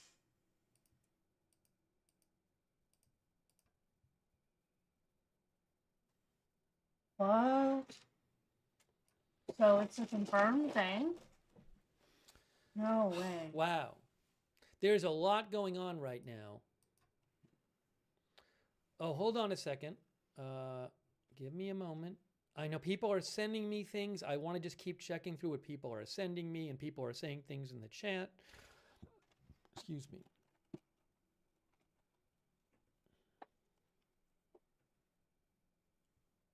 Reverend Joe Soul says, I wonder who else is on this guy's list. I hope they catch him fast. Yeah, certainly, you have to be very concerned that this person, if it's the same person, might try to act against somebody else.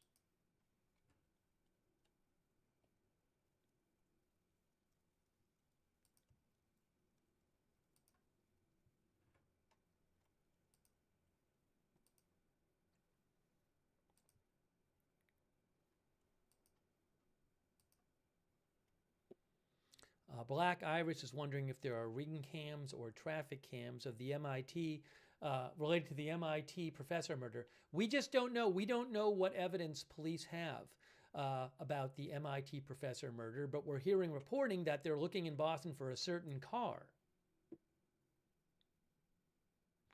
Bruise and Hound says, if Providence police have a warrant, wouldn't that mean the person lives there as a residence in Providence? I don't know if the Providence police have a warrant. The Fox News reported police had a warrant, but they didn't get specific on what the warrant was.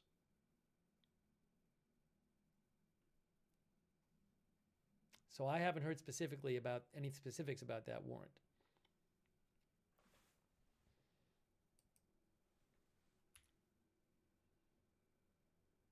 This is crazy that they actually might be linked.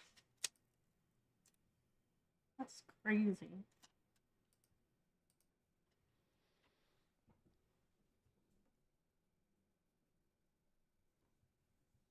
So hold on. Facebook is, I guess I have to restart Facebook. I have to restart Facebook. Give me a second here. I don't know why. Facebook is it's just constant problems with Facebook. Constant issues. I have to restart the Facebook stream. Give me one moment. I will restart Facebook.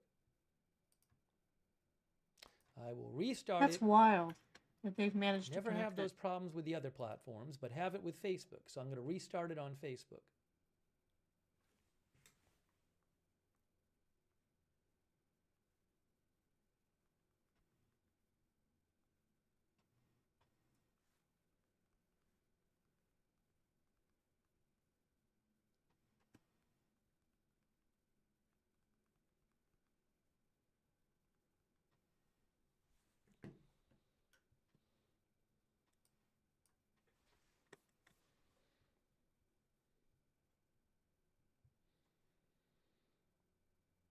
Okay.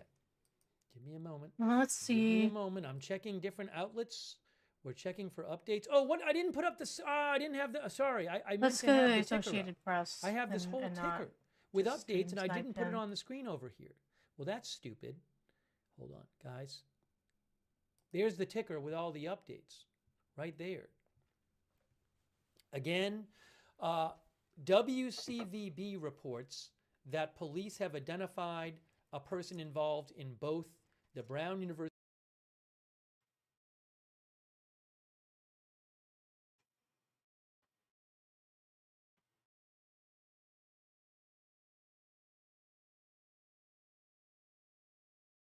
There we go.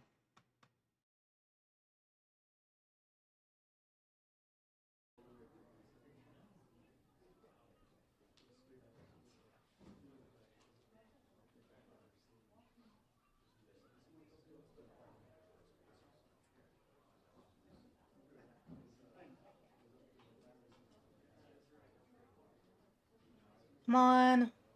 Get it so that I can. Okay. There we go.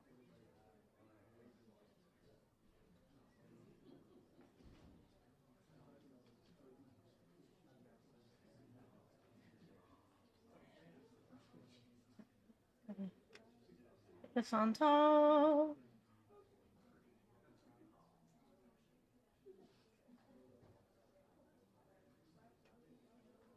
Okay.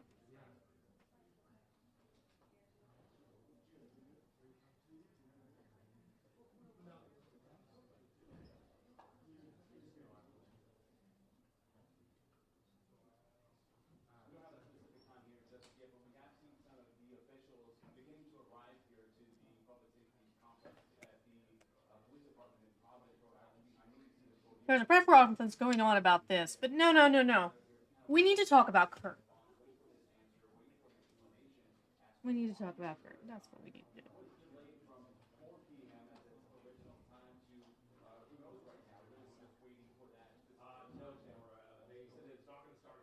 No.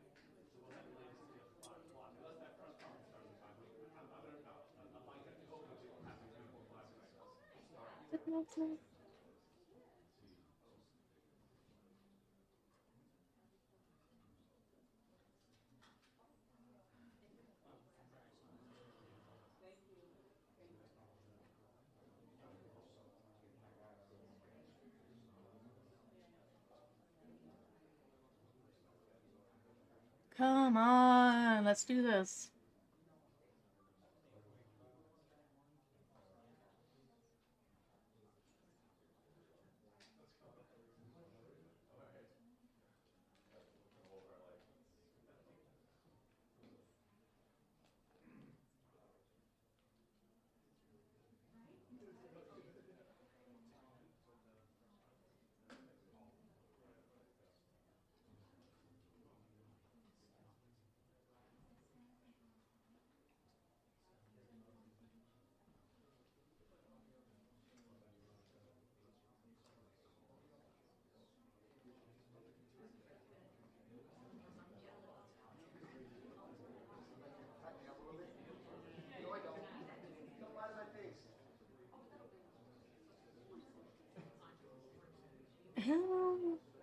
What the fuck is wrong?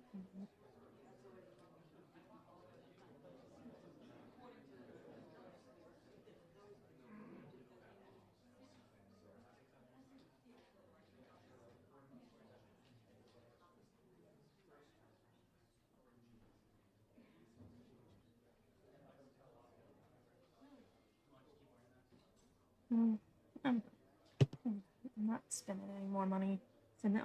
I want to send him a voice tip thing, but it's just not worth it. I'm not doing it.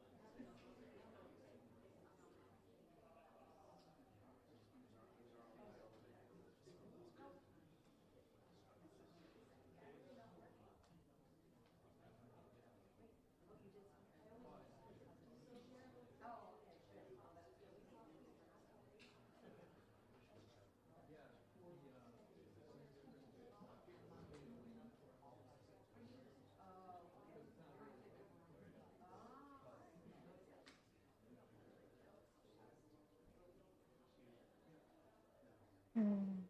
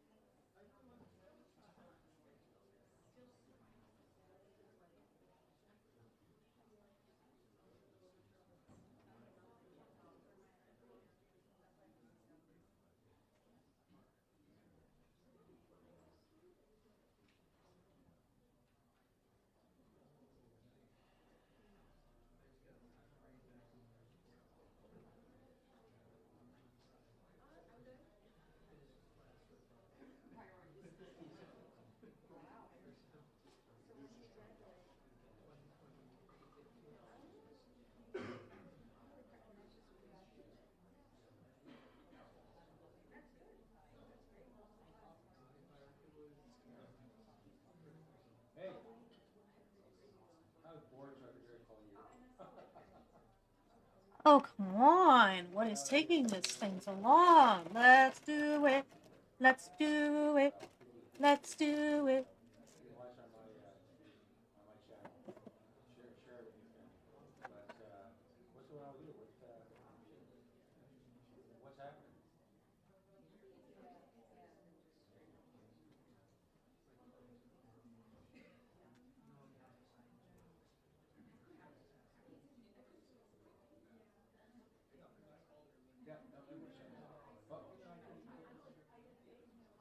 Hang on, let me play right back. Hold on.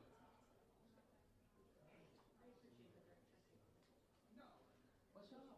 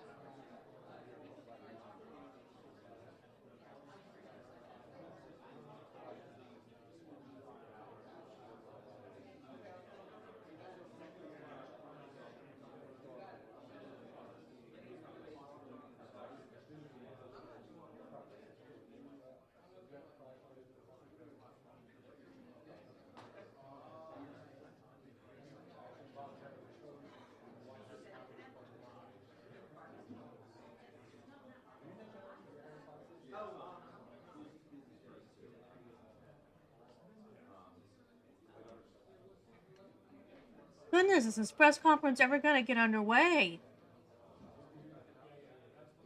Goodness gracious.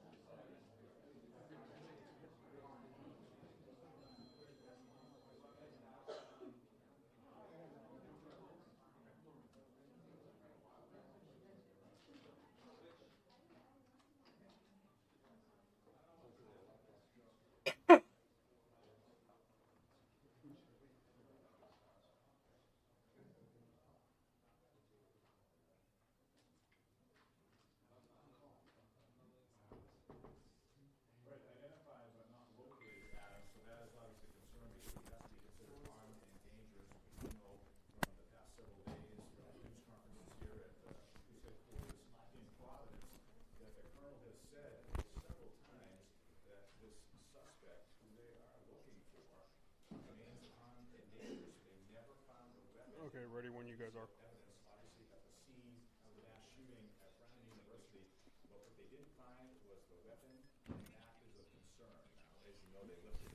Hey, audio. This is Jimmy here. Mic check 1 2. Check 1 2. Mic check 1 2. How are we sounding? Mic check 1 2. Mic check. All right, thank you guys.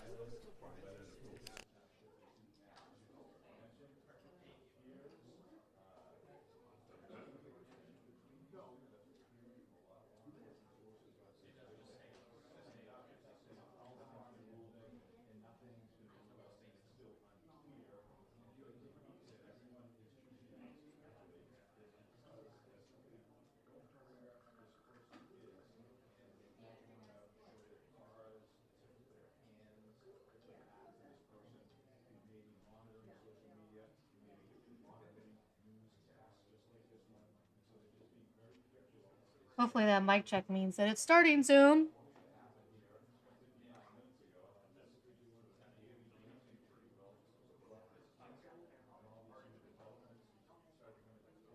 Not a lot of times a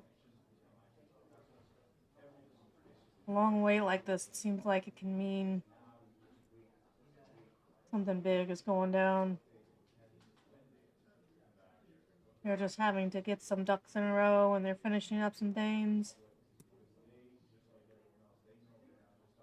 They've told the press to assemble, but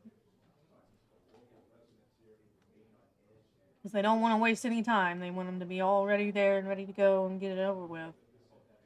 But they don't really know just how long they're going to be.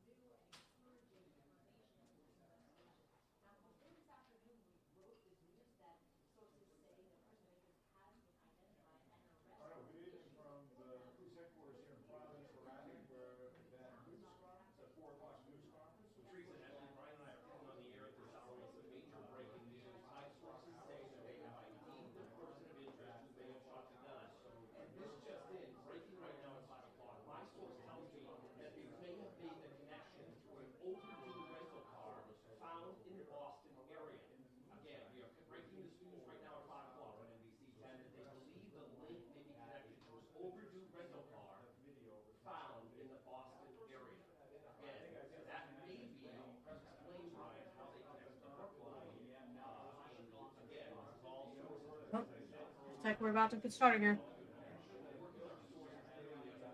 Maybe.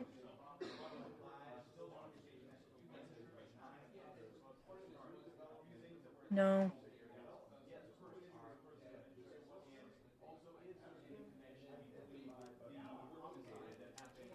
Come on.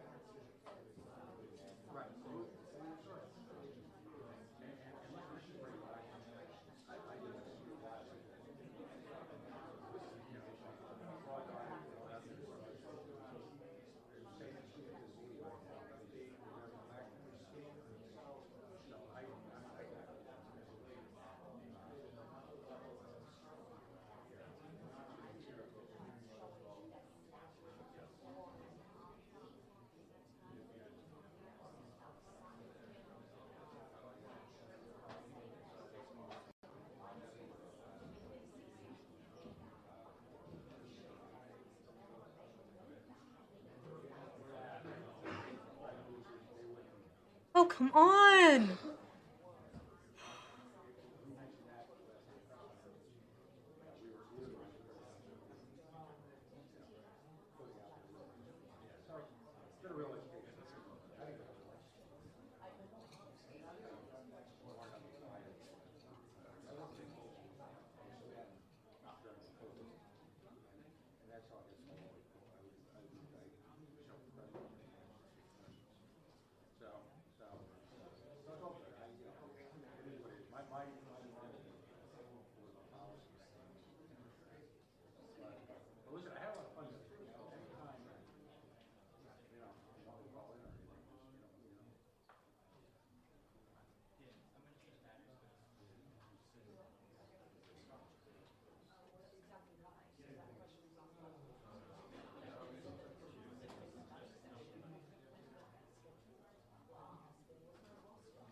Why are we not getting this underway?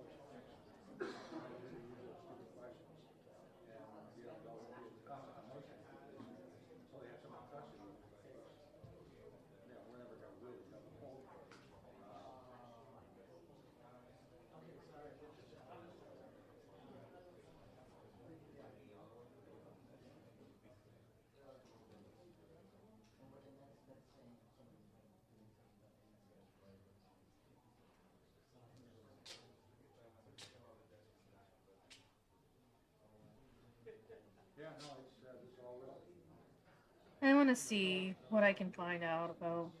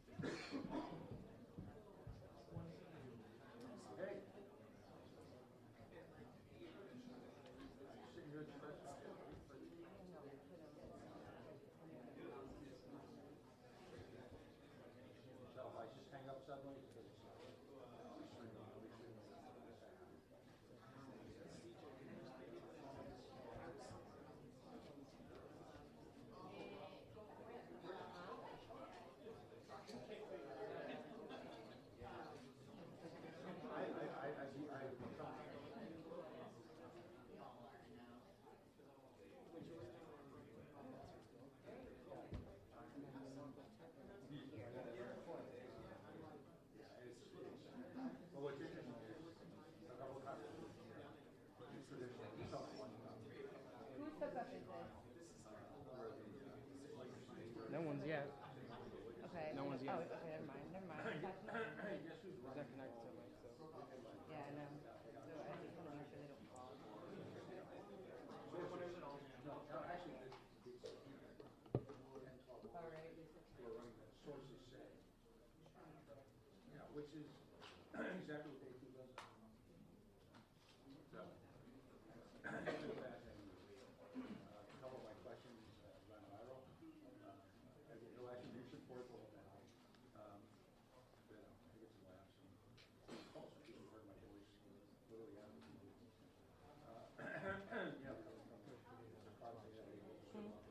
Yeah, I guess Oh, come on.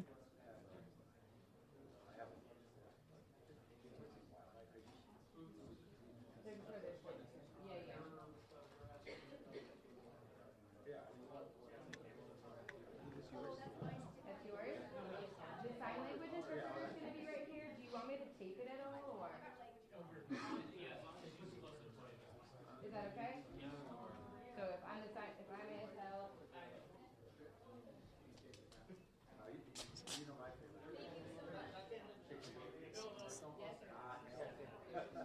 This way? Okay. I'm gonna put that down. Just make sure it's pulling it closer to my. You guys can lift it if you need. I'm just trying to help. Okay. When falling is like my worst nightmare. Okay. No. Okay. And then this is your camera. There's gonna be some speakers just standing off to the right here. They're not gonna block you, right? Yeah.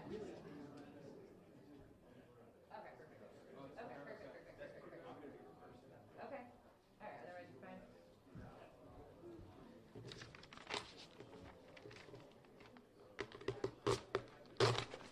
Sorry, guys. Come on.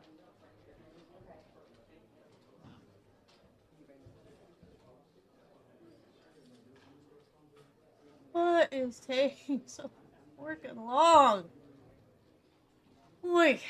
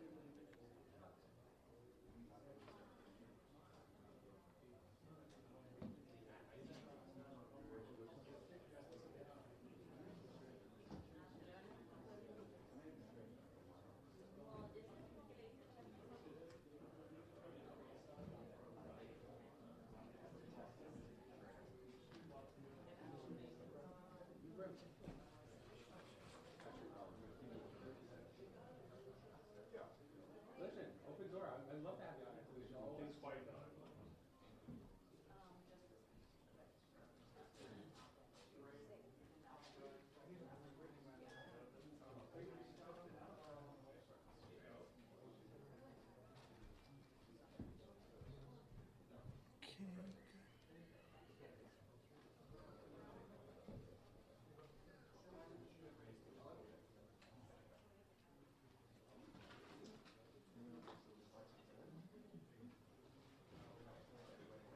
Damn it, Christmas, this is insane.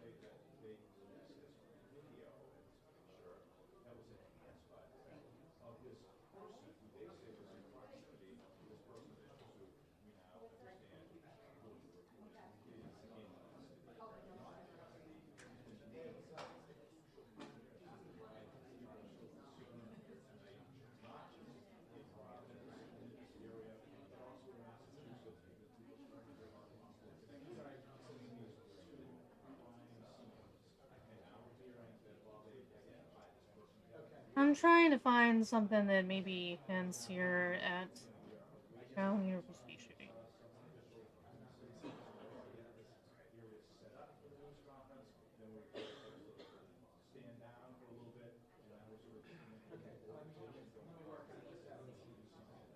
Yes.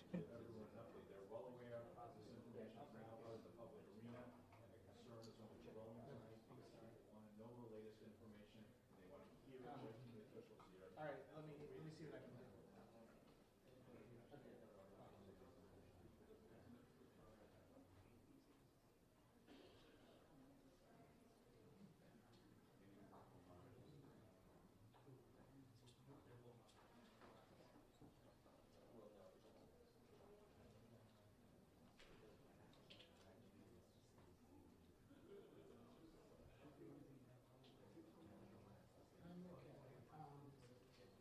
Right, so the answer is no.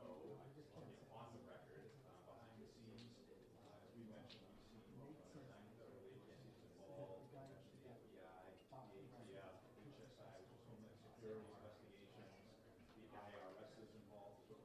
Yeah, can we just go to the archives and get some of the that's all. Surrounding communities. I'm trying to.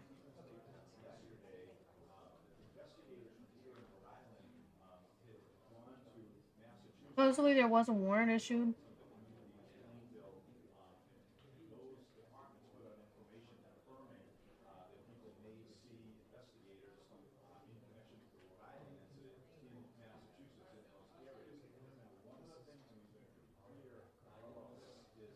Someone trying to say. There's one thing here trying to say he's been identified, but I don't know if that's true.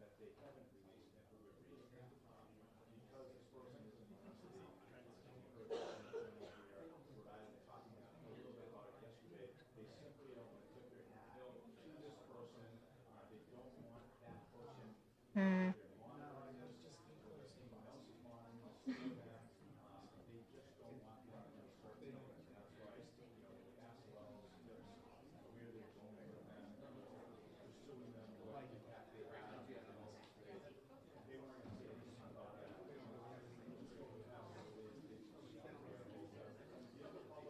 I'm trying to find something here that really confirms that.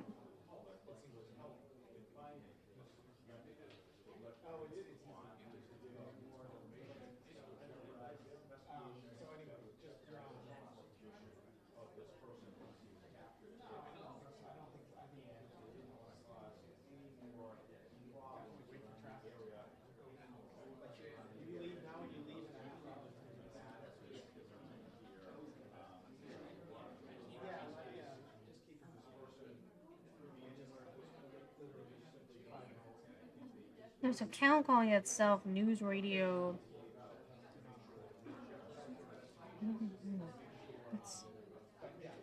I'm not seeing anything from like CNN claiming this. Let me see. Okay, no, wait. Okay. It's just now on NBC.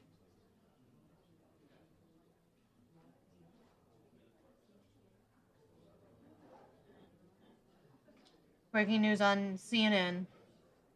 On CNN. Investigators believe they identified the suspect in Brown University shooting, sources say. Investigators believe they have identified a suspect in the Brown University shooting, according to 2 law enforcement officials. The manhunt is in its 6th day, and an early focus on a different person of interest now cleared in the probe may have delayed the investigation by up to a day. And limited school security camera footage around the building at the edge of the campus where the attack unfolded has spurred questions. Shooting left 2 students dead, 9 injured at the Ivy League school where classes and exams have been canceled. At least 75 school shootings have unfolded this year in the United States, blah, blah, blah.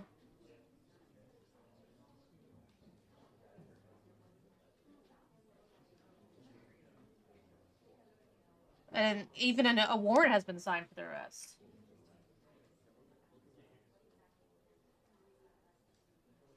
Huh.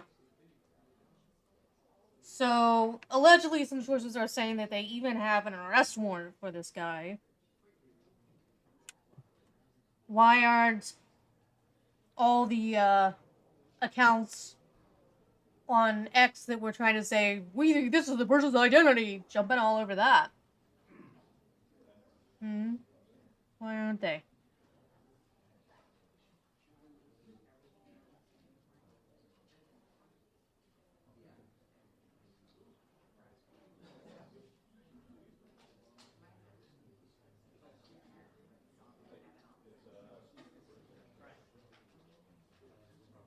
I don't know that they're saying anything about it being connected, though.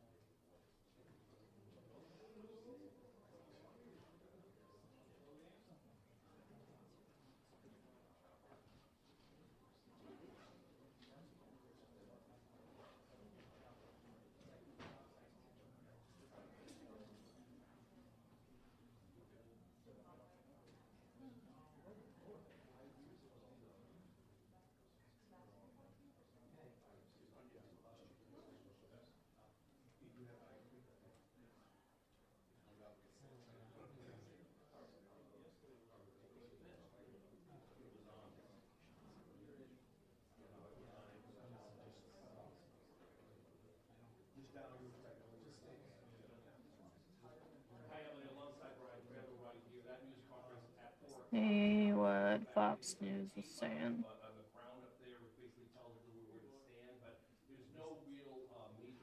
Fox News is saying suspected Brown gunman identified as investigators explore connection to MIT slaying.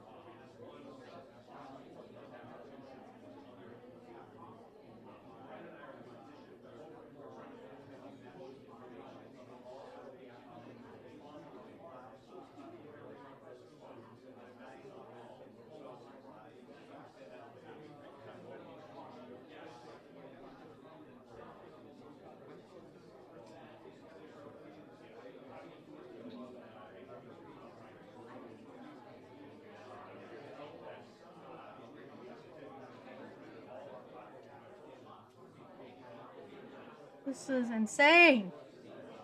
Just do the press conference already.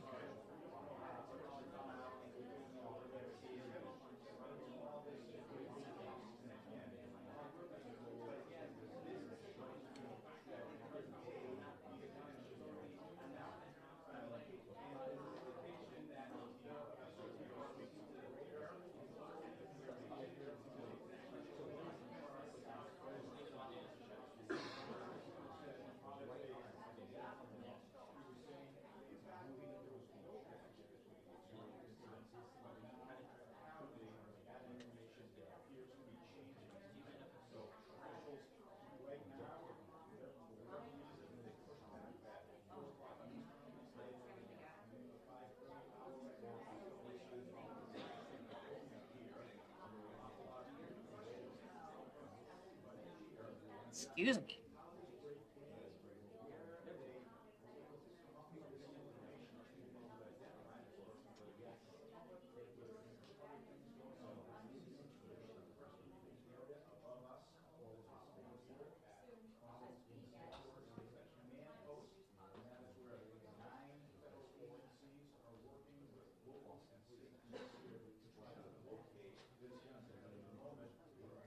I'm gonna have to get up here at some point because Lord have mercy, I've been sitting here for 5.5 hours.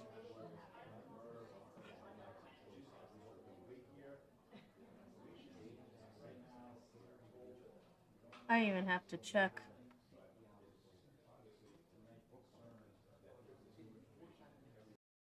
how much time I have left here. We are going to talk about the apparent murder of Rob and Michelle.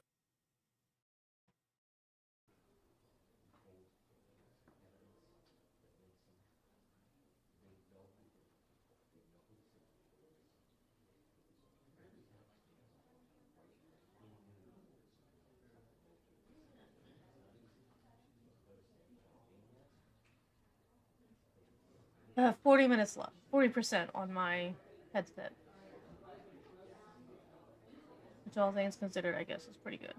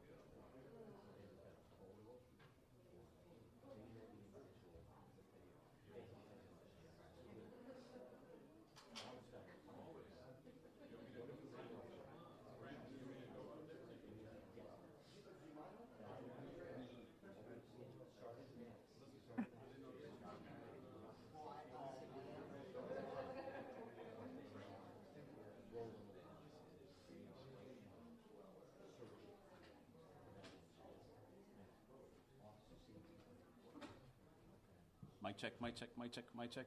You good? Mic check, you good? Still on? Okay, I'll check the battery.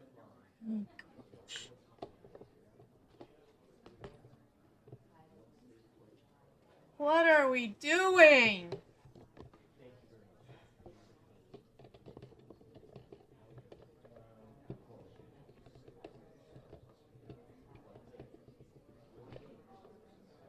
When are we just going to get this thing underway? My goodness. Okay. Yeah.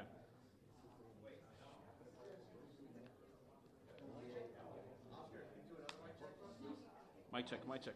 Hold on.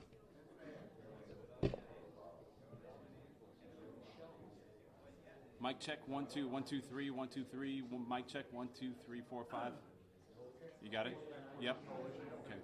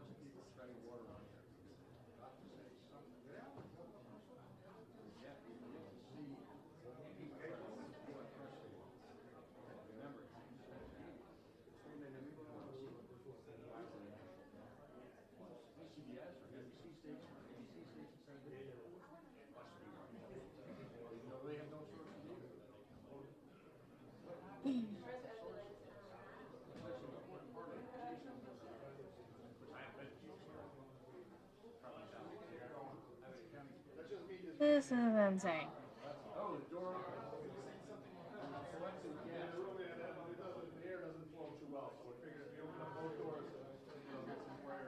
You're just making up for all the time you fuss with your chops. You can fuss it all you want. You're gonna be great. Yeah, there was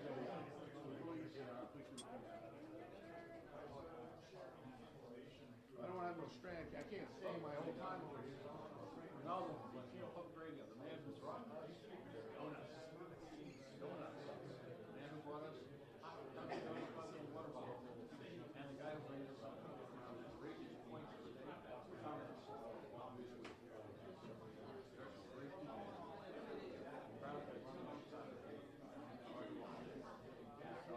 Sorry to put you on notice. I want to do like real before you I want to get up there and we're just talking about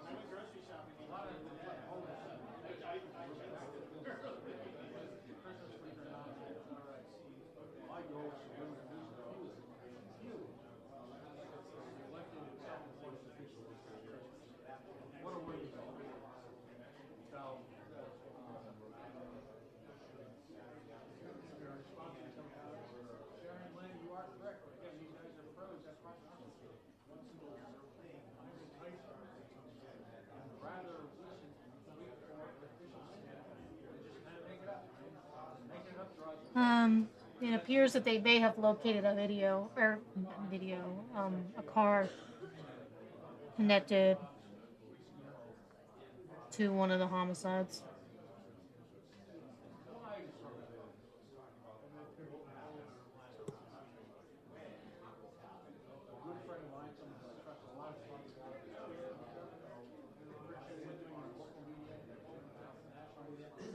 That's coming over a police scanner that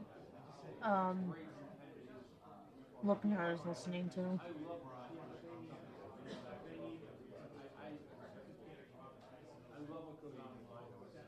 These are the moments where they're trying social media. Social media. Well, you know what? In the absence of hard tools, in the absence of actual communication with your people, we all know that people are going to come up with conspiracy ideas on their own. If you don't tell them the facts, guess what? We're going to run with it.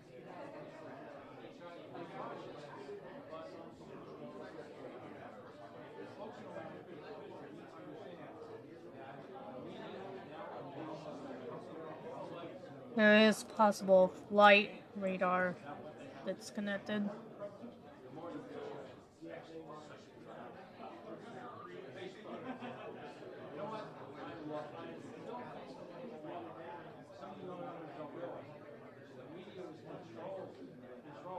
How many reports did you hear about Salem schools?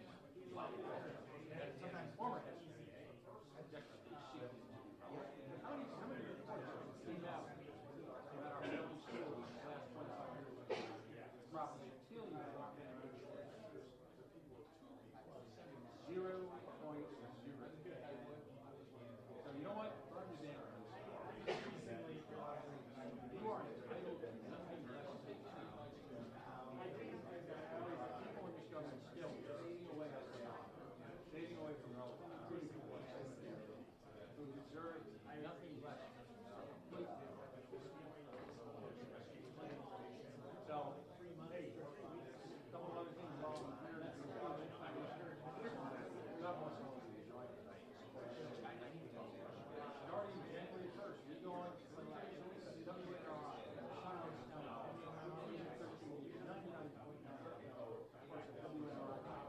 Tuesday, Wednesdays, and Thursdays, 9 o'clock. We're going to be hyper-focusing on the election process. Here's the difference between me and January. I don't handicap elections. I don't care about your fundraising. I don't give a damn about your politics. I don't want to know if you're going to win. I want to know why you're going to win. Rhode Island deserves that type of conversation. Endless stories during the election process. Better decision party, gossip, the polls, making up these worthy candidates who they have raised $1 million. All of this. Now more than ever, we need leadership in this city. So we're going 3 days a week. We hope you'll join us. Live stream on WNRI.com. We're going to be covering all over the state. Not just in South. We're going to be covering every state. If you're an independent candidate, if you're a local candidate, you want to come on and say what you want. I'll come on and interview you locally. If you want to come on there, you can come on there. An open invitation. Running for political office, short of serving our nation's military in times of war, is second most patriotic in the country. Your city, your neighborhood. You deserve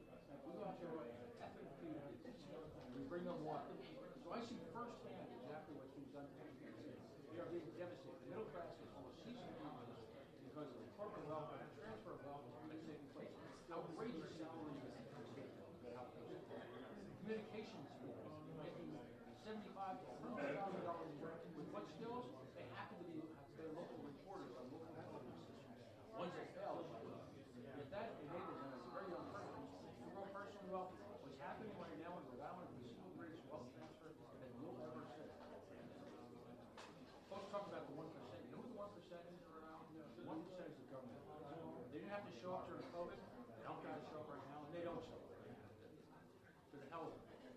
The hell with an organization like CrossFit, which takes your taxpayer money and they lords out $300,000 to $400,000 to help them.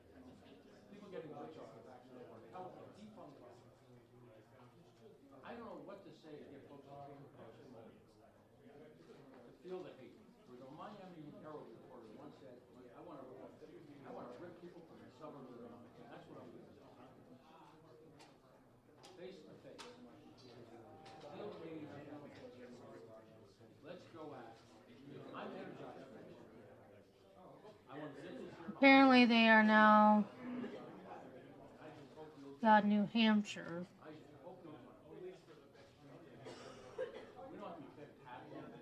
How about some of the stations in Rhode Island who are using covering as news to open national business?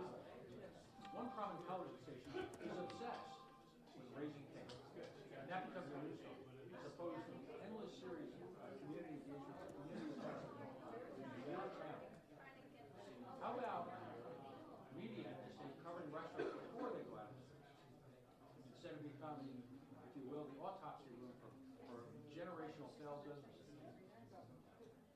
While never drawing conclusions that are so obvious to everyone that the state government is taxing businesses like that. What makes Rhode Island different from anybody is that we've still got, we're clinging to it, but we've still got a small business community. Our restaurants are local.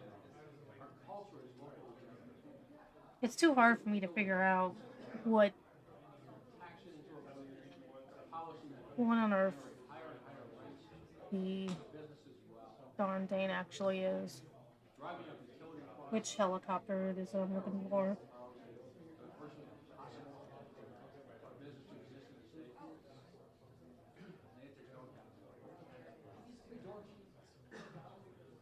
I guess the latest rumors du jour are that the vehicle in Salem. How am I doing? Am I as good as these big media types? They are extending their search to New Hampshire, according to some reports. What is he want? What are the questions that you want? All I done what you want to say.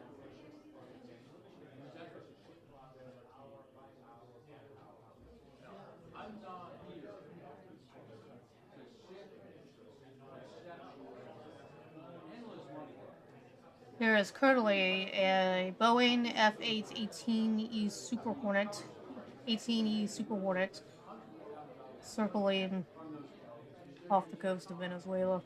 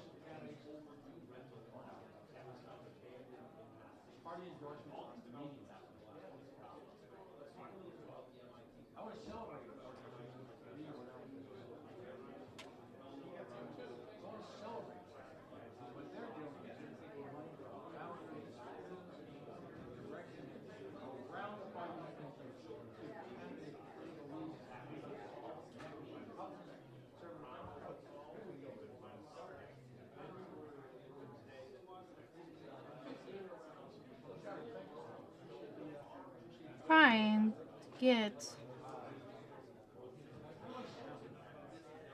this stupid thing.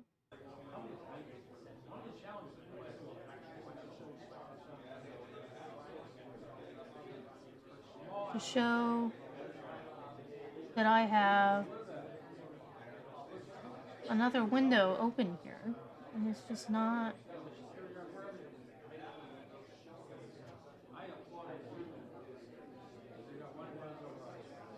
We go.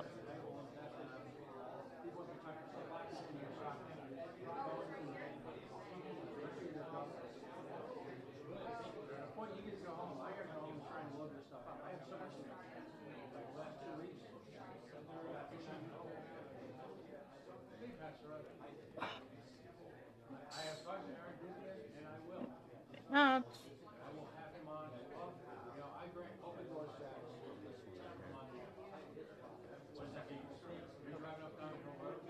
Okay.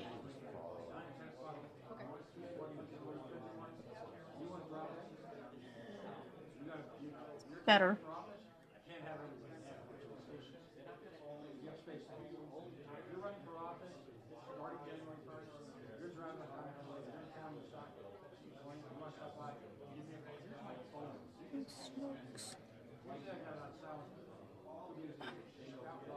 Not.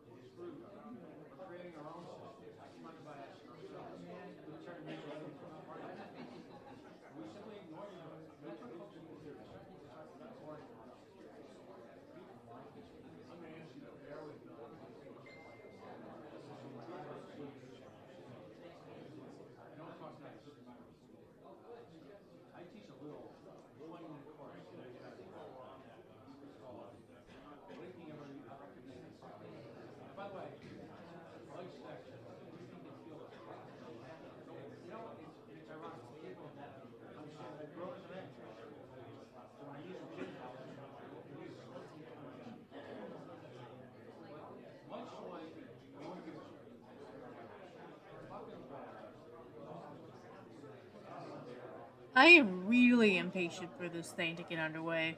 Come the fuck on.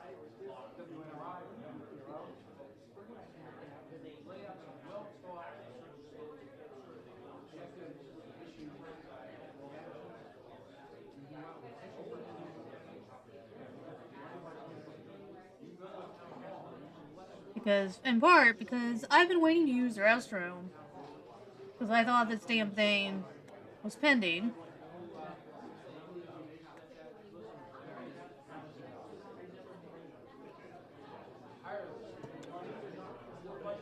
But, fuck it. I'm gonna go use the restroom.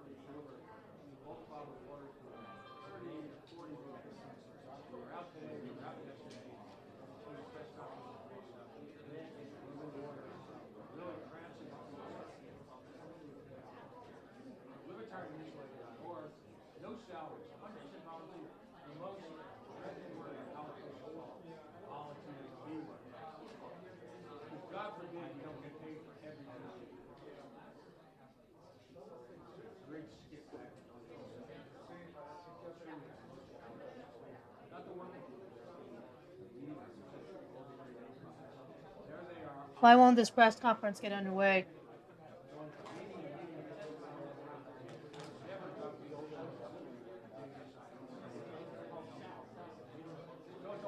I want to see if there's any live chopper footage that he's not showing us.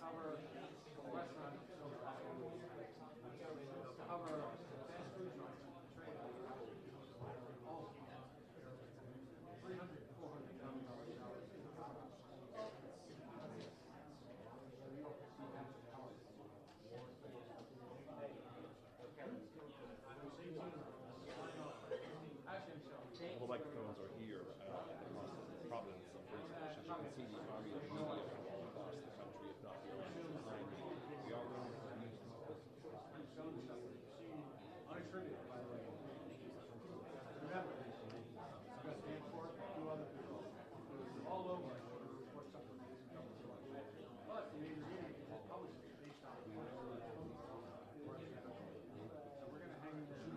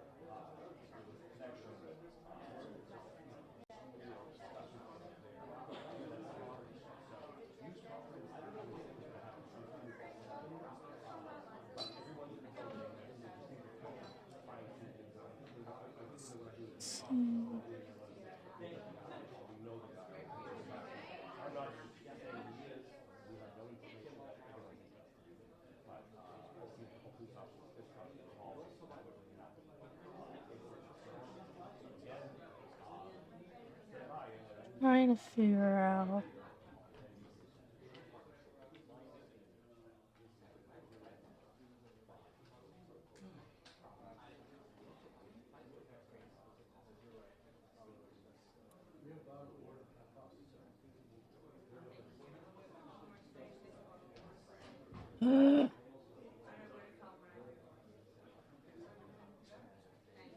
Oh my god, I hate trying to have stuff on 3 or 4 different screens.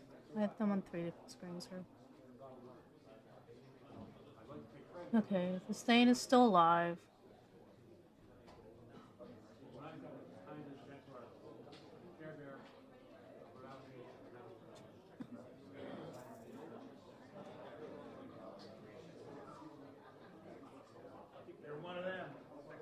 Good Lord Almighty.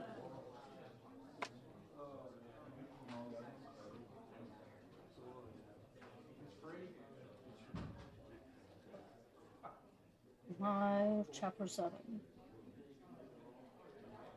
Right there.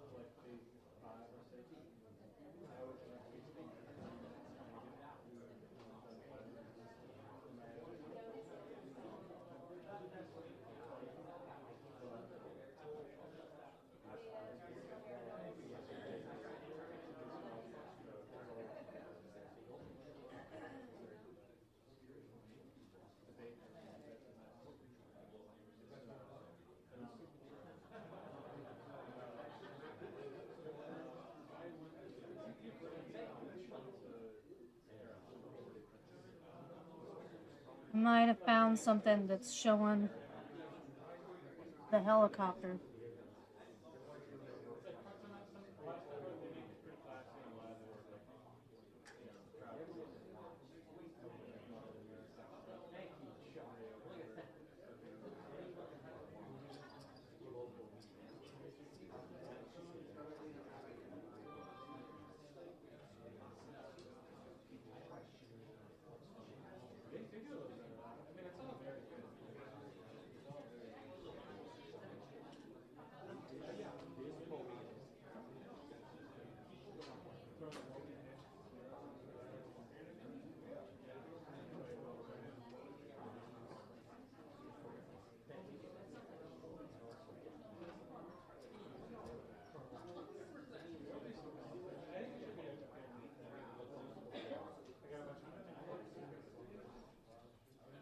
Well, no, they've gone back to the same stupid thing that we're looking at.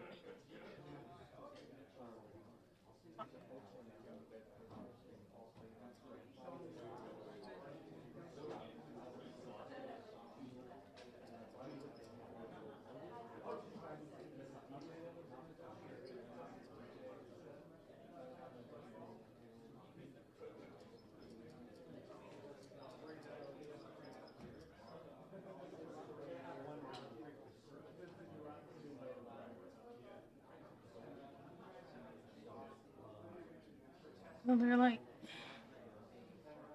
going back and forth. It's super annoying.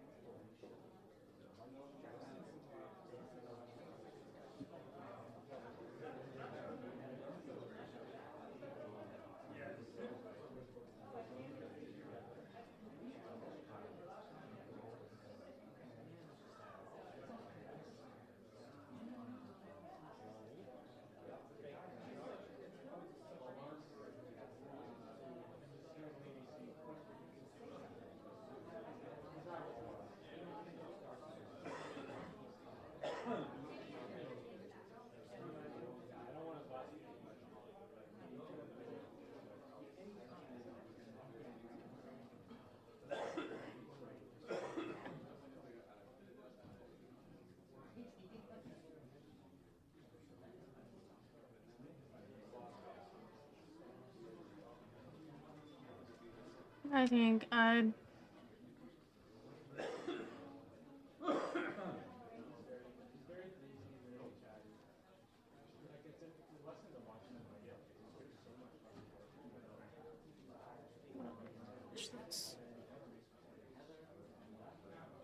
I said to myself, this man is.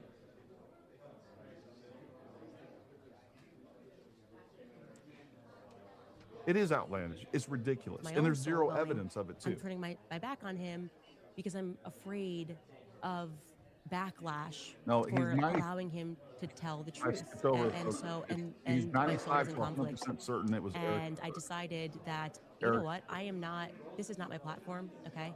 I genuinely believe this is God's platform. Let me just cover that. Apologize. I can't imagine somebody else from her past. That person matches who I saw at Fort Huachuca in the lobby the night before, and she was with that man in the lobby, and that man, he was present at that meeting.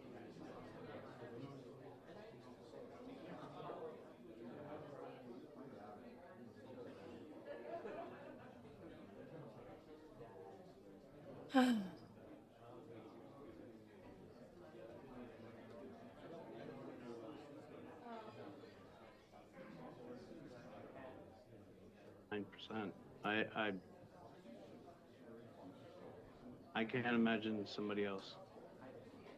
Okay, so what I'm going to say, because obviously that's very explosive, and it's one of the reasons why I wasn't sure if I wanted to have you on. I'm going to be honest with you, because Yeah, you shouldn't have. All right, let's get back to where we were. from Las Vegas, I don't know why these things happen to you or why they happen to me, but I know that my prayer was very intentional that night, that I received that email. So I'm going to allow the internet to hear your testimony, hear what you think. And I also want to show them a picture, because we did look through some congressmen, and I didn't tell you where they were congressmen from, but there is one that you thought looked familiar. And I am going to show that picture of him now. This is, and Skylar, someone's got to get in my ear because I'm blanking on his name. Mark Amodi. Is that right? Mark Amodi from Las Vegas, and you thought that this could potentially be the congressman that you saw on the 9th? Oh yeah, yeah. That's What the one that walked closest percentage? to me. That's the one that walked closest to you. That's 95. I'm absolutely, after I've looked at it, that was definitely the guy.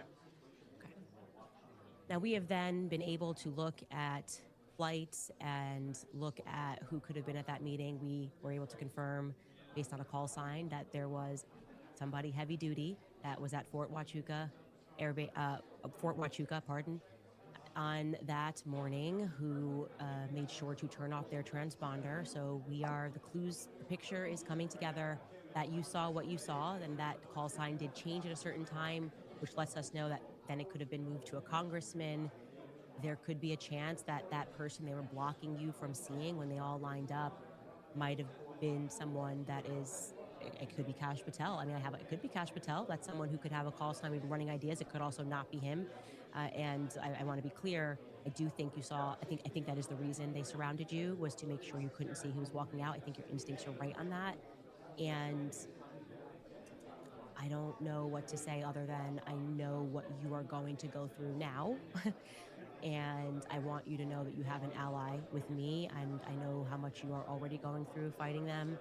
And I intend to help you raise money to go through these lawsuits with the federal government. I know this is not easy. I know what your kid has been through. I know what your wife has been through.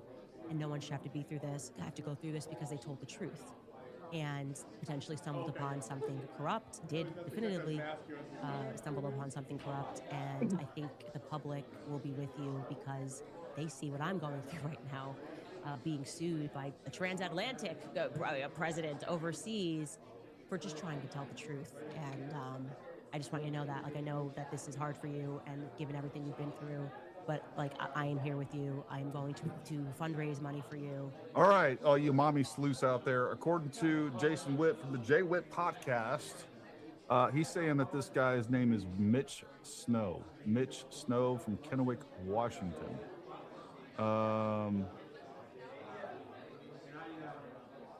Yeah. Well, I have a. I'll show you this. I'll show you this article that he sent to me. I can't confirm it. It's not a picture of him or anything like that. We'll see what we get on that. And I'm here for you and your family through whatever comes next. Oh boy, that's really wonderful. And I've told you that. Thank you. I'd like to see justice. I'd like to see our government being honest again, or some level. I don't know why I was there, or why I got to see what I did, or how I happened to walk in on something. I wasn't there to, obviously I didn't know what was going to happen in the next 24 hours. It seems coincidental that was the number they kept bringing up, and whatever they were doing. This guy might have seen it was important, and they didn't want anybody looking at it. And okay, the military does that stuff. That's what they do. I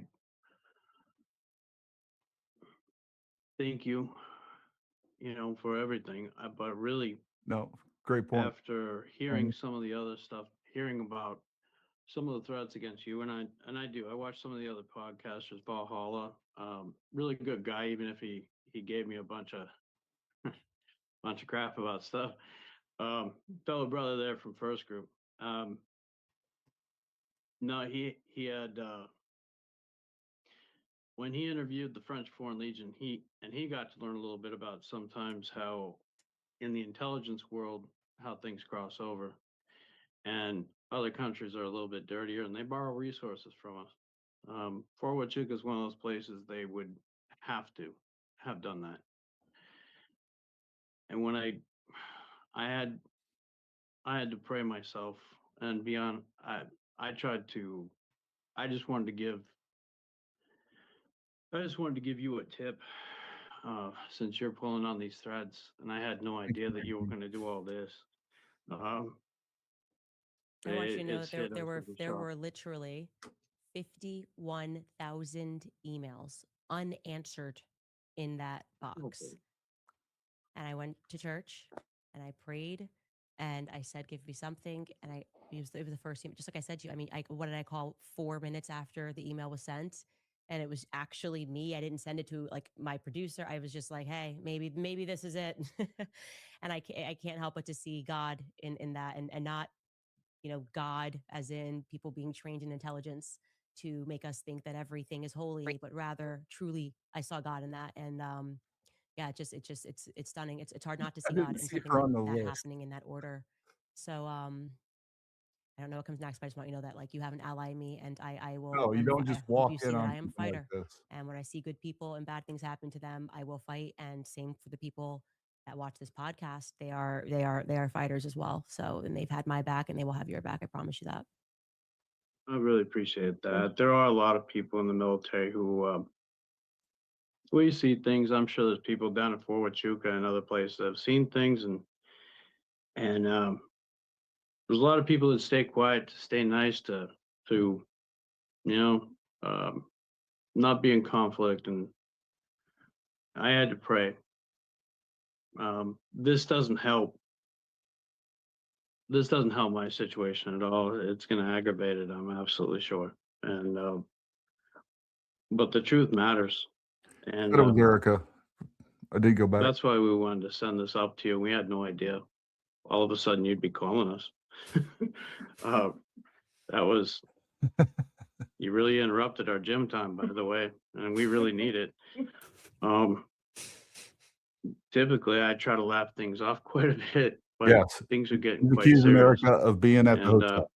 I think Yeah, folks, sorry. I was managing multiple screens there. I clearly didn't put it back up. What he's saying is the person that he saw in that hotel was indeed Erica, the one that he said it was, clearly well-to-do, but trying to dress down. So now we've involved Erica into the entire equation. Baron Coleman At Fort gets it. Huachuca. Baron Coleman gets it. Yeah, he gets it. Keep pulling those threads, and I hope Same you to stay you. safe. And same to you. And like I said, I'm going to put together a fundraiser for you, imminently. So, and this is obviously it's just the first Please, conversation 'cause we're he needs having. mental health. I just want to thank you from the bottom of my heart, not just for sharing what happened, And I do believe you are a missing piece of this. I also want to thank you for your service. I want to thank you for trying to do what our government should Great be doing, stuff. which is stopping the cartels and not partnering with them. And so just thank you for your military service and all that you've gone through. Thank you, Miss Lawrence. Thank you, Candace. Thank you. We will be. Amy says thank you also. She's in Thank the you, background. guys. We will be She's- right back, you guys. I'm going to let Mitch sign off here, and then I will answer some of your questions after some sponsors. Good news, you guys. The Fed dropped rates for the 4th time this year. And if you're a Fed. homeowner, That's Fed slop. no dryness, no cry. I will get together a give, send, go for Mitch later. So here's the deal. Use code Candace10 and you'll get 10% off your order at NIMIskincare.com. Again, that's NI show where I push things that I am selling on the website. But what I'm going to say to you instead is that I will get together a give, send, go for Mitch and his family. Like I said, I've seen the legal paperwork. They've endured hell. They've endured hell. And he's been enduring that hell because he did his job. It sickens me. Our government sickens me. People telling me that I need to worry about midterms when there's just so much corruption that is happening, and good men that are being persecuted while bad men are being protected. So I wanted to just basically say that if you look on my socials, I'll make sure that I get a fundraiser out for Mitch and his family, and hopefully we can help them with some of the legal costs that they have endured. Oh, yes. Erica's Curbster involved. writes, we stand behind Proof. you, Mitch, and your family just Proof. as much as we stand behind. Oh, we stand behind you, Mitch, and your family just as much as we stand behind Candace. Thank you for your service and continued bravery and resolve despite our government not doing the same for you. May God continue to protect you and use you to reveal the truth. I'm sure that's going to make them cry. I know that they were in tears from all the messages of support that they got. Yeah, this is another great point. Even if the story was 100% true, which is not, and it was verified, like there's nothing there. There's nothing there. I mean, we got nothing. And by the way, she started off saying, she started off the original video of this, where she first relayed the story, is she said, and I'll play it in a minute. By the end of this, you will have to, there's no other conclusion you can come to that the U.S. military was involved. And I got such evidence of this, that the U.S. military is going to be forced to admit that they were involved with Charlie Kirk's assassination. First time around when I just shared their story. Madeline writes, thank you, Candace, for keeping me sane these last 100 or so days. I still cannot believe that Charlie is not among us, but thank you for trying to find who really did this to him and for helping us all get through it. Like I said, this feels like there's nothing more important than getting to the bottom of this because the implications are so far reaching.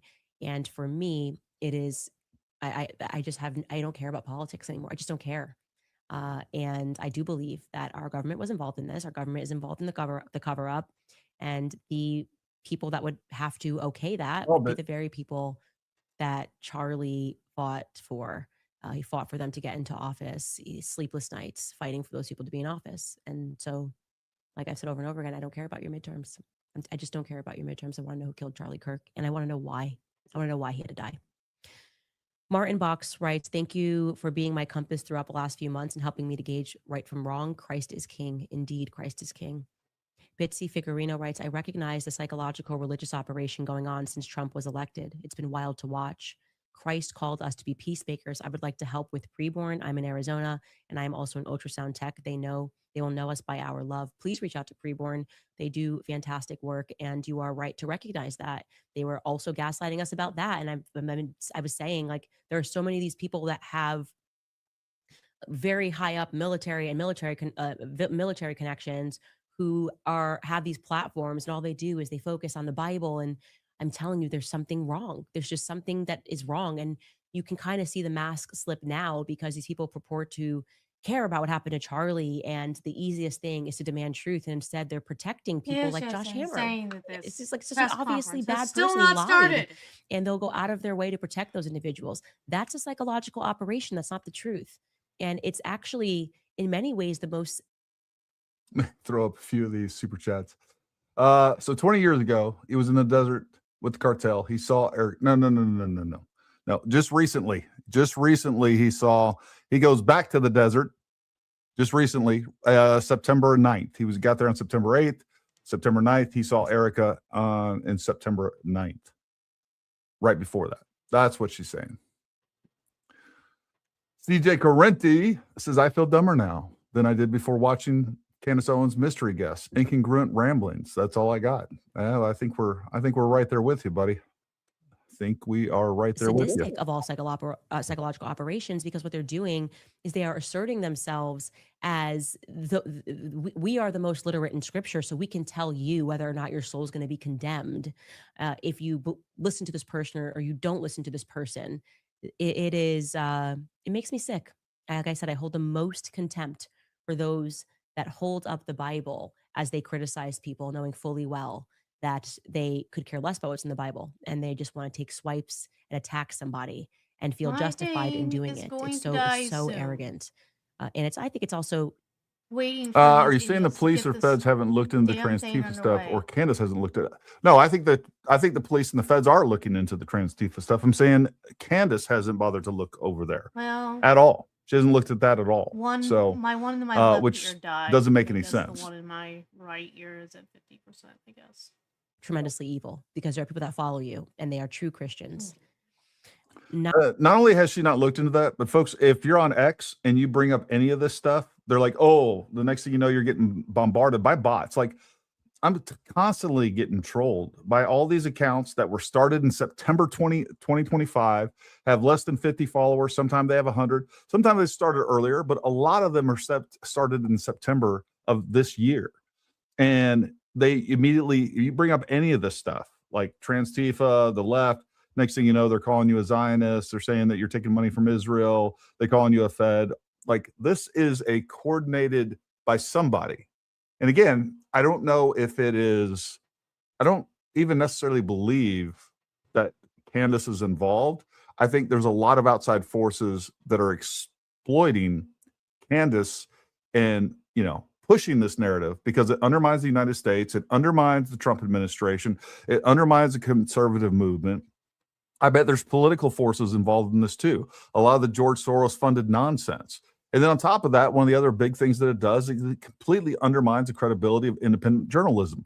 I've already seen where people are saying this is exactly why, people on my side, by the way, say this is exactly why we need newsrooms with fact checkers and, editors. Like, no, we don't need that. What we need is people to tell the truth. And when we find somebody that's grifting like Candace clearly is, for whatever her motives are, I think there's multiple. Number one is money, obviously. The other thing that she has going on is that she's completely spiteful of TPUSA. She hates the Jews. She hates Israel. And of course, she hates France, and she hates the U.S. government. So somehow, and we heard this story of this operation that's taking place. How does the French Foreign Legion come into this? How do we tie in that one Israeli assassin? How was Tyler Robinson, which she says is probably involved, but was never on campus, but he was 3.5 hours away from his home? Like, it's this incoherent, babbling nonsense that she never brings it together. She still hasn't told us, well, who actually took the shot? Is she saying that somebody on the roof took the shot? Is she saying somebody else took the shot? Where were they? Besides having, pointing out people in a crowd saying they had maroon shirts, where's there evidence of any of this stuff? I mean, these are just basic things. And then on top of that, let's just take a look at her investigation. She's never went to UVU. She's never had eyewitnesses on. She's, hasn't ever talked to a lawyer. She hasn't talked to any actual investigators that actually still do this stuff or are retired. Like, all the basic steps that just are common sense that you would take to investigate this if you cared about the truth. She hasn't taken them. This is not an investigation. This, from the beginning or very early on, turned into a smear campaign of TPUSA. Somehow we rope in Israel. Somehow we rope in the French, which she was already, she's under a lawsuit again. She has a defamation suit against her from the Macrons. This is all about revenge, spite, envy, and everything else. And of course, money. Marie Valamar writes, those who have been watching every single episode would not abandon ship. Do not lose hope, but place your trust in Christ alone. The Holy Spirit will bring discernment. That is true. And I think that's what this has been a story of. We all have spiritual discernment, right? We are feeling things on a spiritual level. and we are having people that think they can replace our spirit with garbage and just like, well, enough of us will say this and then it will be true. We'll just keep saying Tyler Robinson. We'll just keep saying the evidence is overwhelming and we'll somehow hijack the spirit. And this time we're saying no. Ivan writes, the more haters, the more we know that you are on track. Go, Max, Candace. Again, guys, I'm going to jump off as we are over time here, but you will be hearing more from me on my socials. I will put up a give, send, go. Let me talk about that a little bit too, because now, Ian Carroll is out there saying, oh, there's no way he was shot with a 30-06. But yet Ian Carroll was just on a live stream on a YouTube channel yesterday talking about how Charlie Kirk was electrocuted.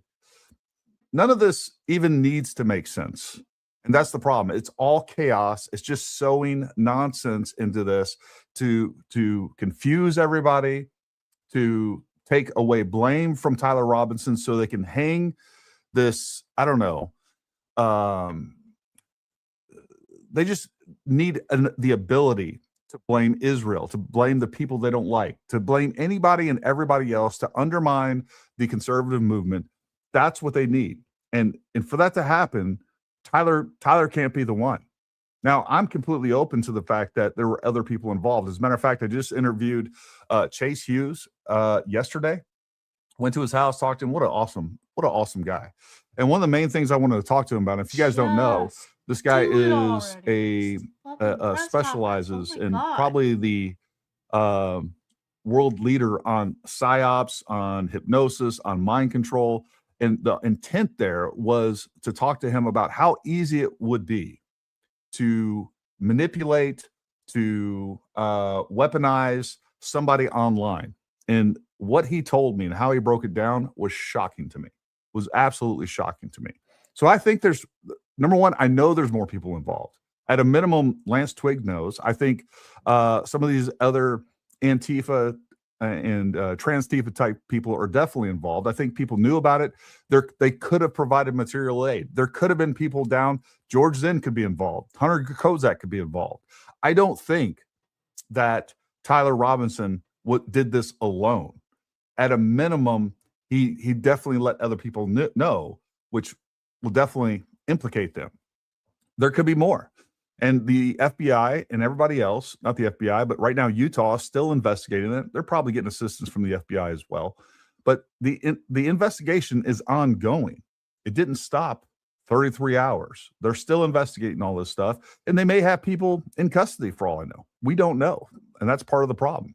But the point is there's a reason why all these people will entertain the dumbest ideas. You want to talk about flying drones killing Charlie Kirk? I'm all over it. You want to talk about him being electrocuted or a mic exploding? I'm all over that. The moment that you bring up the evidence that Tyler Robinson was indeed the shooter on that roof, Fed slop, Zionist, all the things, right? So that's what's going on. There is mass confusion being seeded into this entire conversation, and they will reject anything that makes any sense whatsoever so they can feed you a bunch of nonsense and keep you confused. For Mitch and his family, we will obviously be giving in a big capacity, and I hope that you guys will join me in doing that. We'll see you guys tomorrow.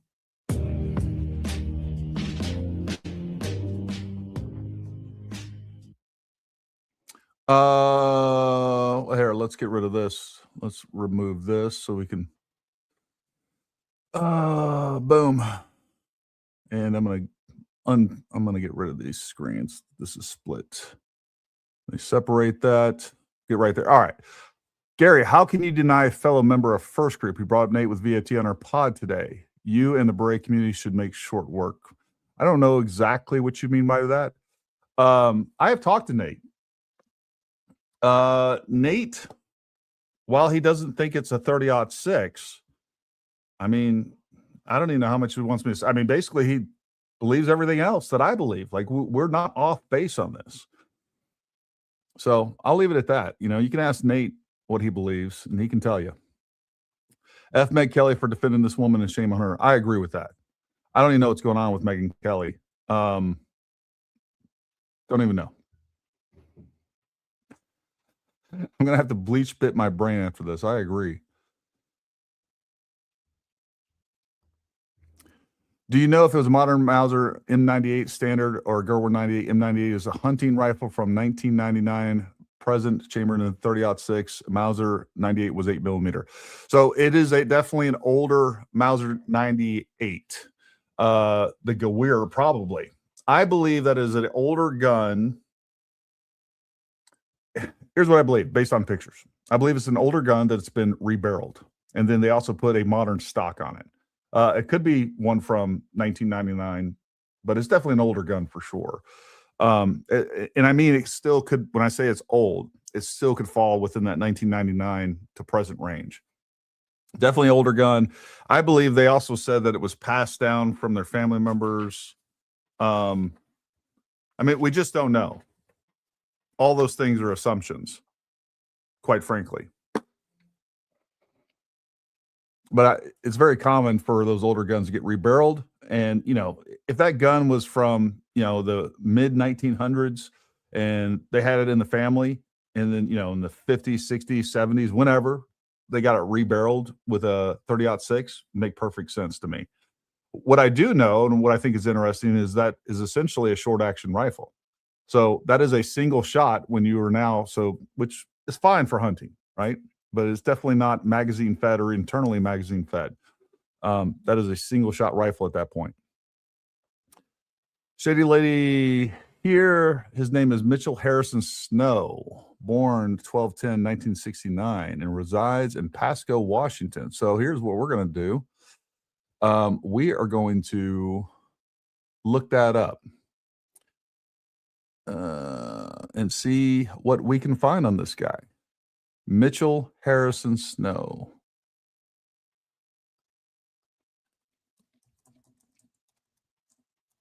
Thank you for sharing that information, and a big shout out to Jay Witt over there. Clearly he was able to find this guy.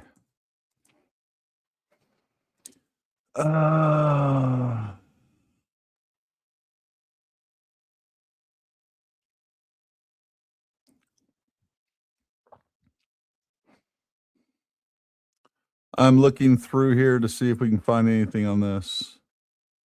If you guys can find some more information on them and provide us a link, feel free to do so down in the chat.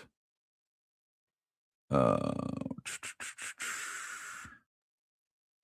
take a little time to find this guy, but that is interesting to know. If that's the case, we'll be able to find out exactly whether or not he was in special operations real quick. Like, you think there's no chance the military was involved? No, I don't think any chance the military was involved. If this was going to take place, this would be a clandestine operation led by the CIA. All right, the military is not going to get involved with this. That's just, there's zero chance that would take place. Not at this a SOTF or a JTF. It's just not going to happen.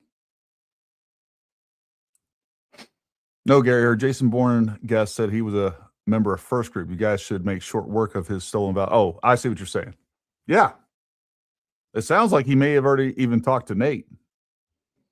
So Nate may already be on it. I'll text him here in a little bit and see what's going on. I may even give him a call, see if he can verify or has verified any of this stuff. I also got some additional links. Oops. From someone that sent these to me.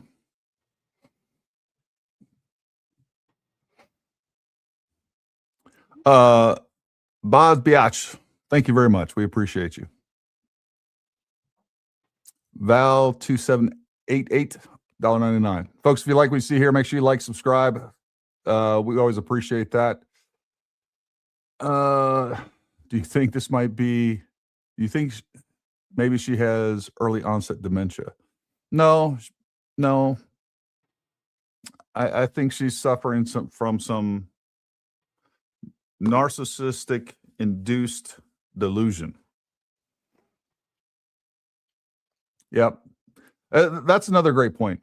Like, what happened to the French assassin team? That's a big story. Did that just go away? She exposed them. They're like, oh, can't do it now.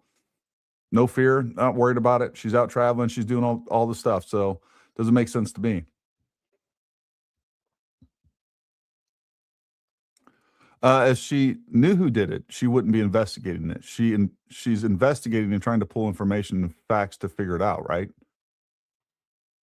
Well, she's not even taking a common sense approach to investigating anything.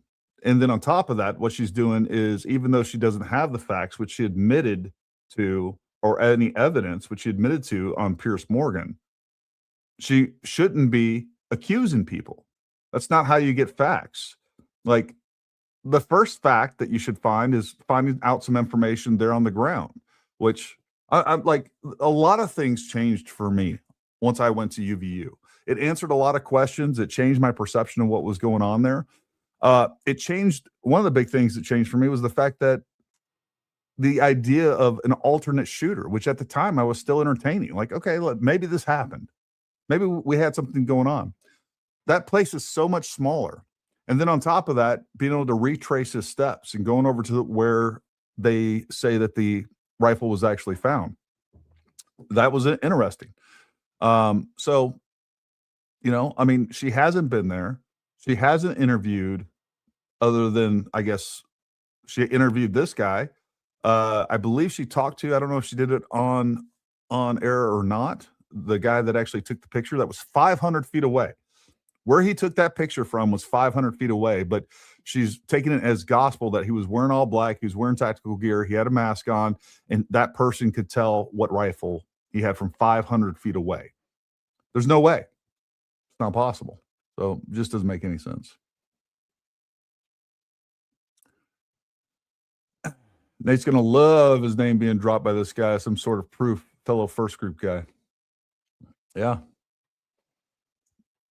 It's Candace cult. It's Candace cult. Her followers are pissed off. That's how you know it's a cult. If her followers really care about Charlie, they would be glad to meet with Erica to get answers. Candace is going to prove us all wrong one day. Yeah, good luck with that. Chase is a good guy. Look, I've been following Chase since I first saw him on an interview with Joe Rogan. And I watched that episode multiple times. It's the only, and I watch Joe Rogan religiously, but I've never been able to watch one of his interviews more than once. I've never went back and rewatched something. I've watched his at least 3 times, and thought he was a great guy. I've watched a couple of. I got the black lung. I watched a couple of his other interviews with other people. Thought he was a great guy. Meeting him in person, 100 times better than I thought. What an awesome dude. Got to hang out with him. He showed me around the place. Just a great guy overall. Super smart. Are we ever going to get a news conference No, today? she's never Holy summarized. When crap. Pierce asked her, she gave word salad, and he cut her off and said, "How are all these people related to this?" She said, "That's what a conspiracy is."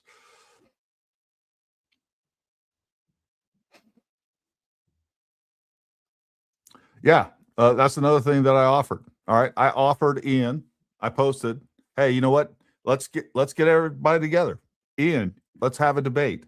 Nate, let's get together and have a debate on 30 out 6." Offered Ian, Nate, Green Beret Nap Time, Anger Tab, and I also offered Chuck Ritter. So all of them would be able to bring in some It might be important context to what's going on. And also, one of the things that Ian is going around doing, saying, "Oh, well, a Green Beret said it happened. But there's no way this is 30 out 6. Nate's the only Green Beret I know saying that. Every other Green Beret I know talking about this is saying the exact opposite. So, yeah, I mean, they are ducking that. I offered we could have a friendly, fun debate, keep it chill, and just talk about it. So far, Ian hasn't taken me up on it. He's too busy talking about how Charlie Kirk was actually electrocuted and not shot. I mean, it doesn't get more ridiculous than that. Candace must have lost all her brains, straightening her hair like her buddy Michelle. Talks so much. Yeah, look, she's going to lose that court case. She's going to lose. I don't even know what they're going to end up suing her for, but it's going to be millions, and she's going to lose that case for sure.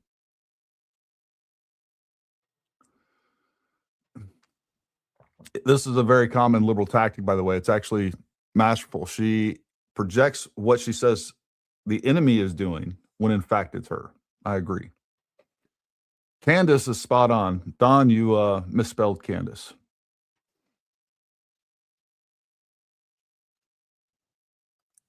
He is a PSYOP expert. He teaches it. He talks about it. He talks about how to spot it. And he had a lot to say about being able to influence someone online, be able to find the right personality type, being able to weaponize them. So, and I was shocked. I thought I knew the answer to it, but I was shocked. We all know it wasn't. See, this is what I'm talking about. The only Green Beret that has said it wasn't a 30-06 is Nate. Logan's Run, you're talking to a Green Beret. All right? Green Beret nap time, Green Beret. He said it could. And here's the thing. What I have maintained throughout this is we just don't know. That's like, we don't know anything about the round. The idea that it's impossible is dumb. All right? We have some really good case studies. We have Martin Luther King. His wound track is very similar. And this is the one thing that I want to put into perspective here. What is interesting to me, the people that are known that are shot with 30-06 and it not have an exit wound, and or a 30-06 ballistic equivalent, which was the case of Chuck Ritter, all of those rounds hit their spine. And I think that's important to understand because the spine is going to be able to absorb a lot of that energy. Think about what the spine does. It's not like a femur that's just going to shatter. Once you hit the spine, there's a lot of flex all throughout the spine. It's obviously connected. The spine is all connected. It's all one piece, but then it's connected through multiple layers of muscle, and it allows it to flex and absorb some of that energy, which a femur is not going to do. It's much more rigid. In the same way that Kevlar, we can take a piece of steel and we can shoot a 9mm at it, and it's going to go right through it. We can take a thinner piece of Kevlar and shoot a bullet at it, 9mm at it. And what happens is that Kevlar flexes and resists penetration. And I think that's what we have going on with this 30-06. And I think that's why this is a unique thing. But again, that's speculation on my part in that we don't know what the round was. We don't know what type of ammunition it was. We don't know the weight of the bullet. We don't know the muzzle velocity. We don't know if there was something wrong with that rifle and or the ammunition, which he could have actually engraved or altered as well, just even the projectile itself. I mean, folks, if that bullet is in the middle of is experiencing an extreme amount of yaw. All right, so bullets fly straight like this, right? Flying straight because it's spinning and it is gyroscopically stabilized. So it's spinning. If it's not gyroscopically stabilized, it starts to yaw. All right. And it can start yawing to the point where it actually starts to tumble. So if we were an extreme amount of yaw and it didn't actually go in point first and or it's actually tumbling, number one, it would produce what we saw. Number one, a much larger entrance wound, because I do think that entrance wound is atypical. And then on top of that, if the bullet is entering the skin and it's not straight, it is going to start to tumble much more rapidly. And on top of that, it's less likely, it's going to dispense more of its energy over a shorter space. And then once it hits bone, like it's going to cause catastrophic terminal ballistic results, which we saw with Charlie. And then on top of that, it's just not going to exit, or it's less likely to exit. But it's all speculation. But what we can say for certain is that the idea that it's impossible for a 30-06 round to not exit is just factually incorrect.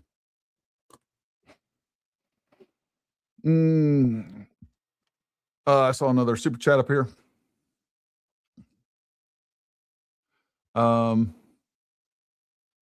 P.S.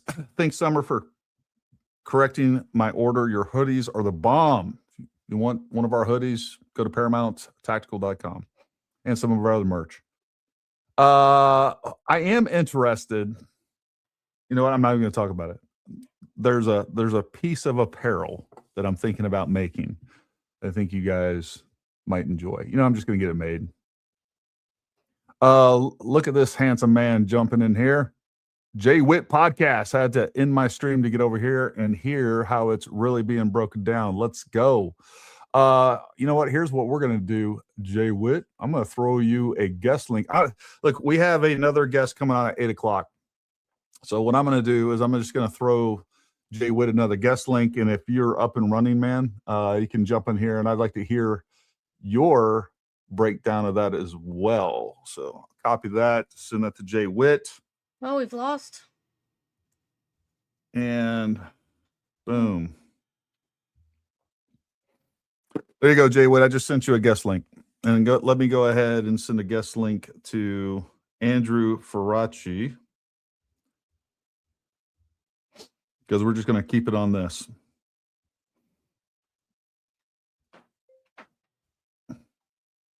And we will have to, we'll hear what he has to say. Oh, look at that, man. Jay Witt's all over, dude.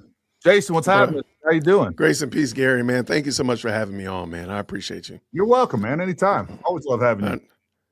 Bro, I don't know, man. I don't know if Candace this week is just really trying to like defeat me with just the complete and utter debauchery and debaseness that she projects. I've never seen this level of unregenerate nature from somebody.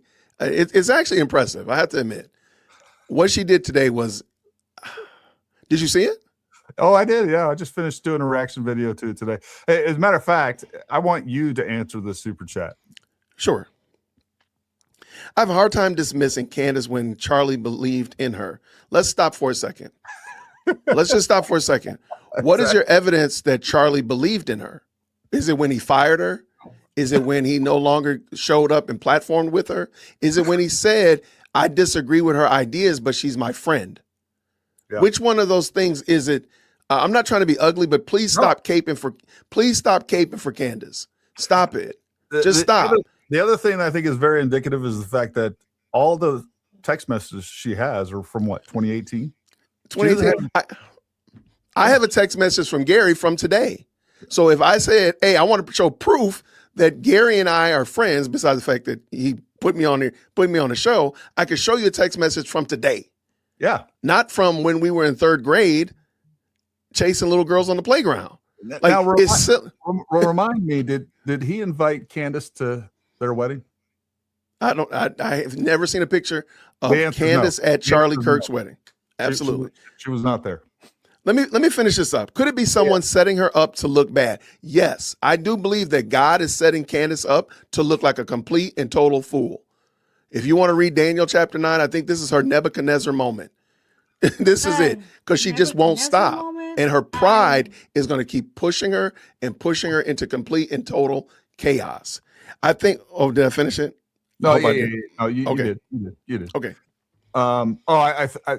This person goes on to say, I think she genuinely cares to find the truth in Charlie. Like everything that she's done. Whatever. Yeah, I mean, there's no way, Gary, there's just like, if you applied this to anywhere else, I don't know much about your family, Gary. Maybe we'll have a conversation afterwards, and you don't know much about mine. But I really do find it, listening to you so far, I'm like, if your friends, your brothers in arms that you served with and such like that, there's no way in the world I would believe that you would treat their wives like Candace is treating Charlie's wife. And you say, oh, I love my brother. I love John. I was really friends with Tom, but I'm dragging his wife down the street with all of these crazy innuendos and such like that about his life. I just don't believe you would do that from what I've gathered from you, unless you're just a low down, dirty person. Most people wouldn't without extreme amount of evidence. Without an extreme amount of evidence. We have zero. And I want somebody to show me the evidence. And as you said right there, you're being fair. If you show me that the bullet was a different type of bullet, then we'll move accordingly. Just show me the evidence of anything that she said besides, trust me, bro. Yeah. Like, what is your evidence to believe this? Yeah. And even going back to, all the things that she's pointed out, whether it's talking about, people pulling SD cards, people having weird reactions under duress, that's her evidence in her mind, because somebody didn't act in the way that that she thinks they should have in an extremely stressful, confusing situation. That is enough for her to determine in her own mind, in her, main character syndrome world that she's built up, that person is definitely guilty. Correct. And it's funny that she talks about the Truman Show, which is a movie about somebody's life being a movie, and it was all scripted, as if we actually live like that. I don't think it's odd that she keeps talking about the Truman Show, because it's almost like she believes your life should be scripted. Gary should pick up that cup, should be for 3 seconds, and then put it down. Oh, whoa, he put it back up. Something strange is going on. But no, like humans do different things. And one of the things also, Candace has Dunning-Kruger effect on steroids. Oh, yeah. If she doesn't know something, she doesn't say, because we talked offline. I admit I know very little about ballistics. And that's why I said, I know everybody. I know Gary's going to be talking about it and looking and say, oh, Gary's on live right now. Let's go talk. Because I know he's going to break this down and explain it. I'm not going to try to explain ballistics as if you don't need to go listen to Gary. Like the real out. I might point you to Gary or something I learned. What was it? The yawn? What did you just call it? Y'all. Are y'all Southerners? Are y'all Southerners? I am Southerner, but it's YAWL, bullet y'all. I'll pull it up here in just a minute. Okay. But y'all, now I learned a new word. I was like, y'all, hey, y'all, I know something, right? But I'm still going to point people to Gary. I'm not going to position myself as if I know more than Gary or more than Green Beret Nap Time or somebody else that I've spoken to, because I know I don't know anything. Candace does not have that chill. She buttoned through like, let me get kind of like Kanye West at the Grammys. Let me get up in here and say something. It's crazy. It is. Well, it's just like I didn't know what a charging document should look like. Like I don't know. Yeah. Maybe like it would normally have timestamps and things like that. So what did I do? I got a defense attorney to come on. There we go. I'm telling you right now, if you haven't watched that interview with Andrea Burkhardt, it's one of the most educational, even outside of this event. But the way that she goes through the evidence, I could listen to her all day. And it's Bullet Yaw. I misspelled that. It's okay. YAW. But I will share that screen so you guys can see what's going on and what we're talking about. We'll share that tab instead. And boom. All right. So this is Bullet Yaw.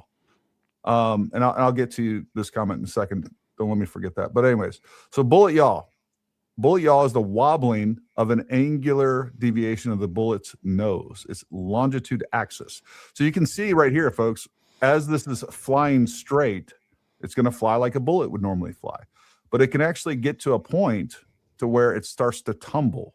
And, wow, either way, if it is not fully stabilized, it's going to yaw to an extreme amount to the point that it can actually start to tumble.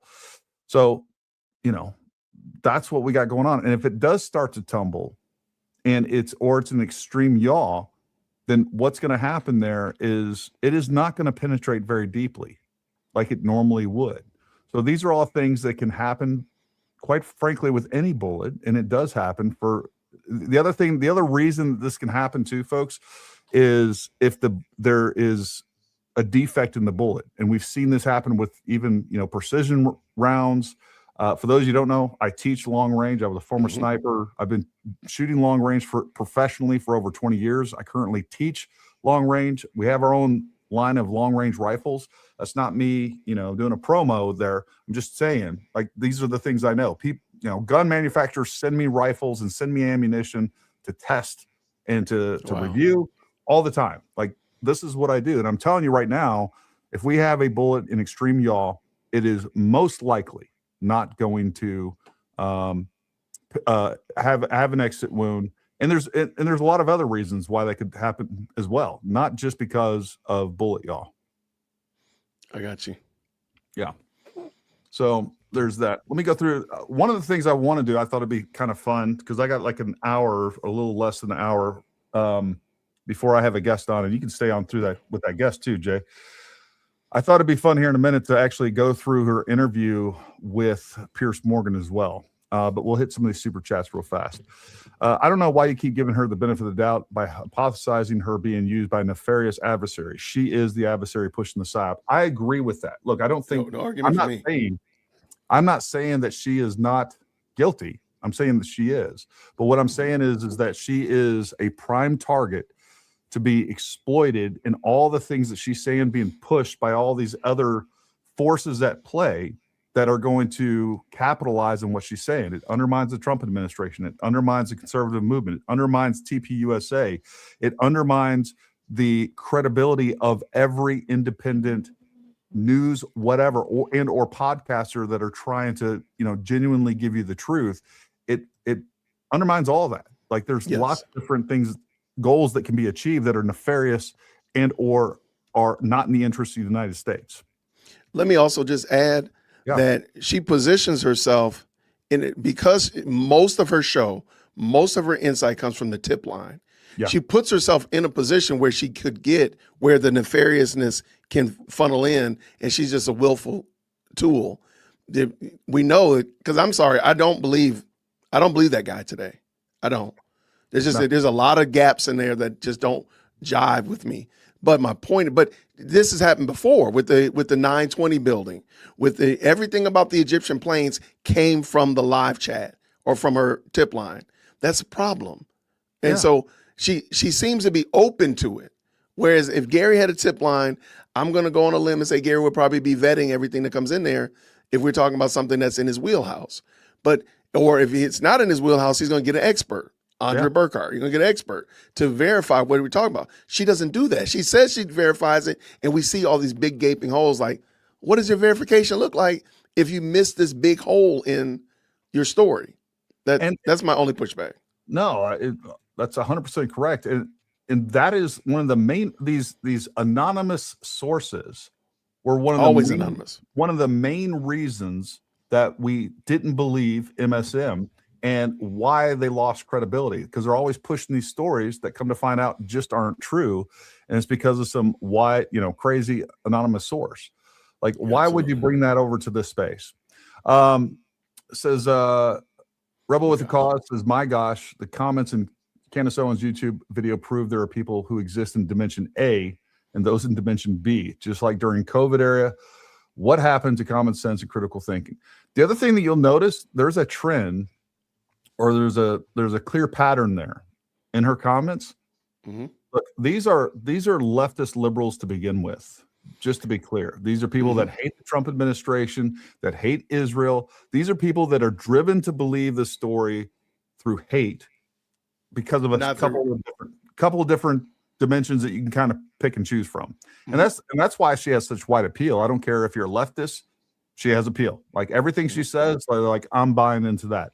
I don't care if you're just a conservative or somebody else that hates Israel. I'm buying into that. There's something for everybody with what she's saying. And, if it's not for you, wait till the next episode. Something will come up that she'll bring up a whole nother element of it. Thank you, CJ. We appreciate it. Shout out. MJM, thank you for becoming a member. Gary, what's the best way to support you? Join channel, buy from Paramount Tactical. All the above. If you want to become a member, great. If you want to go to Paramount Tactical, number one, look, we're going to take care of you. If you need any of the gear that we sell, go to Paramount Tactical. If you choose us, we would appreciate that. I like it. Told you Jay Witt, Candace wasn't going to change. I know a con when I see it. Put peanut butter on French toast. See? You're right. You were doing so well until that last part. Freaking I'm going to take my daughters tomorrow for breakfast, and I'm going to get some French toast, and I'm going to try it. And maybe I'll stream it or something, but I'm going to try it. And I'll report back in a private chat. I'm not going to come online and tell you, but I'll report back. Because if I die, I don't need y'all to see me dying online. So, Melissa Cole, guys, I'm not trying to go to bat for Candace. I'm just trying not to dismiss everyone. Gary totally makes sense as well. I'm trying to give the benefit of the doubt, trying to be nice. That's fair. It is fair. You're stupid. I can't do it because he drives me nuts. Look, I think if you're a person watching and you're going into this with Just good because I faith, know and that it sounds to me like, Melissa, you're he not could damn well get away with it. prone to any kind of Could weird absolutely fucking get away with it. prejudices Conspiracies, right. or trying to even Just like drives me confirm some sort of weird bias. All you need to look at is what she's doing and what she's not doing. And I think it tells you her intent. What she's Correct. not investigating, you know, like again, like if you're not investigating the left, if you're not investigating, you know, some of these trans-Tifa groups that were all into guns There and we everything else. I keep forgetting the name of that one group, but we're going to start into that hard. And the fact that they actually predicted online in several different places that Charlie would be killed at UVU. And she's not even bothering to look in that direction and is pulling from the smallest things and making like benign events super, you know, suspicious. And then taking that and then tying it to, oh, these people are definitely involved. That's a bridge too far for me. That's kind of where fair I'm going with use that. fucking protects Yeah, it. and if Candace even tried to pretend like she was investigating the left, I think maybe we could give her a little bit of the benefit of the doubt. But I mean, she's not even addressed no Muslims, no trans-Tifa, no leftist people have been implicated in the investigation of Candace I Owens. wish she would Only not people on the even right. fucking acknowledge Why does that? it's there. Like, you would not have watched 2 hours of Charlie Kirk and come up with, hey, by the way, the right probably deleted him. Yeah. That wouldn't have been the first thing you came up with. You have to actually cobble this together. You have to make this story work. Because if I just dumped all this evidence on you, Gary, you would never have come up with, oh, absolutely. I'm sorry, it just is.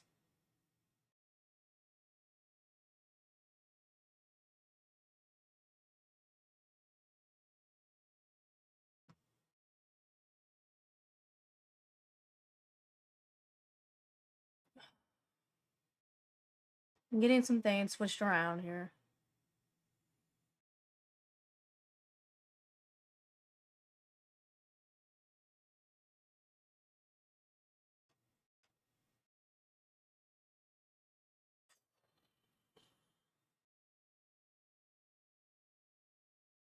You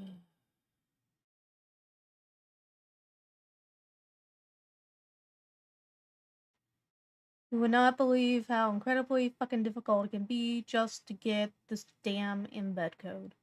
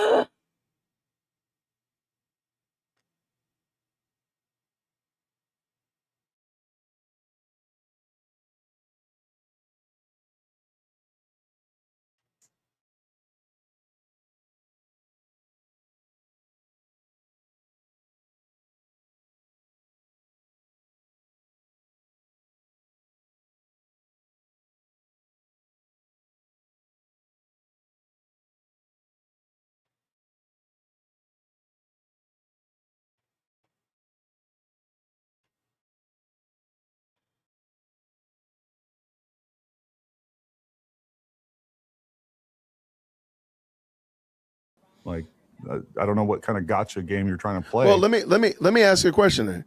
I will show you all of this if you can show me all of Erica Kurt's flight information that the Egyptian planes were following her. If you show me all of that, send it to me, dearwokec@gmail.com. I will gladly get all that information that you ask for without any problem.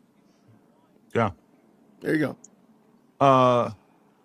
Laura Sampedro, 630. Thank you very much. Thank you for that. Thank you for what you do. Also, thank you for your service. I'm also a Navy veteran. My twin sister is retired Navy commander. My brother's retired Fed. His last few years were in Charleston, South Carolina at FLETC as a weapons instructor. God bless you. God bless you and your brother. Thank you for your service. And everybody out there, I'm wishing it because I'll forget. I want to wish everybody a very Merry Christmas, and I hope you guys just have a wonderful year, and God bless you and your families. Imagine 3 months and that guy was her best option. I mean, that's crazy work. Can you give your assessment about Mitch Snow? This guy didn't seem confident in what he was saying and felt completely off and different from Candace. Completely off and different from what Candace was saying. She was giving leading questions. Yeah, I mean, the whole thing is implausible for a lot of different reasons. And we know it's not true because we know we have proof that Brian Harpole was in Dallas at the time of this. Yeah. So, like, we know that's not true. I think I'm going to go ahead and call BS on Erica being there. And here's the thing, too. Clearly that information was relayed to her during her first episode of that. She didn't include that information. And I don't blame her because it's embarrassing and it's nonsense. I guarantee you Erica is going to be able to tell you, well, I don't know that she will, but she'll be able to tell you people real quick where she was on September 9th. All her evidence comes from a dream. Yeah, I was thinking about that. What they need to do is they just need to lay her down, give her some ayahuasca or some DMT. Let's just go on a voyage and get to the bottom of this thing real quick. I think that would be amazing. Just to support the new PT Congress suit apparel. Right. What's a Congress suit? Is that what you're making? Oh, is that what you're making? No. You said you want to no. make. Oh no, the Paramount Tactical Congress suit is crazy. I got another apparel idea. I'll run by you at the end of this some point in time. I love it. I want you to get your input on this. Gary, the other night I asked, when do we stop acknowledging Candace and her nonsense? And you gave the best response, and you're right. Thank you, Gary and Jay Witt. Fight for the truth. You got to continue to respond to this and put it down until it doesn't exist anymore. That is the only response I think is appropriate, and that's what I'm going to do. And folks, I'm telling you, I feel compelled to do this. I think this is what I should be doing because it is damaging such a wide swath of America. It's damaging so many different areas. Yes. It needs to be done. And thank you, Lucas. You're very, very generous. CIA cannot use clergy or journalists as cover or even talk to them to gather intel. This is banned after the Church Commission in 1977. Yeah, I don't know that the CIA, that being said, I don't even know that the CIA also, okay, if we're going to go by rules, like the United States military is not allowed to do intelligence operations on the American people. All right, that is one thing that they're definitely not supposed to do. That is watched. I know for a fact because of some things that happened when I was in Fort Lewis, Washington, with 1st Special Forces Group.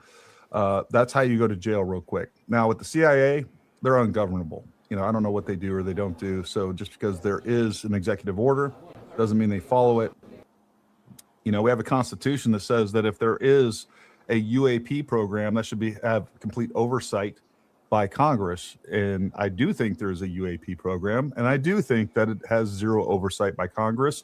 So if they are going to ignore the Constitution and many, many, many other laws that define Congress oversight of any government agency and government oversight period, including the President of the United States, and we know they're doing these type of black operations, which I think there's plenty of proof that they are, they don't care about an executive order. So go ahead.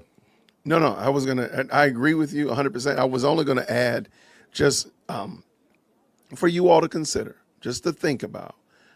If you go back and just listen to some of her episodes, and again, listen to how those tip lines drive the conversations.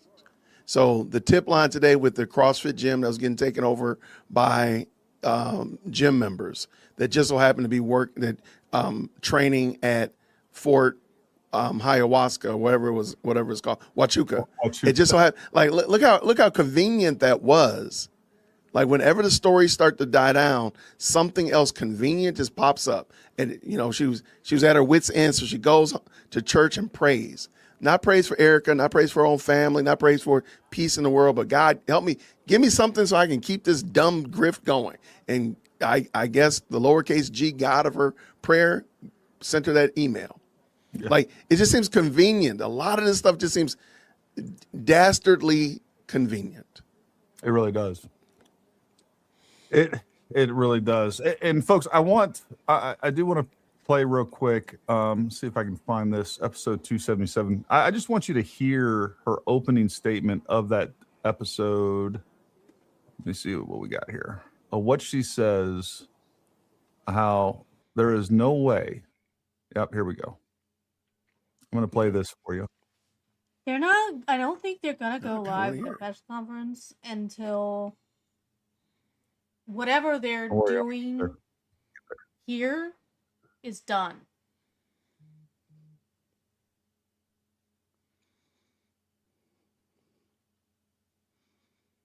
In the lobby, and a young woman, comes down thereafter. Like it's the only thing that. All right, that this really is her makes sense opening. at this All right, you point. guys, Is happy there's something Tuesday. important going on Where to here. begin? Well, in the final days leading It's gonna up affect to what they're gonna Charlie say Kirk's at this assassination, press conference. Charlie was pretty busy, right? He went on a first-time trip to Asia, quite a quick trip, at least a quick turnaround to go first to Korea for a couple of days and then because something was going on back home they didn't want him to see. Well, what am I about? Basically, what she says is, look, everybody had him in Asia, and I assume she means TPUSA. I mean, that's the only that's who directs this travel, right? Or at least has some influence on it. To tell you guys today is going to positively blow your mind. I Mind just blown. cannot see how this would lead to anything other than a full confession from the government about the military's involvement in his Can I stop for a assassination. second? I'm just going to deliver the facts. And Can I interject something? Yeah, go ahead. Do you know what else was supposed to blow our minds? What's that? When she announced that she was being and a hit was put out on her, that was supposed to blow our minds.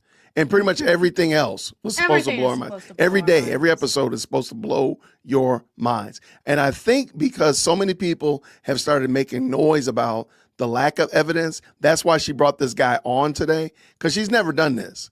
Yeah. I don't think she's ever, during the Macron case, all the way through here now. Now she brought somebody on to tell the story and to bring up some pretty crazy ideas. And I think it's because nobody believes her anymore. You're always selling these wolf tickets. But I just want to point that out. But No. I mean, she does it every time. You're absolutely Every time. right. Like today, I got proof. I'm going to show you the receipts. You never see receipts. What you hear is my sources tell me. and see where they land. Welcome back to Candace. All right, so there, it's going to blow your mind. There's no way that the U.S. government is going to, be able to. Then a full confession from the government about the military's involvement in his assassination, but I'm just going to deliver the facts and see where they. And I think after watching that, which was basically somewhat of a summary of the proof that she provided with this whole thing, like I think most reasonable people would come to the conclusion that, no, it doesn't prove anything, and it's total nonsense. I think if anything, her witness damaged the credibility even further, as far as I'm concerned. I'm right there with you. CIA black ops are heavily regulated. They're not doing stuff on U.S. soil either. Shout out to Phantom. Thank you for the 5, man. Look, the CIA is not the only one that does stuff. They are heavily regulated, but there are many other elements within the government that do operations here on U.S. soil. And just like they're not supposed to spy on Americans, we know that they have been electronically spying on Americans for a really long time. So, again, we don't know what they're doing and what they're not doing. Is it possible that she has early onset dementia? Wow, she ain't right. Scary how many people believe her. How? She clearly has mental health issue. Why would she push so many lies? It's a great question. I don't have an answer to it. I don't. Everyone should also care about the midterms. If they go the wrong way, then we are in even more trouble than we are now. That's true. And I'd like to hear your thoughts on that too, Jay. But, how did Candace become Candace? She pushed conservative politics. She said, hey, all this stuff is just so important. We're losing our country. That's why I started following her. And now, because of this one incident, we're still supposed to acquiesce to the Democrats. We shouldn't go vote. I mean, it just shows me how unprincipled she is to begin with. I agree. I argue that Candace was never a conservative.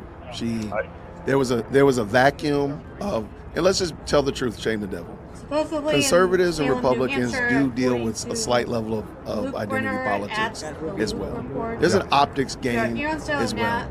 And Candace recognized that there's not a proficient, coherent black female in the conservative space. She saw that vacuum and she jumped right into it. And I believe she's been cosplaying. She's a liberal cosplaying as a conservative for almost a decade. And yeah, it's financially beneficial.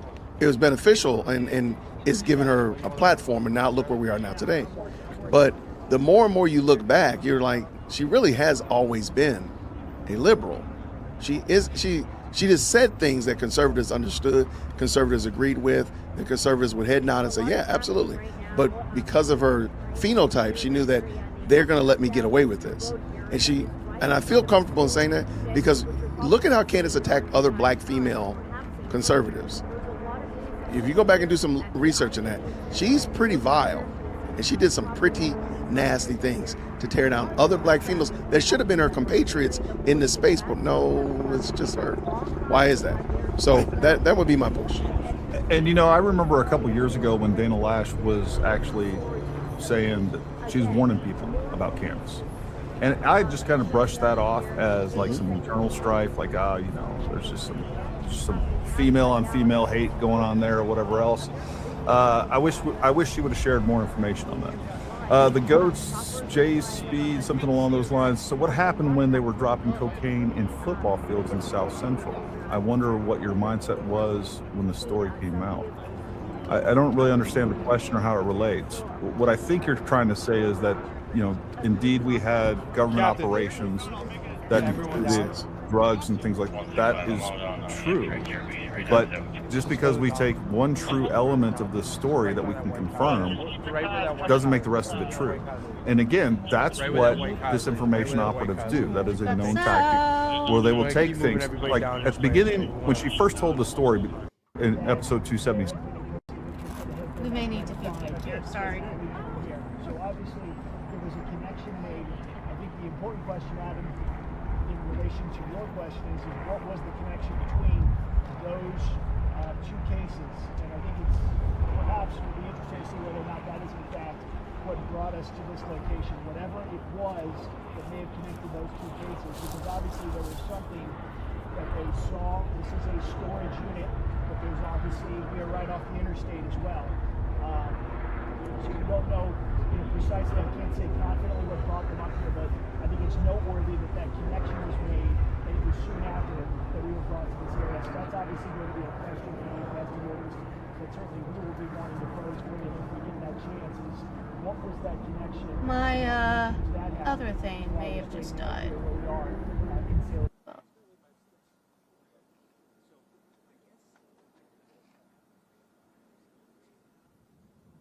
It's at 20%. Dang, nabbit.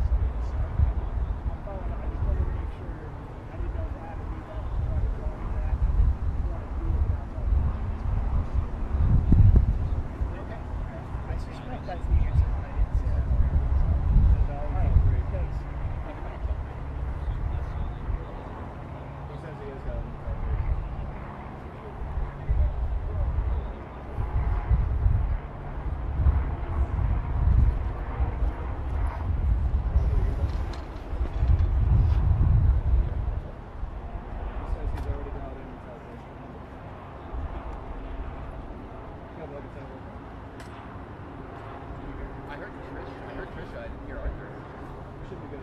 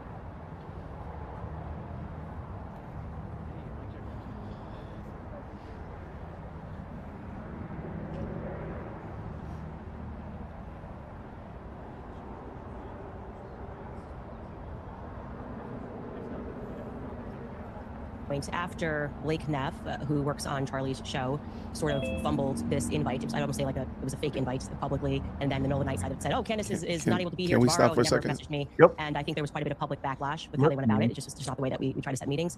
And so what happened after? Go ahead. I think if anybody's watched this, Piers Morgan asked some very straightforward questions.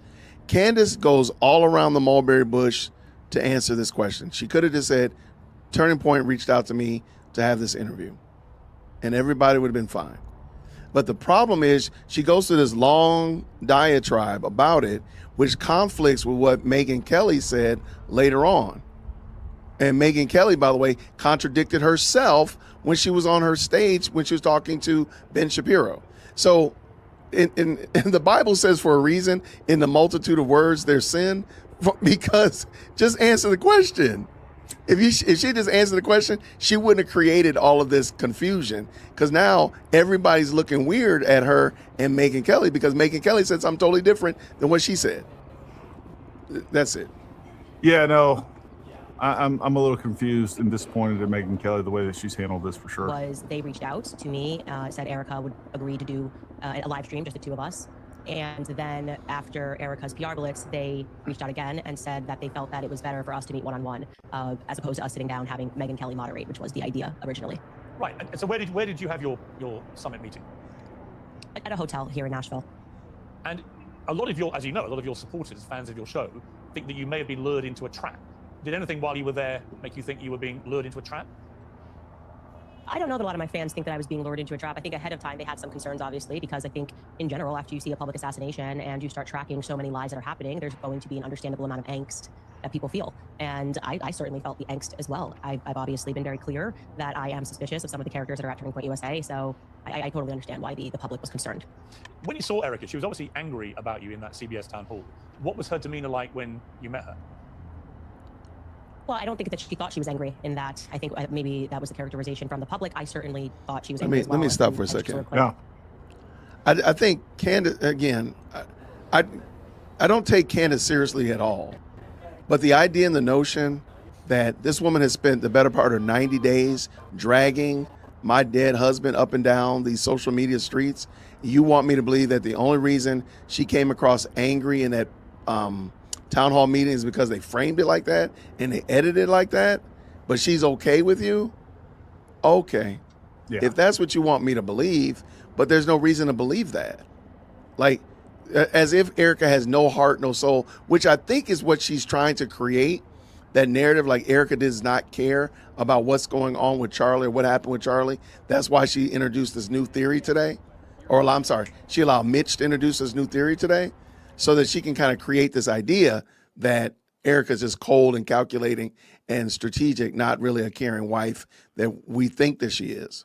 Well, the other thing that she tried to spin too was that Barry Weiss, that Erica wasn't actually mad at Candace during the yes, interview. yes. It was that Barry Weiss, she was mad at Barry Weiss for trying to, basically get her trapped into answering certain questions or trying There to we go. frame a certain narrative, when I think is just absolutely ridiculous on his face.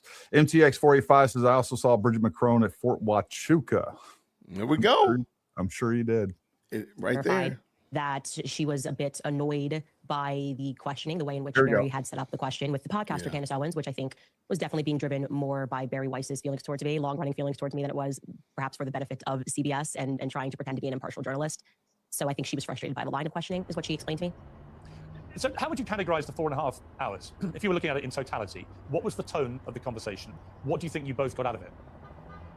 Well, for me, answers to the questions of trying to understand why there were so many turning point lies and why instead of people acknowledging that these are lies, I felt that there was this billion-dollar psychological operation to convince people that Candace is just crazy. These aren't lies. These are made up. And so I was very refreshed that they owned up to the lies. That was a great first step. And I think, what motivates that? Maybe because despite having what I would assume to be the best PR agents and crisis PR agents in the world, we're moving toward a different world where people don't really care. If you are friends with the people at, WME and CAA and what they can do for you, that sort of power is ineffectual in this day and age. And so I think they recognize that, and that the public simply doesn't believe the story that they've been fed, and the psychological operation to convince us not to believe our own eyes or to trust our common sense instincts has failed.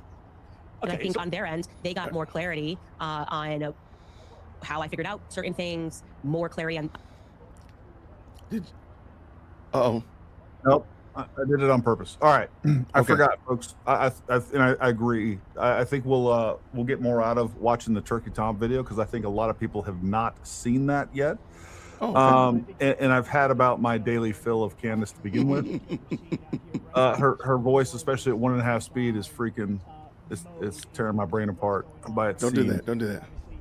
So we're going to go ahead and we're going to play the Turkey Tom video, because if you haven't seen this is information that you've got to have, and the only honest thing to do is, if you're really wanting to know what happened, is to at least have all the information. I think this provides a lot. On September 10th, 2025, 22-year-old Tyler Robinson decided he wouldn't be attending his electrical apprenticeship Ben Shapiro program just at said Nexus it, Technical AmFest, and the College. people At who 8:23, he refuse walked to to his condemn gray Dodge Kansas Challenger, vicious and a attacks, little while later, and he some drove people who are off to speaking Utah here Valley University. 3 are hours guilty after of that, at violence. 11:49, Oh. he exited his car wearing a different set of clothes, a cap, dark sunglasses, and visibly limping toward the parking lot adjacent to the UVU campus. He walked up the parking lot stairs, headed to the Low C Center, and then was nowhere to be seen. Meanwhile, conservative speaker Charlie Kirk was hosting one of his debate events on campus, roughly 200 yards away from where Tyler was. At exactly 12:23, a single shot rang out, piercing the left side of Kirk's throat, sending the entire campus into chaos. Although he was quickly rescued and rushed to the hospital, he only lasted for about an hour when his passing was officially confirmed. To add to the already extremely tragic situation, CCTV footage showed Tyler, then unknown to the authorities, fleeing the scene and successfully evading capture, seemingly holding on to a bag with his weapon in it. Part of why he was able to escape were two people who drew attention to themselves immediately after the attack took place. The first is George Zinn, who falsely confessed to the shooting and was promptly detained, and was recorded being escorted by the police with his pants down, as he repeatedly asked them to shoot him. We don't know if it's him or not.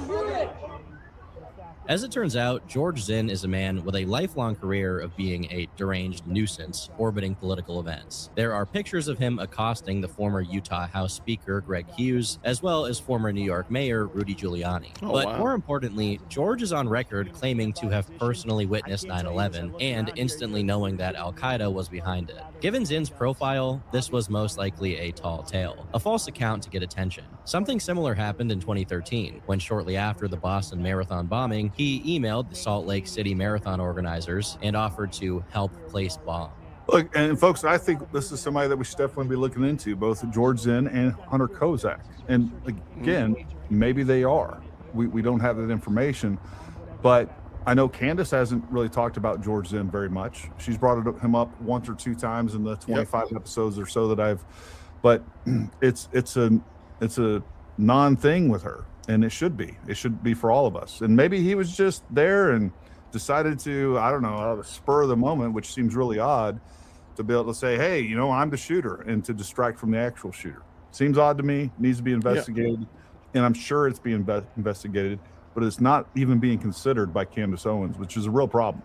Which got him arrested for the threats. Other things noted in his legal records are commitments to mental hospitals, being arrested for theft of services, failure to disclose his identity, jaywalking, and other stuff like that. Due to the extremely controversial nature of this entire thing, George Zinn ended up being massively misreported as being Jewish, a narrative that found its way even to former NFL star Antonio Brown. However, George is actually a mentally ill man of Greek descent, with a Mormon religious background and a history of pulling this kind of stunt. Just a little while after he was detained, they noticed that he had no weapon on him, and there was no weapon discarded in the area he was in, meaning he couldn't have committed the crime. This doesn't mean he was innocent, though, as when the police brought him in for processing, he had a medical issue that led to him being taken to a local hospital. There, he admitted that he did what he did to purposely hinder law enforcement from getting the real guy. And when asked by cops for his phone, he volunteered, but not before informing the police that he had illegal material involving children on it. As if that weren't enough, he then specified to the cops that he was in possession of the material for his own gratification and had a preference for girls from ages 5 through 12. Given this guy already has dozens of previous cases, I hope he stays locked up for good. Another person of interest that immediately emerged following the attack was a man named David, who was reported cheering and chanting USA immediately following the shot. While this man's full name is harder to find than George Zinn's, he actually took to Twitter to identify himself as the one chanting, trying to explain that he did it to draw attention so the security team could escape. At face value, this is extremely suspicious, and although it's unsure if this was the second person whom law enforcement detained, it would make sense given he gave them a good reason to believe he was at least involved with whoever committed the assassination. However, a brief examination of his social media account makes it clear as day that this man too is clearly suffering from some intense delusion. In videos he posted, he suggests that Charlie Kirk was a soldier of his and speaks from the perspective of every major religion, which you don't need to be a mental health specialist to recognize as a telltale sign of schizophrenia. Despite George and David clearly committing obstruction of justice, there is no evidence indicating that they were in on what happened. Yeah, just so we're clear, I'm just going through some of the older super chats.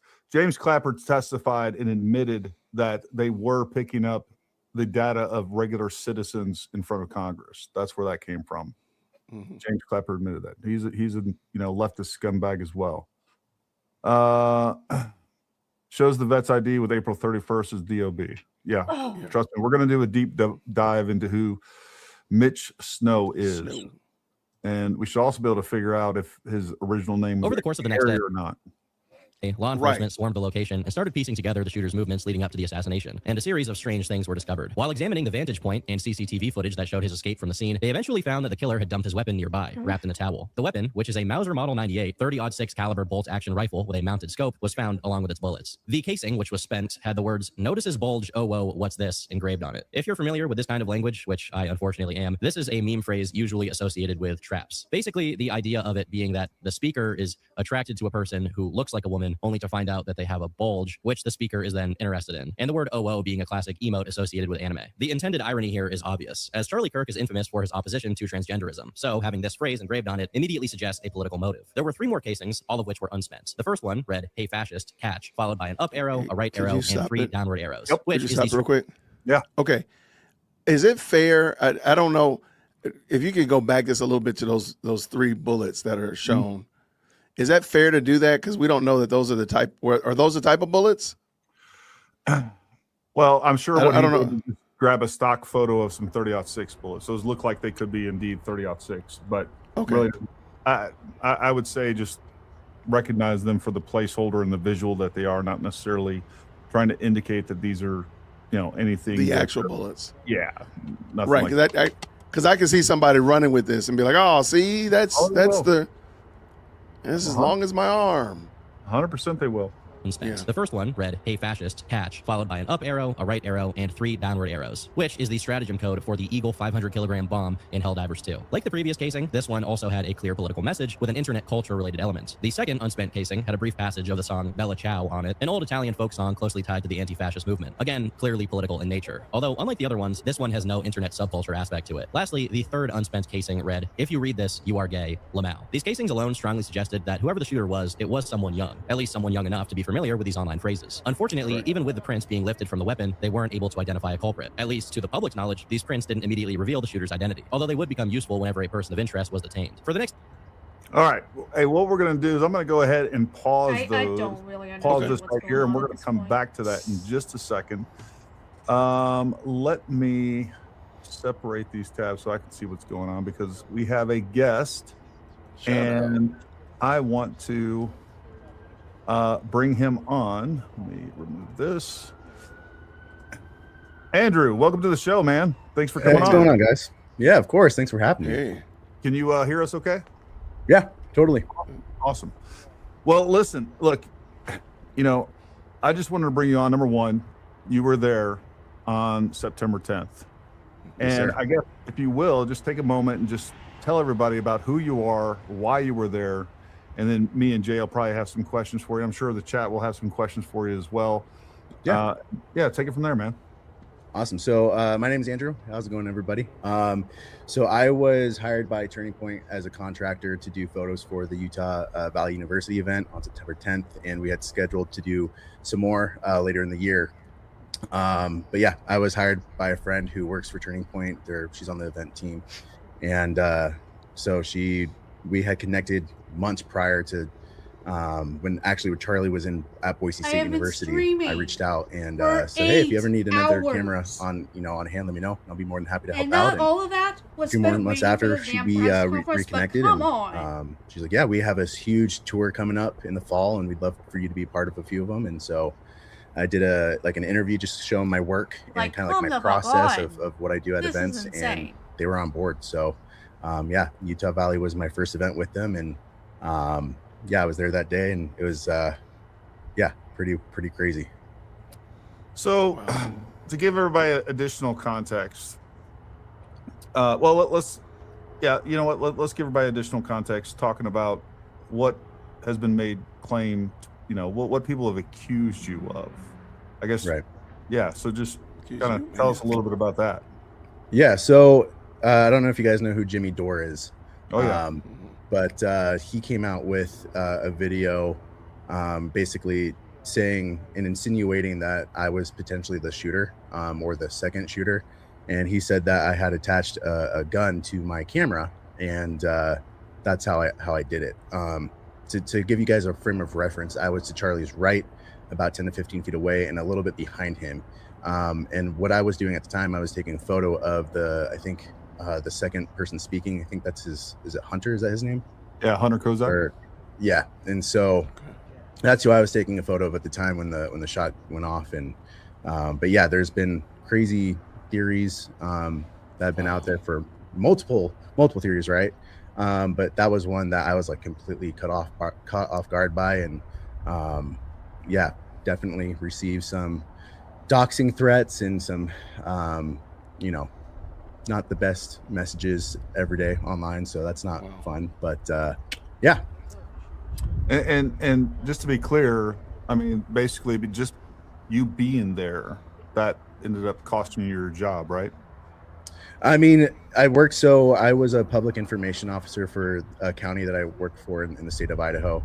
And with a government position, we have to be neutral in everything, right? And so because I was representing the county in a way that was more conservative, and I guess my boss at the time, my former boss, was receiving calls that like I was on TikTok Live and talking about certain things. It was against their policy apparently, and so they had to let me go. So but Idaho's a right for work state, so they can let you go for any. So Sure, yeah. But I mean, as far as I understand, you were basically getting on TikTok and other social media trying to defend yourself, right? I mean, kind of. My first initial video I made about Charlie Kirk was kind of a perspective of like, so I'm a man of faith. My faith is incredibly important to me, and I just thought it was amazing to see Charlie, give the gospel like 5 minutes before he was shot. I don't know how many people in history can say that. And so from that, you had people coming back to church, and you had people, kind of, what is this Jesus guy about? And so there was this moment where a lot of people were finding their faith. And even in my comment section, the video I made ended up getting around 4 million views on TikTok. Like in my comic section, people were, buying each other Bibles and talking about addictions that they struggle with. And it was just kind of, in my opinion, it was a really beautiful thing. So that's kind of where I was going at. And then once the Jimmy Dore video dropped, and people were like, dude, like you're being accused of actually doing it. I was like, wait, what? And that's where like my TikTok lives, I would just talk briefly sometimes about it. And then I would have people come on and say that I did it. And then I would defend myself in that regards. But yeah, that's pretty much what my TikTok was about. So to be clear, you didn't have any guns attached to your camera, right? No, in fact, I have my camera right next to me. This is the camera that I use. It's a Canon R5. Whoa, this is whoa, not whoa, the lens put that I thing used. down now. Hold on now. Hey, Is that thing yeah. loaded? Is that thing loaded? Nope. Does nope, it have nope. does it have an SD card? It does have an SD card in it. Oh, watch out. Oh no. Yeah, and then this was the lens that I used to 70 to man. 200 mil. But I will say this too: when I so I was there for literally a whole day. So I left around, gosh, I want to say like 7 p.m., 8 p.m. But first I had to, drop by the police department and talk to the detectives to hand them my SD card, everything that, I took. And they downloaded all of the raw files right in front of me. They took photos of my camera, of my lens, the serial number, like everything. They were very, very thorough in that. And so, and I was more than willing to help out any way I could. And that actually goes for the rest of the team too. So yeah. So did you see anything, we always go back to Charlie's AV team, and, they secured the cameras and the SD card. There's been much ado made about that while you were there on the ground. And people need to understand, like, you were just hired, you're an independent contractor, essentially working for TPUSA. You're not part of their team. You weren't flown in, like you live there locally outside of Provo, right? Well, so I actually live in Idaho. I live in Boise. So my friend who is on the event team, she also lives in Boise, and we actually flew to Utah together. And so I flew in with them. But yeah, I was just a contractor. And yeah, I mean, I can shed a little bit more light on the whole SD card situation that everybody's, made a really big deal about. So please do. Just take us. So you're sitting in there. You're basically taking a photo of Hunter Kozak as he's talking. Yeah. And I guess take it from there. Let's go from the very beginning all the way through your interaction with law enforcement, your perception of what was going on around you, how other people were behaving around you, all those things. Yeah. So we got to the university around 8 a.m. To help set up, and my job was to capture photos of the environment, people interacting, the students there, the protesters, like anything and everything, right? And the best way that I can describe it was like a college football tailgate. Like the environment was electric, people were cheering, there was constant chants of like USA. I thought it was, it was my first event with them, so I thought it was pretty electric, and I thought it was really cool. In my opinion, I didn't notice anything off that day. There was a time where I took a photo of the entire security team. They just wanted everybody to be included, right, in the photos, and to just have this team sort of atmosphere that's presented within the photos itself. So so I did that from about 8 a.m. to literally like as far as getting photos of the surroundings and the environment like that. I did that all the way up until Charlie arrived, which once he arrived, there's actually video somewhere online where you can see Charlie pull up in the SUV, and he gets out, he goes to the bathroom, comes back, and we're doing photos with him and the university chapter for Turning Point. And so we're doing group photos with Charlie, and then I'm getting photos of him interacting with all the chapter members. And then from there, we go straight to the hat throwing. And so I'm taking photos of him while he's, throwing hats. And in fact, Erica Kirk used one of the photos that I took on her own Instagram, and it was used for those kind of memorial. Now iconic photos of him throwing hats. That was you. Yeah, there's one in particular that she used on her Instagram, and she also used it for the memorial service as well. And so, but I will say too, like, I had not really shown anybody the photos out of respect for Turning Point. I didn't sign a contract with them saying I couldn't or anything like that. It's just, I've had people reach out to me and offer me a lot of money for the photos, but that's just not how I do things. So just out of respect for Turning Point and Erica, I've just kept those pretty quiet to myself. So, but yeah, I mean, all the way up to the shooting, I was originally on Charlie's left-hand side, and just taking photos of him sitting down. Henry, who was the first person to ask questions, I got photos of him. And then once Hunter started asking questions, I just wanted a different angle, different perspective. And that's when I went around to Charlie's right and started taking photos of Hunter. And then the shot happened. And then pandemonium kind of broke loose. So the shot goes off. You're off to Charlie's right. I'm assuming. Yep. You're kind of facing towards Charlie's 12 o'clock, right? Kind of. Yeah, I'm facing it like exactly where Hunter was at. That's where my lens was focused on. Gotcha. Now, when that shot went off, what did it sound like? Did did it sound in the direction of that sound? What did that? It's crazy because like I grew up with firearms my entire life, been around guns, and so it's weird because like the thought of someone shooting at that event was never crossed my mind. And so when I heard the shot, my first immediate reaction was a firework or a firecracker went off.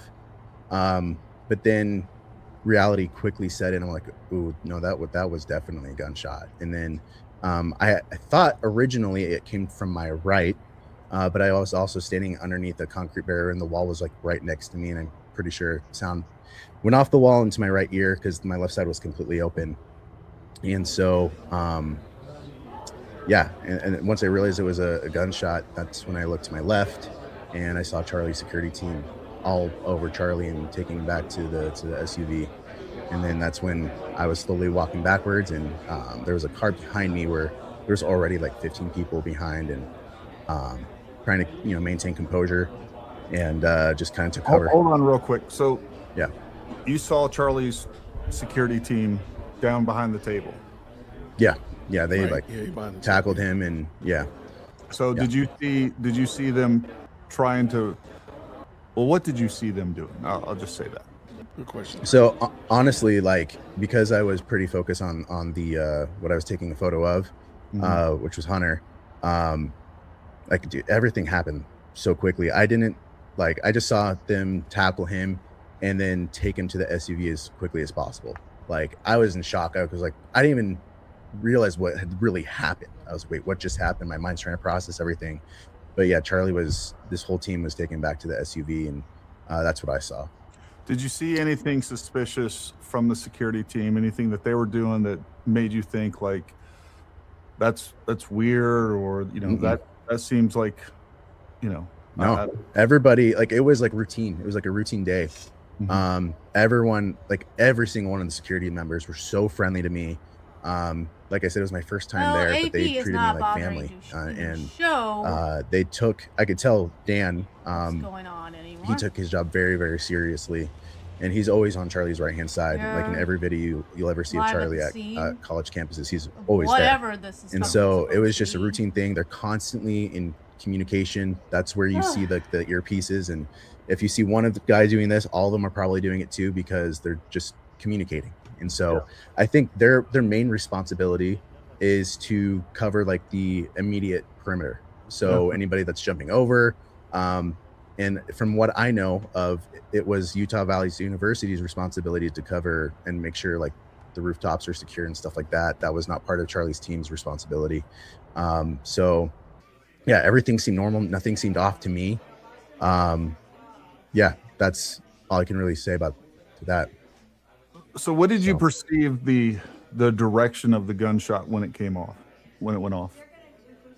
So like I said, it sounded like it came from my right, but then I talked to other witnesses like right after the fact, like once everything started to settle down, and they showed me videos, like pretty obviously graphic videos, and it looked like it came from the right. And in my opinion, when I saw the video, my first thought, I don't want to admit it, of course, but my first thought was there's no way he survived that. There's no way. Just how his body. Go ahead. No, I was just gonna say, when you say to your right, given the way that you were standing, what direction does that correlate?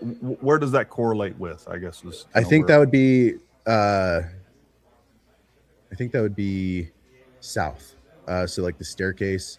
There was like a staircase to my right, because we were facing. I believe we were facing east.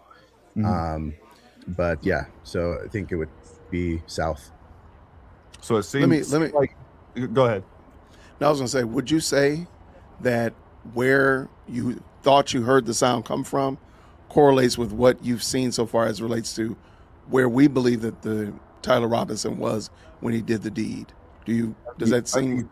I think he's saying. Yeah. Go ahead. Oh, go ahead. I was No. gonna say I think the shot came like from where Tyler was. Okay. In my opinion. Because I don't know the north and south part, and Yeah. so I was like, maybe just to add a little bit more context. Yeah. But no, thank you. Yeah. So yeah, absolutely. But what you are, I mean, basically at the time, let me just throw this up here. Yeah. Basically, what you're saying is, let me get to that page. You felt like at the time it sounded like it came from over here by the staircase. Yeah. All right. Fair enough. Yeah, I mean, sound definitely. And the other thing too, like what's really hard to tell from this, everything is so close. And let me ask you this: would you agree that if there was a gunman over here by this staircase, that there's no way that he wouldn't be seen or heard? Correct. I mean, security had that covered too.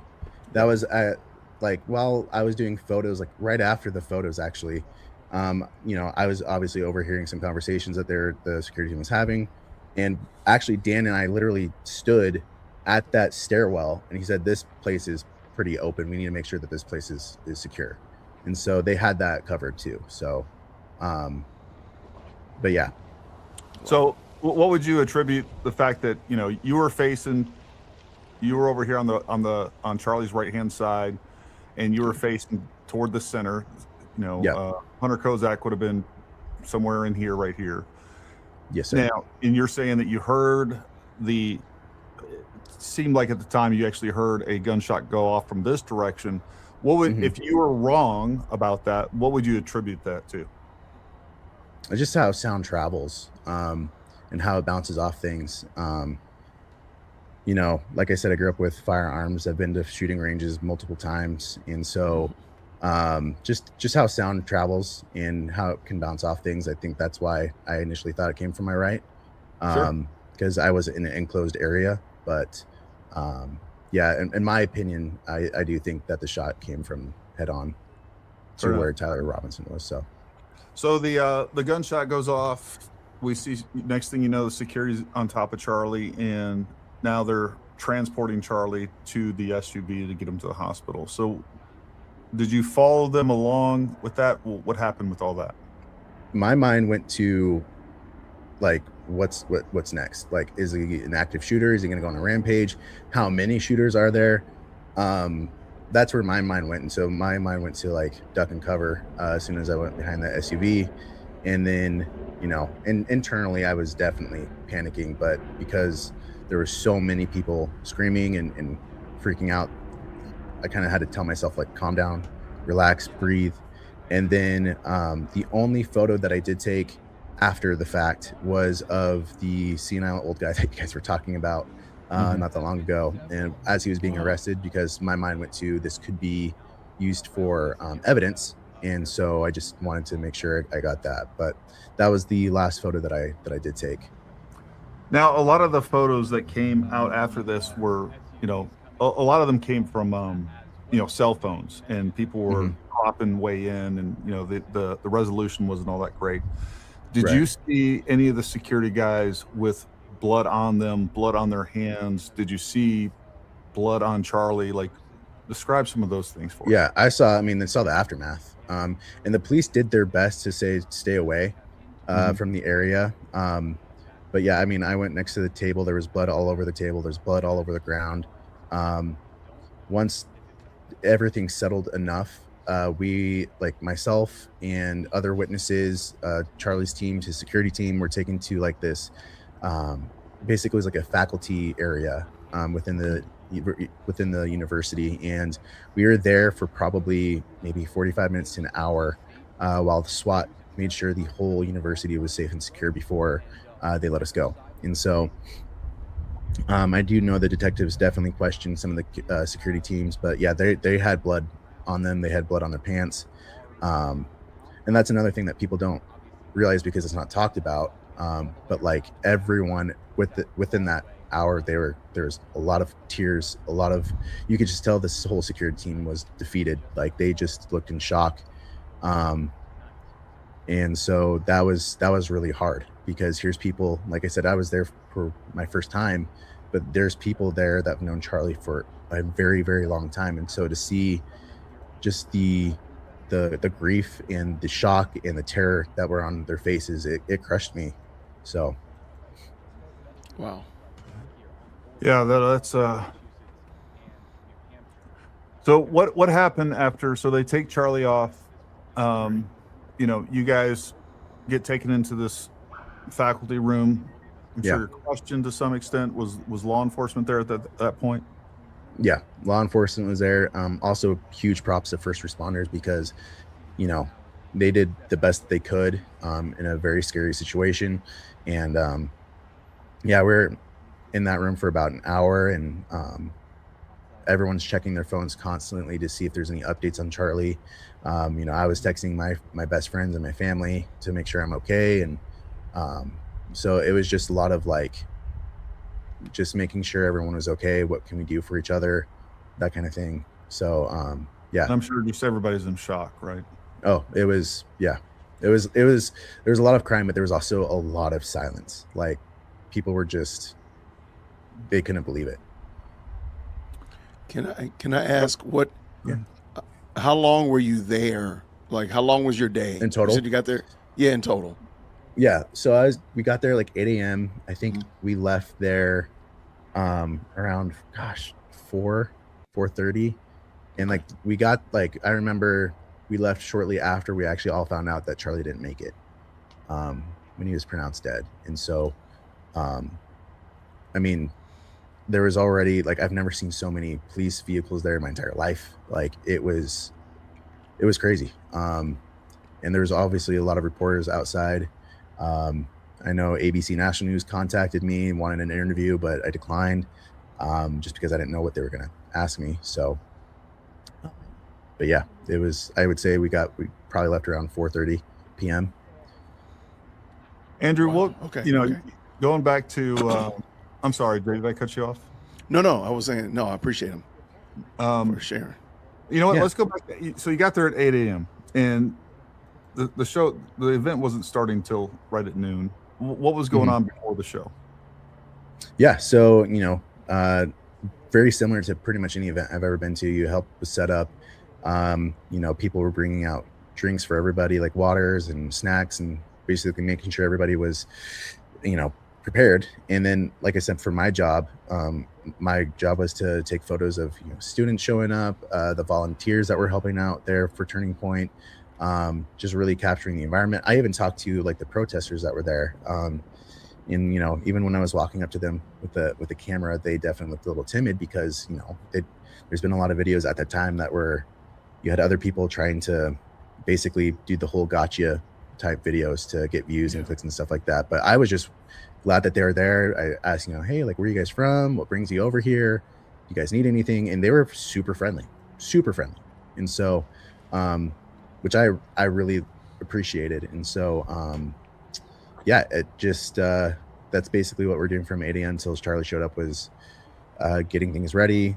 They did sound checks. They, you know, I was talking to the other production team just to talk about camera gear and kind of nerdy stuff like that. And yeah.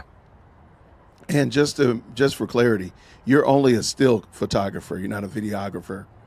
I do video, but this do video, okay. particular, for this particular event, I was only doing photos.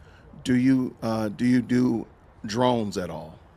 I do, and I had my drone with me, but I was told that we couldn't use drones, that the university wasn't allowing that. So, and I did, man, like, that's something that I beat myself up quite a bit, because I'm very much like, just get the shot no matter what. But yeah, I just wanted to respect what was said. But yeah, I always think about, like, what if I had my drone up? Could I have captured something? Could I have, you know, seen something that would have made a difference, you know? I got you. No, so for sure. Yeah. I appreciate it, man. Yeah, of course. And, you know, during that setup, during that time before Charlie arrived, did you see anything suspicious, out of the norm, anything like that? Not really. I can't really think of anything that I thought this is weird. The only thing that was weird to me was just, like, I don't know. I felt like the tent where Charlie was at was kind of like a fish in a fishbowl. Like it was just very, I don't know. It was just that was the only weird part to me. And just because we're super exposed, everyone else is elevated, and but that, I don't know. I just thought that was an interesting spot to have the debates. Right. Can I ask real quick? Have you done anything else similar to this before? I've done a lot of events. Yeah. I think so. Would oh, go ahead. So would this event for TPUSA and Charlie Kirk, have you ever seen one like that? Maybe that's a better question. Have you ever seen one situated like that you said like was in a fishbowl or this amphitheater type of stuff? All the other events I've done were basically for, you know, entrepreneurs, and they have their own stage and the crowd's below them.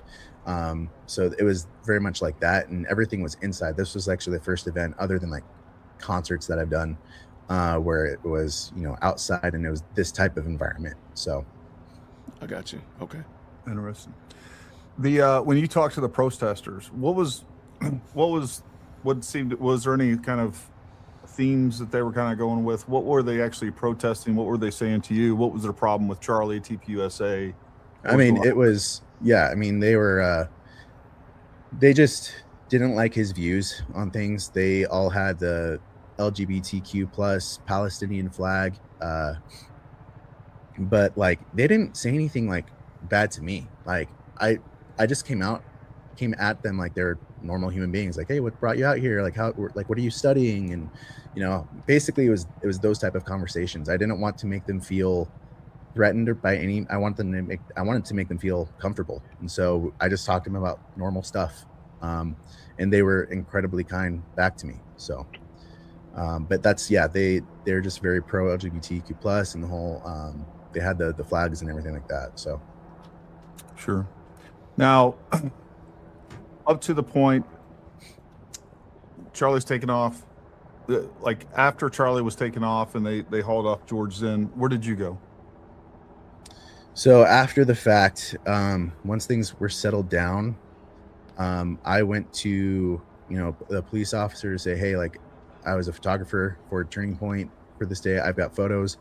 Where do I need to go to you know, submit these? Like, I just want to help out. And move down the road. We're trying to figure that out. The road is closed down on both sides, as we've been reporting. So after the fact, I went to other the Massachusetts border, see how they're doing, what they needed. Before we arrived here on scene, we were in and around some of the various office parks here as well in the commercial buildings, and we did see various Salem police officers as well as Methuen police officers in some of those.